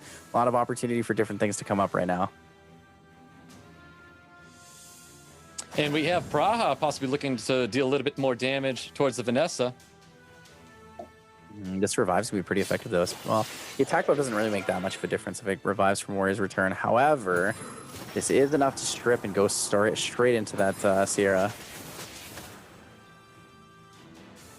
And a Ciara taking a ton of damage here. Diana's going to be transforming. Is it going to be additional turn coming out here? There's the additional turn coming out from this Diana. Diana going to be pummeling even more damage on top of this Ciara here. And Ismoo was not expecting that. He was really hoping for something different. This is not good for him. This is a very, very bad situation. He now has 2 stacks here available on the Nana, and it's not going to look good for the Kaki here. Yep, looks like they're really trying to take care of Kaki here, but the Sweet Dreams coming out here, getting a full heal on the side of Ismoo with an additional turn as well, looking to cycle a little bit of attack bar on top of Vanessa. Vanessa still took that very, very well. Just like the first turn there, Praha strip only landing on the Diana, just like the sleep only landing on the Diana. Not enough accuracy to go into these max resist units. Yep, defense break sitting on top of Vanessa. That's exactly what Ismoo needed to get. He needs to take down this Vanessa as soon as possible. He has the multi-hits to be able to do this. Attack break's going to be very strong sitting on top of Kaki right now. Interesting that Livert didn't go for the attack break earlier. He went for the skill 2, wanted the defense break opportunity. I guess defense break into the attack break would be more effective. Triana looking to heal up, get some immunity on his team, protect that Diana. Diana still looking to pummel more damage into the team, but is this Kaki going to be doing something about it? Let's see. Kaki is going to, he would have cut if that Diana decided to transform. The Diana plays safe here. Here it goes, chip damage from Ismoo on the Praha. Goes towards the chip damage onto the Diana. Going for it, puts the shield up. Oh, doesn't put the shield up, wants the next stack. It's gonna be kind of scary here though. Yep, trying to pummel more damage on top of the Kaki here. Looking for a defense break on him as well. Kaki might be in a little bit of trouble here. And the additional turn's going to be coming out from this Vanessa, pummeling more damage once again. Triana trying to probably take advantage of this as well. Triana does have passive back though, so Wusa's a little bit less scary. Livert could actually transform and take the risk into this Kaki if the defense break remains just for the quick kill. There's that defense break sitting on top of the Diana, looking to put everybody to sleep here. Needs to keep damaging out this Kaki. Does have the Triana protect, so could survive a skill 2, but a violent proc will be too much. Vanessa does not get the passive back because she's asleep, sadly. Well, I mean, Livert's draft is just super safe right now. He's able to... No, he's not able to take out that Diana just yet. Triana's coming in, sustaining the team, healing it up just a little bit more. Well, that Triana passive, very effective, though, does actually deny the opportunity for that Kaki to violent proc. Livert does have the Vanessa passive back. He manages to keep it alive still. Somehow, some way, he's still managing to stay good. Diana's going to be transforming, looking to pummel some big damage in here. Livert's going to be taking advantage of one of these units. Praha might be... And it is the Wusa instead going to be the unit he's trying to take advantage of. Oh, Diana extra turn in human form means she can't proc again a second time, so it's going to look a little weak here. Here it comes, the skill 2, almost enough. Chip damage from the Praha should be enough to take it down and bring back the passive for the Vanessa. Kaki will finish with skill 2, and it's going to look really, really rough for Livert. Yeah, definitely. Here's that big skill 2, trying to deal a ton of damage here. Of course, the Revive's going to be coming back with the Diana. Diana can take advantage of this attack break, maybe transform here. We might just see a shield to protect his team just a little bit. Interesting choice from Ismoo here. I think he might have potentially thrown away a victory. Could look bad. If he does manage to kill this this Wusa, it's not going to be very good. Does have 2 units to move in front, and the extra turn from Diana. Diana will get an extra turn. Manages to take out the Wusa guaranteed, but could also do a significant amount of damage to this Praha. Ismoo taking too many risks, not playing it safe, taking out this Diana 100%. Yeah, there's just there's too much sustain. There's too much revive on the side of Livert right now. There goes the Wusa. Diana just being so oppressive.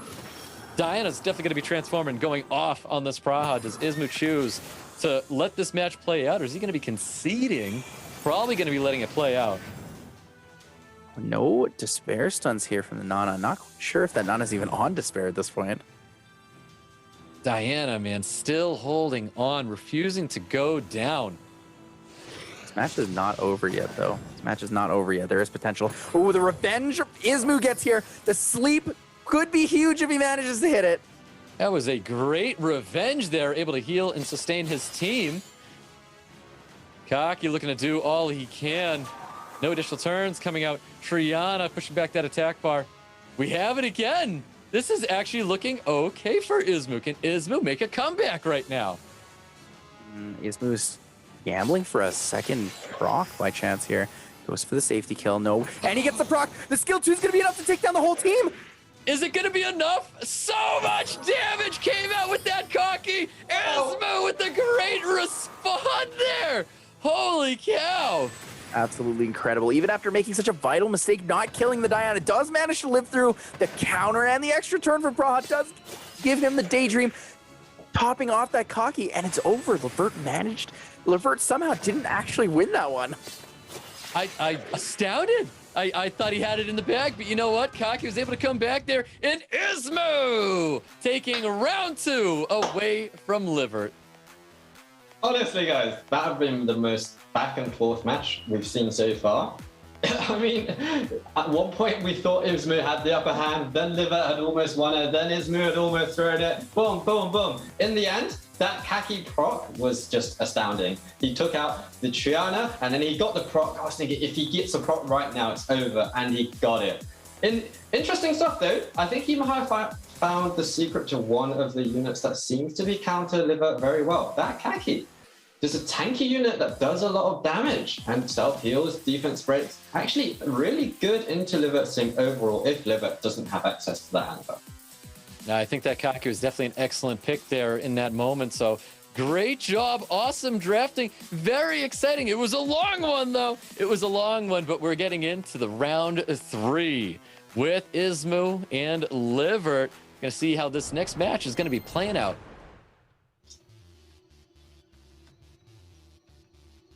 We most likely won't see a water mage in this draft, so I think order of kill is a little bit different. It'll be a little bit easier to manage. I do think that that match was drawn out a lot longer than it should have been. There were a lot of opportunities for Ismoo to end the game early on, but didn't quite take it. I do think that the revenge on the Praha did save him, though. That was something we haven't seen yet, actually. We haven't seen his Praha get a sick revenge. Got the pre-bans here. Leona and Pontos pre-banned out. Ismoo taking that Annabelle away from Livert. Livert very quick to be drafting those crutch picks. That's that Vanessa and Triana, this combination together. Yeah, it's definitely the core for his draft. He's very, very, very much a Vanessa Triana picker. He enjoys that turn 2, that revive potential anti-snipe combination. Ismoo taking away a lot of units from Livert. We see the Praha taken, we see the Annabelle taken, no Leona on the field. We're most definitely going to see the Akroma come out, but what does he take alongside the Akroma and Diana here? I mean, it could be a lot of things. I can't help but think that Akroma might be coming out as well. I would assume Livert has one of those Onimushas, but I don't think he's going to be drafting that here. And it is going to be Wusa and Akroma coming out for Livert. Interesting. I do like the Wusa, actually. It's a little bit on the riskier side to pick right away. I do think Diana's better. But I guess he just didn't want to give the Wusa to Ismoo. Ismoo drafting Diana and Fran. Looks like he hasn't locked it in just yet. Might make some adjustments. And it is going to be the Diana and Fran being locked in for Ismoo. Livert looking to respond to wrap up his draft here. What does he pick into this? So he has anti-crit for the Diana and the Oracles. Charlotte seems like a fairly good pick, but I also think that Antares is not really that bad of an idea. Should you consider banning the Annabelle? See what this last pick is going to be from Livert, and it is going to be the Juno. Interesting Juno coming out for Livert here.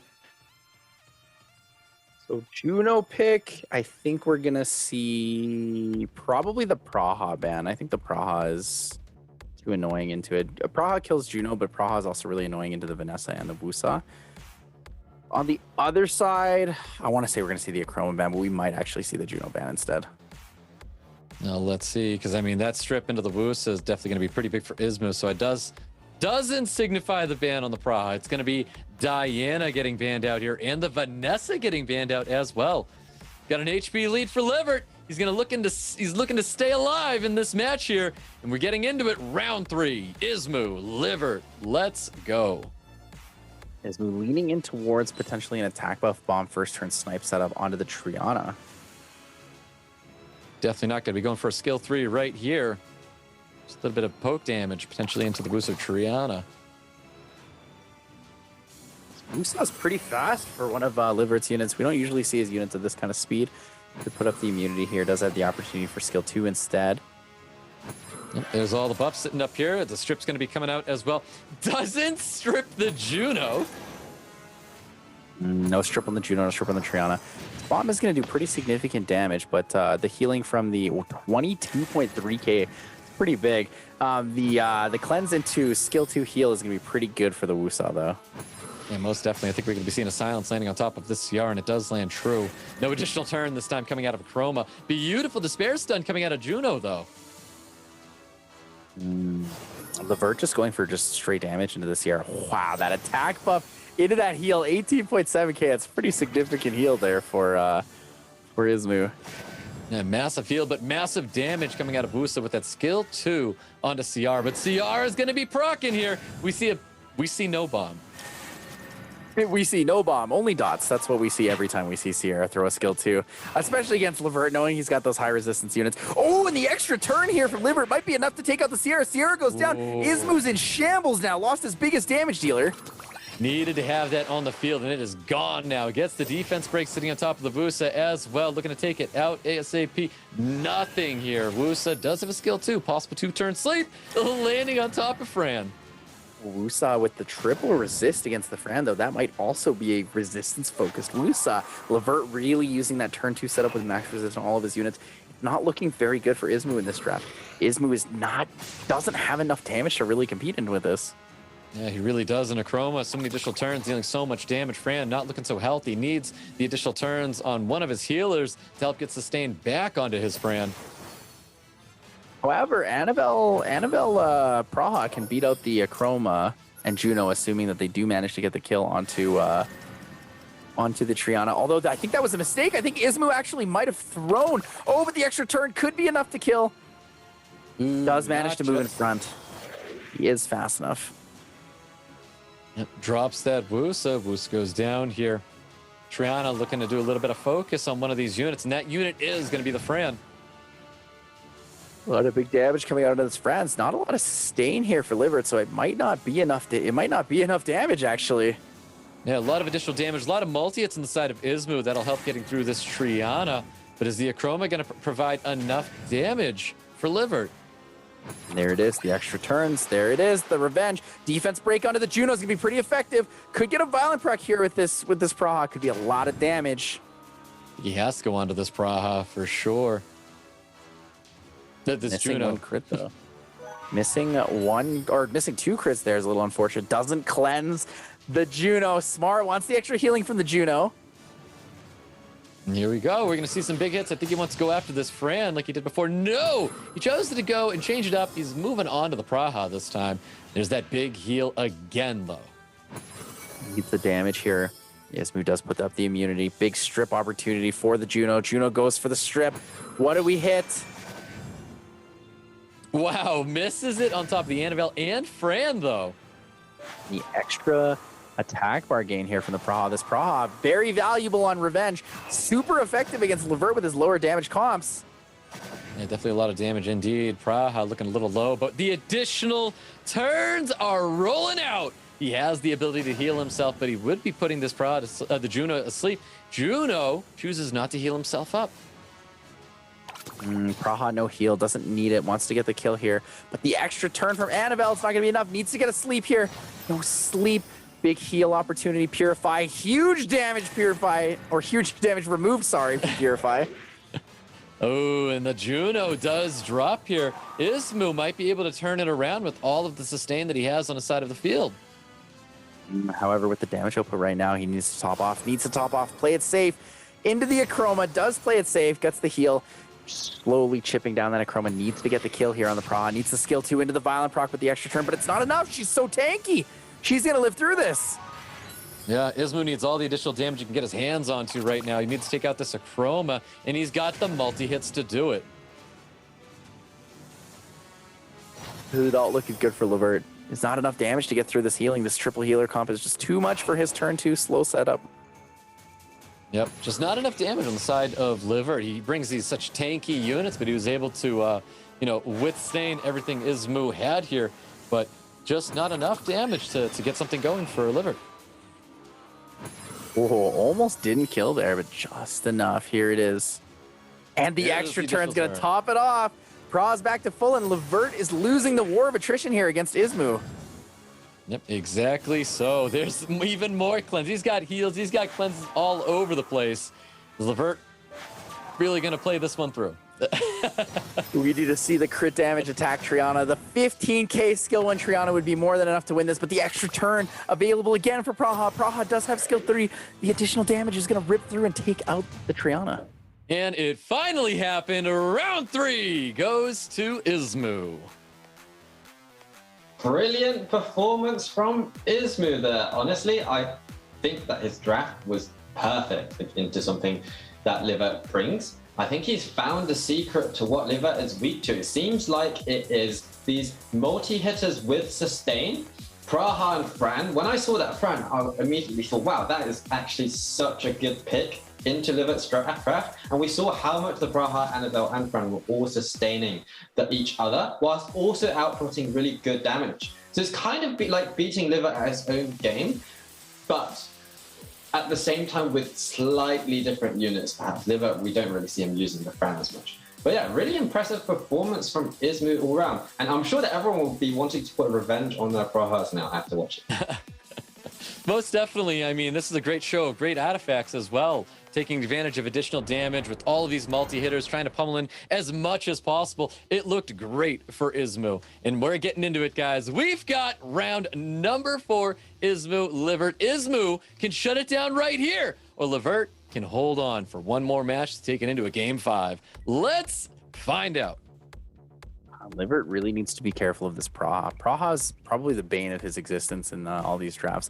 Praha being both high additional damage, high crit, tanky healer, but also on revenge. Revenge was the big downside to him. He managed to rip through his Juno a couple times. He couldn't get the stun that he needed. And even revenging against the Achroma was just more than enough attack bar and damage. Well, Livert's going to be drafting that Triana, expecting to see the Vanessa follow up with it. Ismoo halting his draft right now. He's got CR and he's waiting on this last pick. Took a minute and takes the Praha away. The mage is nice, but I don't really know if I like the Vanessa here. The Vanessa is too much free fodder for this Praha. Livert could respect the Praha a little more, and we could see the ban on it, though. Ismoo looking at drafting a Diana as well. Kind of signaling that he's okay with this water mage being left on the field. Livert looking to wrap up his draft with 2 more picks here. Let's see if we bring a little bit more damage, or is he going to go with this very bruiser-esque draft once more? We could see the Leona Chroma, but I don't think it's very effective. I think he really needs to take like some sort of AoE control or very, very heavy single target damage.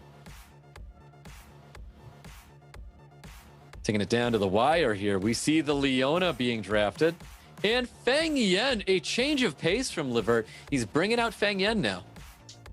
I really like the Feng Yan. I think it's great here. I do think that it's tough because Ismoo has last pick, so you have to fight between the Lulu as well as this Kaki. However, he does have Water Mage or the Leona to fight the Kaki. So I think he actually has the potential to just ban out the Lulu instead.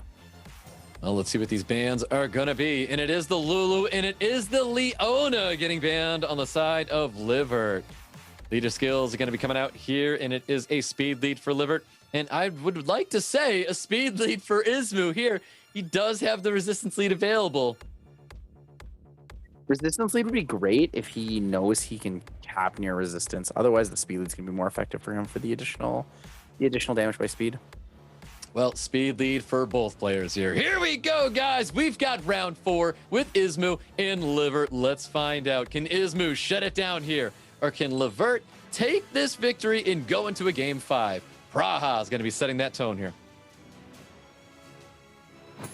Praha with the first turn strip opportunity goes for it. Again, just like the Diana, only manages to hit 1. Yep, only stripping the Feng Yan, but Feng Yan's kind of free to either skill 2 or def break up this Praha. Interesting. He wants to put the damage into that Vanessa, and we see it again. The Kaki with the devastating violent procs on the first turn. Massive damage coming from Onimusha, is able to deal so much damage onto this Vanessa. Places the bomb on top of the Feng Yan, knowing that he already uses skill 2. Triana would be cleansing this up. Interesting. Doesn't blow it up. Doesn't want to take any sort of strange risks. Oh, and it is on Despair. We do finally see a Despair stun here from the Nana. Yep, Kaki getting Despair stunned. We get shields an additional turn coming up from Triana. Triana do a little bit of poke damage on top of this Nana here. taking advantage of the defense break on top of Ciara, not breaking the shield, but the additional turn is going to be there to break the shield. Oh, and the additional turn does cooldown reset that by 1 as well. So the bomb is 2 turns cooldown instead of 1 now. Extra turn means no bomb opportunity, but the defense break is shrugged off. Things are looking pretty good for Ismoo. Manages to take off every debuff so far. Feng Yan looking to get a defense break, maybe back onto the Ciara, but Diana will be pushed to cut in front. Chooses to go onto Ciara. No defense break is going to be happening here. Diana is free to transform, though. It's looking kind of rough as well. Even without that free transform, we do have a bomb here again on Ciara. Ciara did manage to get the violent proc earlier on, even though she was cooldown reset.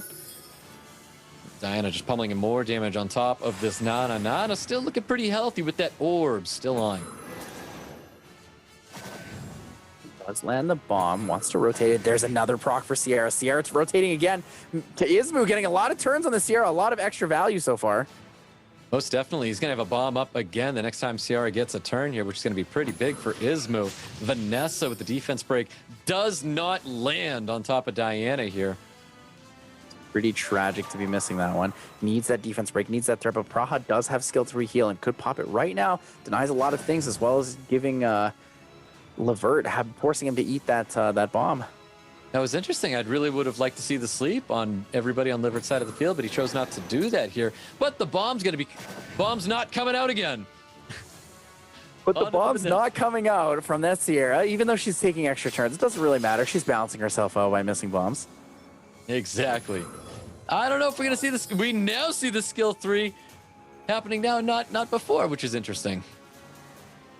They do like the Daydream. Wanted the sleep on the Triana there to deny the passive, but she will be awake. Got these multi-hits, which is going to eat right through the Triana, deciding to go for the Triana instead. Ooh, no bomb stun happening to the Feng Yan here. Well, that's a lot of damage, though. That Feng Yan outputting a ton of damage here. Does have the potential to put a lot of damage into this Diana early on. The heal's gone, so there's not a lot of sustain here for Ismoo. Things could be swinging back in the other direction. Yeah, I think Livert needs some additional turns here. He needs to drop this Diana to keep it from dealing so much damage. Ciara trying to get an additional turn there. Cycled a ton of attack bar. I was thinking we might see a big skill, too, to just take care of so many units on the side of Livert. Oh, if he gets the bomb stun here, this is pretty significant. That's definitely going to take away an orb here. If he kills the Triana, kills the Vanessa. Doesn't kill the Vanessa, but of course the Nana is going to be dropping here. Triana's got skill, too, to heal up his team, sustain just a little bit. He's going to go for the skill when to kill the Diana. He wants to confirm the kill. The orb is more important than grabbing the heals. Yeah, 100%. He was able to take that easy kill with his Feng Yan. Gets that orb back up here, but already his unit of focus might be this Vanessa. The Kaki's taking a lot of damage. Kaki's in a pretty unfavorable position right now. Gets the extra turn just like before. Shrugs off the defense break. Could be a lot of healing if he skill 1s and goes for it. I think he has to go for the Vanessa. He goes for the AoE to deal as much damage as possible here. Does Livert go for the cleanse? Does he want the heal opportunity? An extra turn after the heal would be pretty significant if he gets it, but no, it doesn't come through. Praha with the available strip, it has to risk the defense break from the Feng Yan. I think it's a gamble, but I do think it's a gamble Ismoo should be taking. And it is. He gets the full strip onto the Triana. Doesn't get the full strip onto the Feng Yan, though. Triana's going to be dropping here, and that's going to take on that last orb. But the additional turn coming up for Ciara is beautiful. Bomb can come out onto Vanessa. Stop that thing from the revive here. Oh, man, a lot of potential's coming out here. 1 kill. He needs the kill to keep rotating. He needs to stay snowballing and get ahead and stay forward. Yeah, even if Vanessa be able to do it. Here, it's not going to be enough to get that passive back up here, but the Nana is looking low. Lancing hit. Ciara needs a violent proc. Takes out the Water Mage. This could be huge. This could be it. It could be over now. It just might be. The Endor is still on top of the Kaki, but I think he has to go right into the Feng Yan here if he can end it. And I think he's going to be ending it here. Bomb does not land on top of the Vanessa. He's going to detonate it, removing Feng Yan from the field. Is it enough? And it is! Ismoo moving on to the final. There we go, well guys. Played. Yeah, brilliant. We know our 2 world finalists. This guy, Ismoo. What a performance from him. I think he found out what he needed to do. He stole the Annabelle, or stopped the Annabelle from being picked, took the Praha for himself, and the Livert was certainly lacking 2 of his core units, and then paired that up with some other really nice damage dealers like the Kaki, like the Ciara, that just dealt really well with what Livert was bringing. And overall, I just think that Ismoo drafted really, really smoothly and really well in order to deal with something tricky like Livert's comp. And what was really interesting to see, we did not see the Pontos at all. No pre-bans, no picks. The Pontos just doesn't bring enough against something like Livert. Instead, the Wusa, the Fran, those are much better sources of immunity. And Ismoo recognized that. That's why he didn't pick the Pontos. Yeah, most definitely. Once Love, your thoughts on the match? Oh, MVP Praha, 100%. Praha Violent Revenge absolutely destroyed Livert. It was the most impactful thing. It did so much damage. It kept so many units alive. Praha is an underrated unit against players like this. It does so much over so much time. When you're rotating 3 turns to somebody's 1, you are ripping them to pieces. Yep, most definitely. And you can see our bracket has been updated. Pinkroid and Ismoo have made it to the final, but we do have a note that HQ actually dropped in. They want to let everybody know. We knew about Pinkroid's inappropriate behavior. We gave the player a warning and he apologizes. If this does happen again, he will be eliminated from the tournament. So please keep that in mind here. We definitely want to represent this game the best that we can. So thank you for that. And we have a coupon code coming out shortly. All right, boss, you got to do this. We can't do the coupon codes. This one's all you. Let's hope it's in English. And not in German, because I wouldn't be able to pronounce it if it's in German. Oh, it's German! Here you go, boss! Oh, well, you guys take it. I don't know. Oh my... Here we go. It's Let's Feats EU 2021. Beautiful, beautiful. I'm taking that one. Honestly, I'm going to take that one. Here it goes. We're taking a break, guys. We're going on break, and we're going to be back with our finalists in this year's SWC 2021 EU Cup. See you guys in a bit.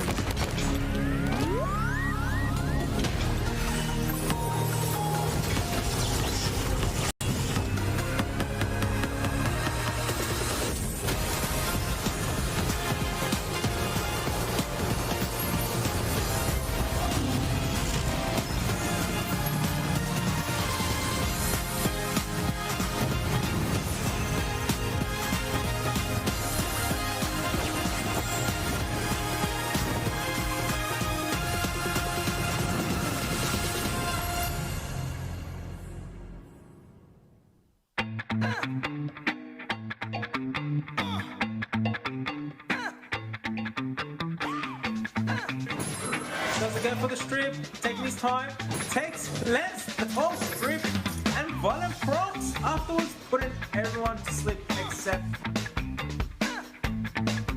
additional turn, takes another turn onto Merlon.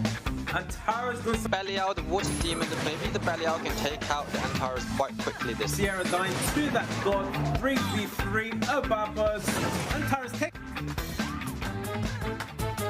At the same time, I'm really surprised that Elmer... Set number 2 is underway. Juno and his passive was Juno. Pushing that Nappa down. Wow. Healed into Sierra. Boom, boom, boom. And I think the Sierra is going to get taken. one into that pony. Pony transforms. Where will she put her damage? Is she going to take out that Merlong? Takes out that Merlong. Very...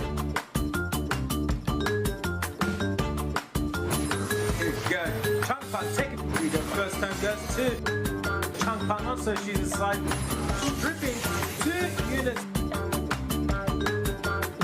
Units are well ruled as well. I think in the end, the big difference in this match was the fact that that Hanover was not banned out by Guts and the really could just... Livert side, Vanessa taking that Chunk Part, one skill 1, passive kicks in. From Vilipytty side, attack buff is up. Advantage of this and take out this Diana as quickly as he can.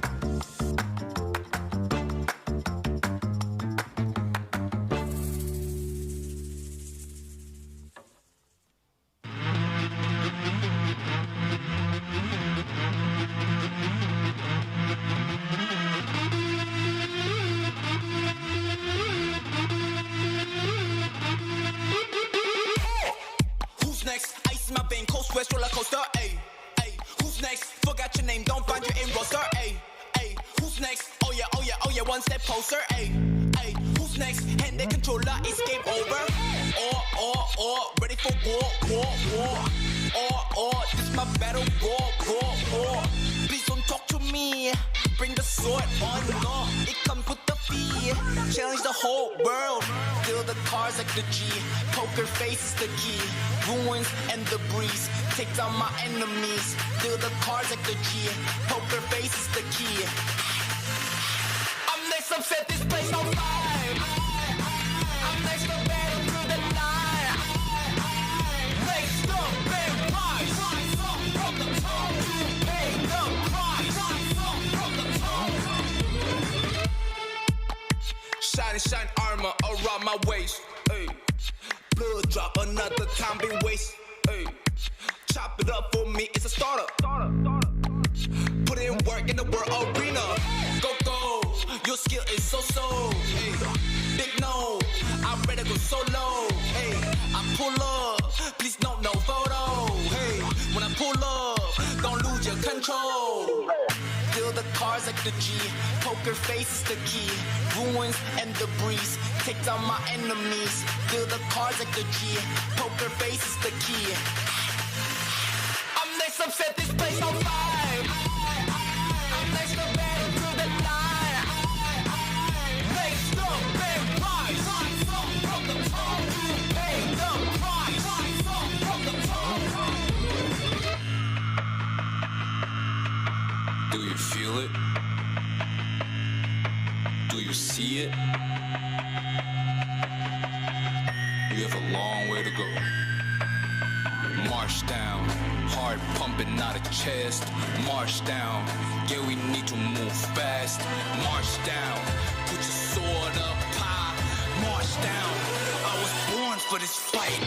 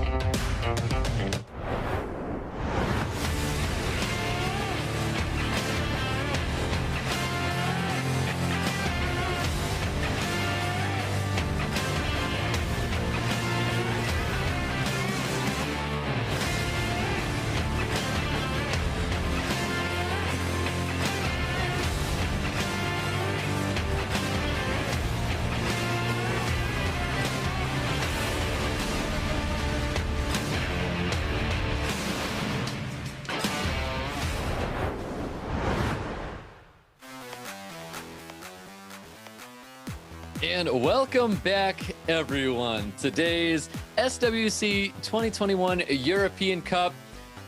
I'm still stoic, and I'm trying to hang in there, guys. I am your host for today. It's been a fun one. It's been wild. A lot of ups and downs, but we've had quite the tournament here. I have with me both our casters and analysts. We have Once in Love and Boss. How are you guys doing so far? I'm feeling really good. I mean, it's been a long day, but it's been a day worth being there for, and it's been awesome to work with the two of you as well. We've seen so many upsets, but at the same time, I really think that these two finalists that we have here today are worthy winners. They have been the players that have drafted the best, been the most adaptable, been the most consistent. And yeah, I'm just really excited and happy to see how this next match pans out and how both the European representatives will do in the World Finals as well. Yeah, excited to see the matches, but sorry, go ahead. No worries, no worries. But due to COVID, just once again, another reminder that today's tournament is fully remote, following all COVID guidelines, keeping all players safe in this time. But, you know, back to you, Once in Love. How are you enjoying today, man? You know, today has been a long day, like you said. We are, it is currently 10:30 in the morning, but we're getting through it. We're getting through it. A good day of tournaments. I'm really excited to see this last match. We have two incredible players. Ismoo really showing up today, doing a lot more than a lot of players expected. We saw the prediction rates from the event in the game as well. But Ismoo, you know, creeping up that list. I think a lot of people are going to put him as a favored player. He is playing super well. He is adjusting super well. Also, as you can see below, we have that code again. If you guys didn't see it before the break, Let's VIILIPYTTY 2021 there for 100 energy, 100k mana stones, and 50 crystals. Pretty good. That's pretty good. I'd give it to you over me. I'll never take any foreign language I say or attempt at over anybody else. So great job. But there's our bracket today. It's been one heck of a match today. Quarterfinals finished, semis are now finished, and we have our two finalists, Pinkroid and Ismoo, made it all the way out here. I mean, we're looking to name our champion this year, but both these players locked in their position going towards our world final in November. So, Boss, what are your thoughts on having both these two as our European Cup finalists? I mean, honestly, I'm really happy for the two of them. Particularly happy, of course, for my guildmate, Pinkroid. He's finally shaken off the curse of previous legend tournaments, I guess. You know, getting screwed by the 15% resistance, things like that. I mean, to be fair, it still happened to him today, but it didn't matter because he just won all the other matches anyway. So yeah, really happy for him, but also really happy for Ismoo for just being so consistent. Yeah, definitely happy. And this is exactly what they're going to be fighting for, these medals right here. But the one that they want is that gold one. So we're going to be getting into this match right here. But quick and final thoughts here. Once in Love, your thoughts on our two finalists that we have? Our two finalists are players of different draft types that we actually haven't seen very much in Europe Cup at all. Actually, we haven't seen it in Europe Cup at all. We saw it quite a bit in America's Cup, where we see somebody who has a Pontos, where we see somebody who has, you know, these pretty aggressive compositions. We see the Tianling on one side. I really think that Pinkroid is actually favored in the situation, knowing the speeds at which his units are at, and knowing his ability to kind of draft around the turn 2, turn 1 opportunity. However, I have to say this, Ismoo has been playing incredibly well, drafting incredibly well, so anything really goes in this final here. Yep, Pinkroid trying to zone in, getting ready for his match ahead of him. He's got his nice fan art here, looking pretty good. I believe, is that an Antares in the back? It is. It's an Antares with the Gumi. It's a JoJo meme to go with. It's actually really well done. Nice, nice. Well, I look forward to seeing how Ismoo's preparing right now, getting into this final. I mean, Boss, do you have any further thoughts on who you think is potentially going to be winning here? I mean, I think Pinkroid will be slightly favored, maybe more than slightly favored. Actually, Ismoo is probably the player that's the least scary potentially in box-wise and room-wise that he's faced so far. Rosith and Seiishizo having two of the best boxes and rune artifact pools on EU. I don't know as much about Ismoo, But Ismoo, his strength is his adaptability and his clean drafts and his consistency. Probably a little bit more than his actual units. Both of them don't have Nana, for example. We didn't actually get to see anyone with Nana make it through to the final, even though she's so good. Yeah, that's very interesting. That's a great point. I mean, we didn't see one of these units that have just been utilized in many, many situations, utilized so much on the ladder here. So, Once in Love, final thoughts. Who do you got in this world final here? I think I got Pinkroid, but I think I got a 3-2. I'm not going to take the 3-1 this time. Gotcha. Well, we've got some highlights from Pinkroid here in his match up against Seiishizo. Obviously, this was a really, really important match for the both of them. They ended up going into that game 5, but Pinkroid taking first round, and we saw moments like that with Sekhmet getting 15% and not able to get that reset onto the Gianna. Just like it's things like this where it went Seiishizo's way, but it went Pinkroid's way as well. Boss, your thoughts in the match with Seiishizo and Pinkroid?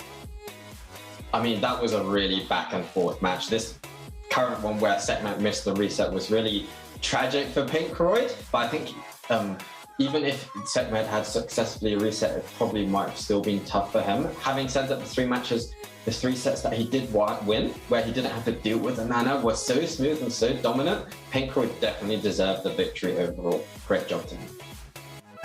Most definitely. I'm curious if we're going to be seeing a different draft style coming out of Pinkroid going up against Ismoo here, because the way he was drafting up against Seiishizo, you can clearly see both of them definitely prepared for each other. A lot of units being showcased when it came to both of them. I'm expecting to see some of the similar units we saw with Pinkroid's draft here. We did have some really, really quick matches between Pinkroid and Seiishizo where they went 1 for 1, where they took 2 victories from each other. That was a lot of great play there. Once in Love, your thoughts for Pinkroid, final thoughts for Pinkroid over Seiishizo. I think we're going to see a lot of Antares. That's more of a joke than anything. I think if Pinkroid utilizes his first turn mechanics fairly well and a really good ban, he actually could be heavily favored over. We'll find out. Maybe we will see all this Antares today. I mean, we have seen the Diana play coming from Ismoo as well, so naturally I can't help but think Antares is probably going to be coming up for Pinkroid, especially being a unit that he favors. And we'll find out how much that Pinkroid is going to be utilizing a unit like that. But as for Ismoo, Boss, how did you think for Ismoo? How did he handle Livert to get to where he is now? He handled Livert incredibly well. We saw in the match before where Obabo tried to do a similar thing, stealing some of those units from Livert like the Annabelle. Obabo didn't manage to pull it off anywhere near as well as Ismoo did. I think the difference was that Ismoo brought units that were also healing, not just defense breaking like the Molong that Obabo was favoring or the Han, but all things like the Praha. That revenge Praha is just become a thing of legend, I think. Yeah, most definitely. Once in Love. So these changes that Ismoo made going into Livert, do you think he can apply any of these changes going into Pinkroid? Or does he almost have to like wipe the board clean playing someone like Pinkroid? I think the units he used in this matchup are probably going to be irrelevant for him trying to use in another matchup. And the reason for that is just because a lot of these units are too slow or off will that they won't compete with what Pinkroid will throw at him. Yeah, I couldn't agree more there. I mean, Ismoo was dealing with someone who really wanted that turn too, and it's almost like Ismoo jumped in there and said, you know what, me too. And we had these really long, drawn-out matches where they bring so much sustain, and I don't think that's going to work out so well. In a match of drafting heavy sustain, Boss, do you think this heavy sustain style draft will do well up against a player like Pinkroid? Honestly, I don't think so. Pinkroid has so many fast runes and so much damage from his artifacts that he's just going to run laps around anyone who tries to bring too many slow units and too much sustain.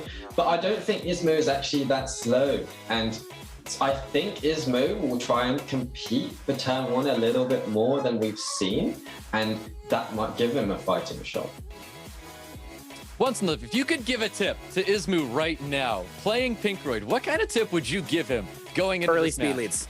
Early speed leads. Pick your early speed leads because you know Pinkroid has multiple units with high base speeds, high speeds. Sekhmet Escher. You have to secure an early speed lead against a player like that. I know because I do the same thing on the ladder. I pick 1 speed lead, and then I pick 2 high base speed units to challenge people. It's very effective at trapping people into, like, they have a double speed lead, but you still outspeed them because you have 325 speed Sekhmet, 330 speed Escher. You have these things that can tend so aggressively against people.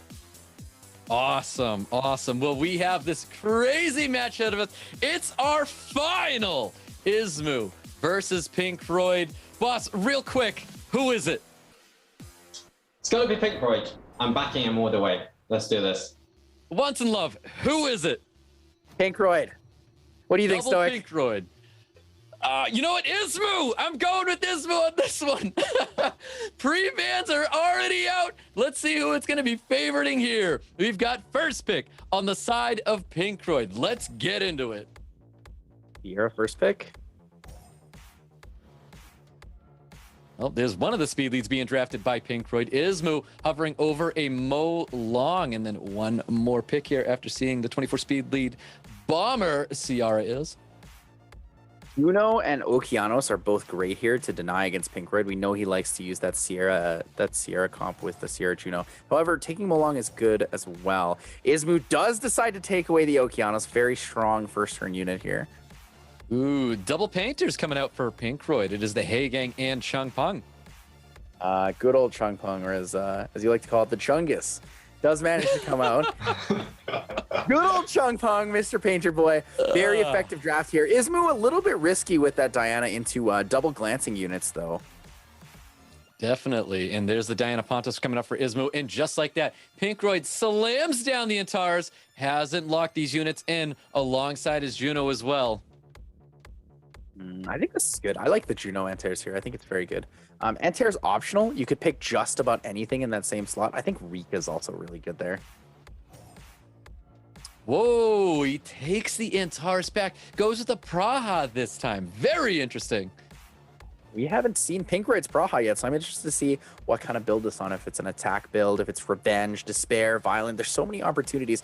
Praha being one of the most flexible units right now, actually. Very strong on both Siege and the RTA meta. Looks like an Annabelle is going to be wrapping up Ismoo's draft here. Bans are going to be coming out here. I would like to see the Diana ban still in this situation. I think Chung Peng and Diana are probably the most likely bans here. And there you have it. There's the Chung Peng. There's the Diana getting banned out. Let's get into it. 24 speed lead for both players. This is going to be our first match between Pinkroid and Ismoo in our final in this year's EU 2021 Cup. First turn going to Okeanos. Okeanos does have the reset opportunity. We see Will here on the Praha. Praha does move after everyone else. Oh, and the resistance from Sierra, though. First turn resistance. Okeanos, just like Pinkroid's Sekhmet, missing that first turn. Well, the Holy Ground's going to be coming out now to protect Ismoo's team, but there is double strip. Triple strip on the side of Pinkroid. Oh, misses the first one, but gets the second, manages to stun as well. Has the opportunity to deny the Molong here. Could also deny the Annabelle. Just not sure what he wants to take here. Well, bomb's coming out on top of Molong. Wants to stop the reckless assault.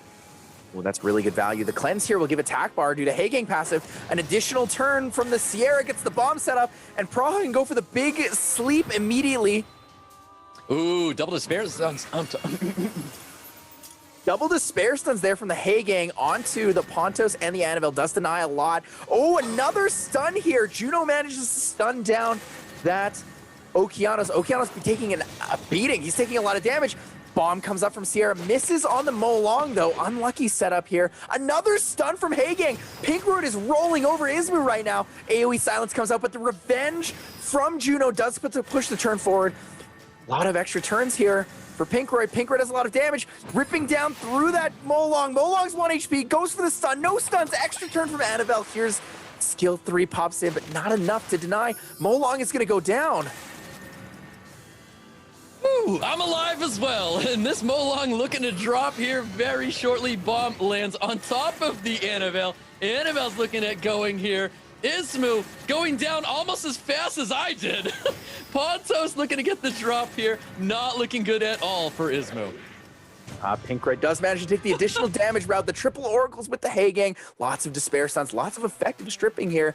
Manages to take out Ismoo. 1-0 for Pinkroid. Boss, what are your thoughts on that match? That was such a dominant performance. I mean, I think Ismoo barely got a move. Pinkroid did get a lot of despair stuns, but I think even if he got 0 despair stuns, Pinkroid would have wrapped up that match quite smoothly. He just brought so much damage, so much aggression, and I thought it was really smart that he brought 4, not 1, not 2, but 4 AoE strips to deal with that Pontos. That's how you play against Pontos. Bring more strippers. VIILIPYTTY brought a couple of single target ones, mostly not much. Pinkroid shows his adaptability. He knows what to do, and this is why he is so good on ladder, and he's finally bringing those skills to tournament play. It's great to see. Yeah, most definitely. I'd hate to call it a choke because it's just the word in mind right now. But hey, Ismoo looking to come back into this next match with, of course, making a better draft going into Pinkroid here. Let's find out as we get into round 2 with Pinkroid and Ismoo. Pre-bans from last time, Connell and Tian Lang. This time we see the Pontos and the Mo Long. Ismoo not wanting to deal with Pinkroid's Mo Long Sierra Juno composition. I don't know if we can call it a choke, though. It might be a little bit of a projection there, my friend. But Ismoo does have the potential to bring it back here against Pinkroid. Well, Sierra's going to be the first pick coming out of Ismoo, taking this unit away from Pinkroid. Pinkroid already looking at drafting, well, let's just call it the Chungus at this point. Wind Painter's coming out. Yeah, good old Chungpung. Chungpung segment, though. Pinkroid possibly leaning towards something a little different. Oh, goes in for the Tian Lang early. I like that setup. Does deny a lot of things that Ismoo could be picking. Yeah, very interesting to see that Tian Lang being drafted so early. Ismoo hovering over a Juno himself. Juno Wusa. I think Wusa's very effective into a setup like this. Wusa's pretty good just because of that skill 2 strength, right? You get a lot of healing, a lot of damage. But Pinkroid is not too afraid of it. Picks another stripper. We've seen it already. 3 strippers. Here comes the 4th one. Pinkroid, the man with the 5 strippers, could be coming out against Ismoo here. All the oracles getting drafted here. We've got Praha already being drafted by Pinkroid. Let's see if he chooses to lock it in. And then he's got one more pick. Maybe we'll see a secret Lima, secret Gianna. Both these players been hiding it in their drafts for so long. Nobody knew about it. Kind of like Diligent with that Volantis in the last game against Second Baby there. Do you think either of these players could hold back a unit like that just for tournament? Maybe. I don't know if Ismoo has something like that, but I mean, there's no reason why he doesn't. We are going to be seeing a Fire and Bison and Annabelle coming out for Ismoo here. I do like the Annabelle. Fire and Bison Annabelle in this composition. Tian Lang is very good against this. Last pick, Lulu. Lulu at Tears is pretty scary here. Yep, there's that Lulu coming out, wrapping up the draft for Pinkroid here. I think we're going to see the Annabelle ban most likely for the defense break. And on the other side, we're most likely going to see the... It's between the Tian Lang, the Antares, and the Lulu. I think the Lulu is honestly the scariest. Definitely a lot of ban potential on the side of Pinkroid. A lot of things Ismoo has to worry about for sure. And it looks like the Tian Lang's going to be the unit he's going to choose to ban out. And Fire and Bison is going to get banned out here. Here we go, guys. We've got round 2, Pinkroid and Ismoo. Interesting to see how much value we get out of this Antares. Antares 0 speed here with Will. All it needs is a couple extra turns, and it could be enough. But Annabelle moving in front of the Juno, not ideal here. Yeah, very fast Annabelle here. Juno looking to strip up Pinkroid's side of the field. Or not. Interesting. The strip being pretty effective if he got it, though, because what happens is if he puts up those dots, the Lulu doesn't cleanse into immunity, just cleanses the dots away. Trying to gain a little bit of attack bar going after the Juno. Bomb is available. Ismoo can use this, but the cleanse is on this Lulu as well. Bomb comes out, big damage bomb potential. 14k is not bad, actually. About a 28, 29k there on the Chungpung, the skill 3 damage included. Oh, but a Juno strip stun into the Lulu is pretty effective. Very effective indeed. Not much you can do about that unless you can violent proc out of it. We're looking at a big skill, too, to help get a little bit more sustain on his Juno here. This glancing debuff is pretty valuable here on the Annabelle. A slow debuff or a stun on the Annabelle, any attack bar push, but no, the Nemesis instead. This could put a defense break up on the Antares, which would be pretty significant. Goes for the heal, extra turn for Ismoo. Does get the defense break in the slow on everybody. Extra turn for the Antares. It's not looking very good though. Things are favoring Ismoo right now. Yeah, a lot of things are favoring Ismoo right now with that fantastic Annabelle proc there, getting the defense breaks and slows across the entire team of Pinkroid right now. Trying to cycle as much attack bar and damage onto this Antares. The rotation, though, the Daydream does save him. No extra turns from any of those units. That Antares is ripping through it. It's getting a lot of damage. Here comes the big heal from Lulu. Massive heal from Lulu here. Looking to cycle a little bit more attack bar. Maybe going after the Ciara. No, choosing to go for the Annabelle instead. Interesting choices here. And there's the turn. There's the Antares sinkhole. That's enough to kill the Ciara. Annabelle's the next target. She's not looking very good right now. Antares is brutal, shutting down that Ciara. Looking to take out this Annabelle as well. The additional turns are rolling in for Pinkroid right now. The extra turns, so many extra turns. Not enough healing here. No opportunity. Needed to sleep that Praha, but it's not enough. Annabelle goes down to the Lulu skill 1. And this one's looking like a 2-0 lead for for Pinkroid. Looking really good for Pinkroid right now. This Juno's going to be dropping here due to the Praha. Does so. There's no way Ismoo's going to win it just with this Wusa here. Looking pretty quick. Ismoo taking his time thinking about what he wants to pre-ban for next draft. Most likely going to see that Tianlang pre-ban again. Absolutely beautiful. Round 2 going to Pinkroid.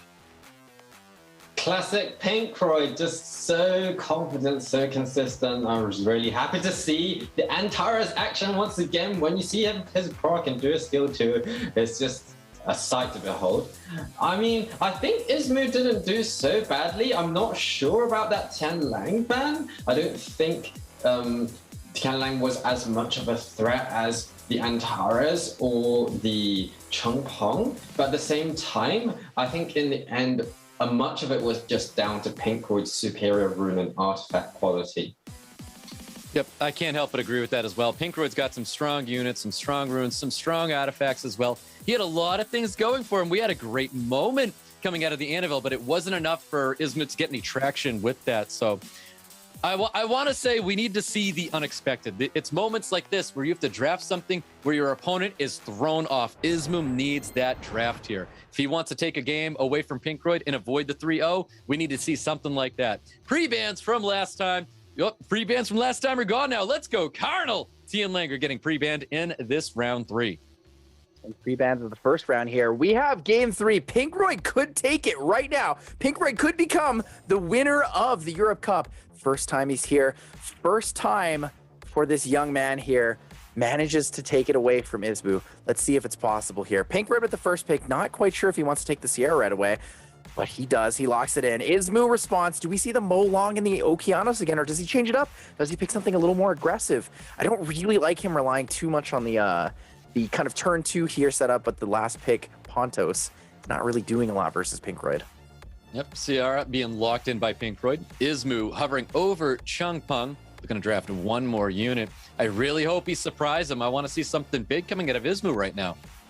Chungpong Molong could be pretty good. Leaving the Molong Juno up for Pinkroid is pretty scary. So there it is. There's the Chungpong Molong. Pinkroid leaning in towards this Diana already. Not afraid at all of an Antares pick on Ismoo's side. Antares and Lulu. Very, very, very strong potential here. Yeah, early Diana, along with that Juno. I'm glad Ismoo took that Antares away from Pinkroid here. Alongside the Annabelle's been working really, really well for Ismoo. Not sure if I like the Annabelle into double wind. I do really, really like that Antares pick. I think the Lulu would have been safer, but we can see a lot of potential from this. Pinkroid does have a pretty aggressive draft. Interesting, Ismoo's thinking about taking the Julian, most recently bug fixed to the new passive after they buffed him. I don't know if that's going to be enough. It does have the potential to kill through and actually really, really scare any of these units, but it's very risky. The dots and the extra additional damage could actually just end up detrimenting your team too much. It was something new. I don't know if that was the new I was looking for, but it was a different change of pace coming out of Ismoo. It is going to be the Wusa. Wusa's still a good pick here. There is only one stripper on the side of Pinkroid, and it looks like Diana's going to get banned out, and Antares getting banned out on the side of Ismoo. I think Pinkroid's draft is still pretty superior in this situation. Strip into Savannah skill 3 is really scary. He's got speed lead advantage as well, which means he moves most likely either before the Wusa if he's speed tuned, or he moves before the Chungpong, so there's no glancing. A little bit of favoritism towards Pinkroid, but I can't help but agree here as well. There's the strip happening here on Ismoo's side of the field, but the additional turn is going to be coming out from the Savannah, looking to pummel in some massive damage. Oh my, the speed tuning is huge. The bomb lands. Is it enough to kill the Chungpong though? Not quite enough. Chungpong with the extra turn could flip this match around instantly. Huge extra turn. Ismoo really needed to get something like that. Push back the attack bars. He's going to have to throw up these shields possibly to keep him alive here. He needs that sustain for his Chungpong too. Might go for the skill 2 instead. Doesn't go for it. Skill 3 safeties. Can he rip through? Does he have enough damage for it? The shield is pretty effective, but needs the skill 2 stuns here. Only gets one stun onto the CR with that skill 2. Chow looking to drop this Mo long. Savannah's going to be doing the job there. Big skill 2 is going to be coming up for Chungpong. Any additional turns? No additional turns. Not looking good for Ismoo. He needs to keep any units that he can alive right now. I think this is actually already over. I don't think he has enough damage to kill the Chow. Now that the Molong is gone, there's no defense break, there's no stun, there's no additional damage, multi-hits. I think it's over. Chow in a situation like this is so fast and is on Nemesis that it's just going to be very difficult for Ismoo to deal with this. Pinkroid is managing to finish out the Europe Cup tournament in style, the same way that he beat Seiishizo. He's going to beat Ismoo with the solo Chow. Chow's just too strong here. We're going to be seeing this big skill 3 coming out, even with the defense breaks. I don't think it's going to be enough here. Trying to do all he can. Savannah is just too overwhelming. Chow's too overwhelming. Even he has the sustain because of the skill 3 with Annabelle and the Juno being able to heal up his team. Pinkroid made a great draft here. Here comes the strip. Doesn't land the strip on the Annabelle though, but still goes for it anyways, just enough. Doesn't quite take it out, but Savannah moves in front with the speed buff there, and it's looking like it's pretty much over. Wusa versus this is going to be a really, really hard solo into the Chow. Yeah, Wusa versus the world, but the big Justice coming out, dealing lots of damage. If you get the Despair stun, it's just going to be over right here. Chow finishing it right there, and there you have it. This year's SWC European Cup champion is Pinkroid.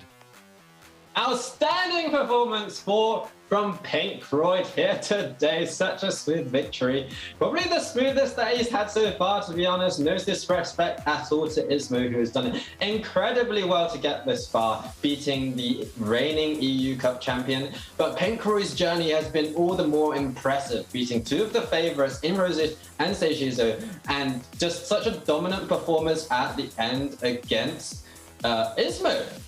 Honestly, it has shades of Diligent bossing his way through the APAC Cup, but at the same time, Diligent had so many tools at his disposal compared to what Pinkroid had to utilize. Pinkroid, probably even more impressive performance overall. So huge congrats to Pinkroid, really happy for him. He is the 2021 Europe Cup SWC champion. Yeah, most definitely. I mean, Pinkroid had quite a course to travel here to get to the finals, and he made that trek, and it was quite the trek indeed. Ismoo definitely fought his fight to get there, but could not overcome Pinkroid. Once love, your thoughts on our brand new champion here for the European Cup? It's like we said at the beginning, Pinkroid is honestly a fan favorite because he's an incredibly good player. He managed to adjust his drafts in a way that he had such a strong effect against every player he came across. So congrats, you've had a long journey, Pinkroid. You couldn't go to France in 2019, your mom wouldn't let you, you were too young. Last year, you lost against Ismoo, so how good does it feel to now win the championship against him? Please tell us. It feels really surreal, but I'm still very sorry for what happened against Seiishizo. Like, I didn't mean to flip at him, but at the spare rates instead, so I'm really sorry. So I just feel bad, to be honest. I can't really cheer. I think you should feel great because you won, and you're the Europe champion now, and you're an emotional player. That's also what we love about you. But now, because you're the champion, in the future, you have to do better. So no more middle fingers, please. Do a good job, represent us well in the World Final. Yeah, I'm very sorry. Now let's talk a little bit about your performance and let's talk a little bit about the game. You were doing really well in the ladder before the Europe Cup. You used Tian Lang a lot in the ladder. You didn't use him that much in the tournament, only in 2 games. How different is it playing ladder versus the big Europe Cup? It's very different because in the ladder you can just spam the same units over and over again, but then in the tournament you have to adapt and overcome your opponents and really improvise what to pick and what to ban. It's very different. Okay, so but you also have some experience from Legend tournaments, so I hope you will do well in the World Final. Do you have any message for your fans and the people that follow your streams? Yes, thank you all for all the support. I love you all. Thank you very much. I'm very happy I made it so far. Thank you, thank you. I really appreciate it. All right, thank you, Pinkroid. This is your medal. We'll ship it to you as soon as we can. Good luck in the World Final. Thank you. Bye-bye.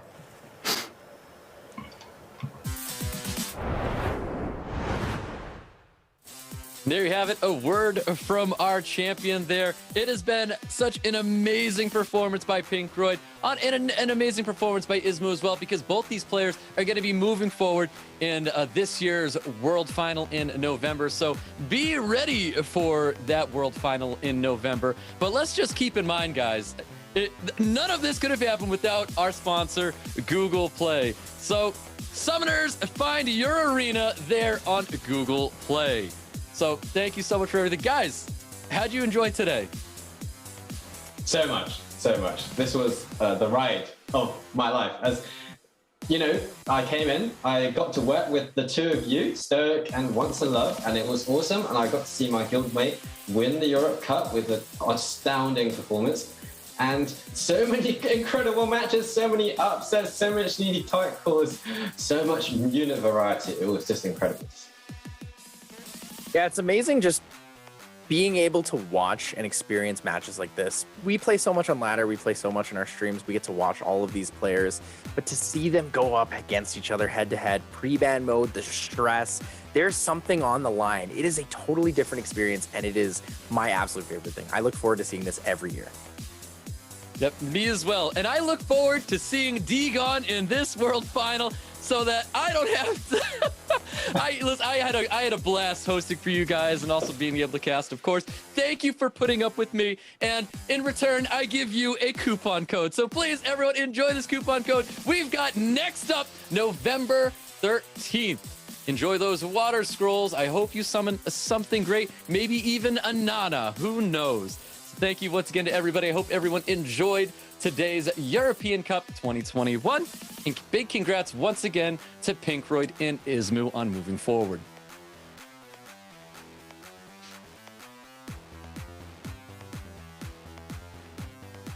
Boss, any last words for today? Oh, yeah, well, yeah, thank you once again. I mean, really happy. Pinkroid, astounding player. I'd say that last match against Ismoo, he just took control and he just boom, boom, boom, units get deleted so quickly. I really look forward to that happening in the World Finals as well. I'm really looking forward to seeing all of the players from APAC, from the Americas Cup, and from Europe representing. Really, obviously hoping that Europe gets its first ever winner of the World Finals. I think we've only ever had APAC region winners to date. So, okay, I hope that Europe or the Americas finally gets its first ever World SWC champion on November 13th. Once in Love, your thoughts on this year's SWC World Final? I'm really excited to see it. We have a lot of new players, a lot of people who have never been there before. We have a lot of totally different play styles. We have players like Pinkroid who really aggressively take turn one, but can also adjust to drafts. We have Diligent. Diligent has one of the craziest boxes in the game. We have players like Big V and Madreamd. They can utilize the Pontos drafts. They can utilize the Nickies. We have probably the most exciting World Final we will ever see. Yep, we will. And these are some highlights from today. It has been such an incredible journey for all of these players. Pinkroid making his way all the way up to the final here, taking down players of the likes of Seiishizo, Ismoo, and I believe Rosith as well. It was just such a journey for everyone to watch and see these players progress through all of today. What a great day! I had so much fun casting with both of you guys. I'm so happy everyone put up with me and my hosting skills. It's been absolutely amazing, and I look forward to November 13th's SWC World Final as well. I hope we get to spend more time with Boss as well. So, Boss, thank you so much for joining us in today's broadcast. No problem. Yeah, I would love to do this again sometime, maybe next year, and maybe see you guys in person. That would be really cool if the COVID situation allows us to. But yeah, this has been an incredible year, and I believe all 8 world finalists are brand new. I don't think we have a single person who's been in the World Finals before. So that means we're going to get a brand new winner. Except for Diligent. As well. I think Diligent's the only Except for Diligent. Okay, so either Diligent or a brand new one. And Diligent being our most experienced person going forward. And again, once in love, always a pleasure to be able to cast with you as well. Yeah, just thanks for having me. I'm really glad we could do this TriCast. It's been a great experience working with you, Boss. Great experience watching all of the European players. I just want to thank everyone out there who just stayed up with us overnight. I know a lot of the North American people, this is a very late stream from like the 4 a.m. until the 10 a.m. So thank you for joining us. Thank you for being with us. And we hope to bring you guys an absolutely wonderful World Finals. And I look forward to it. Congrats once again to Pinkroid. To Ismoo as well, and thank you to everyone for watching this year's SWC European Cup as well.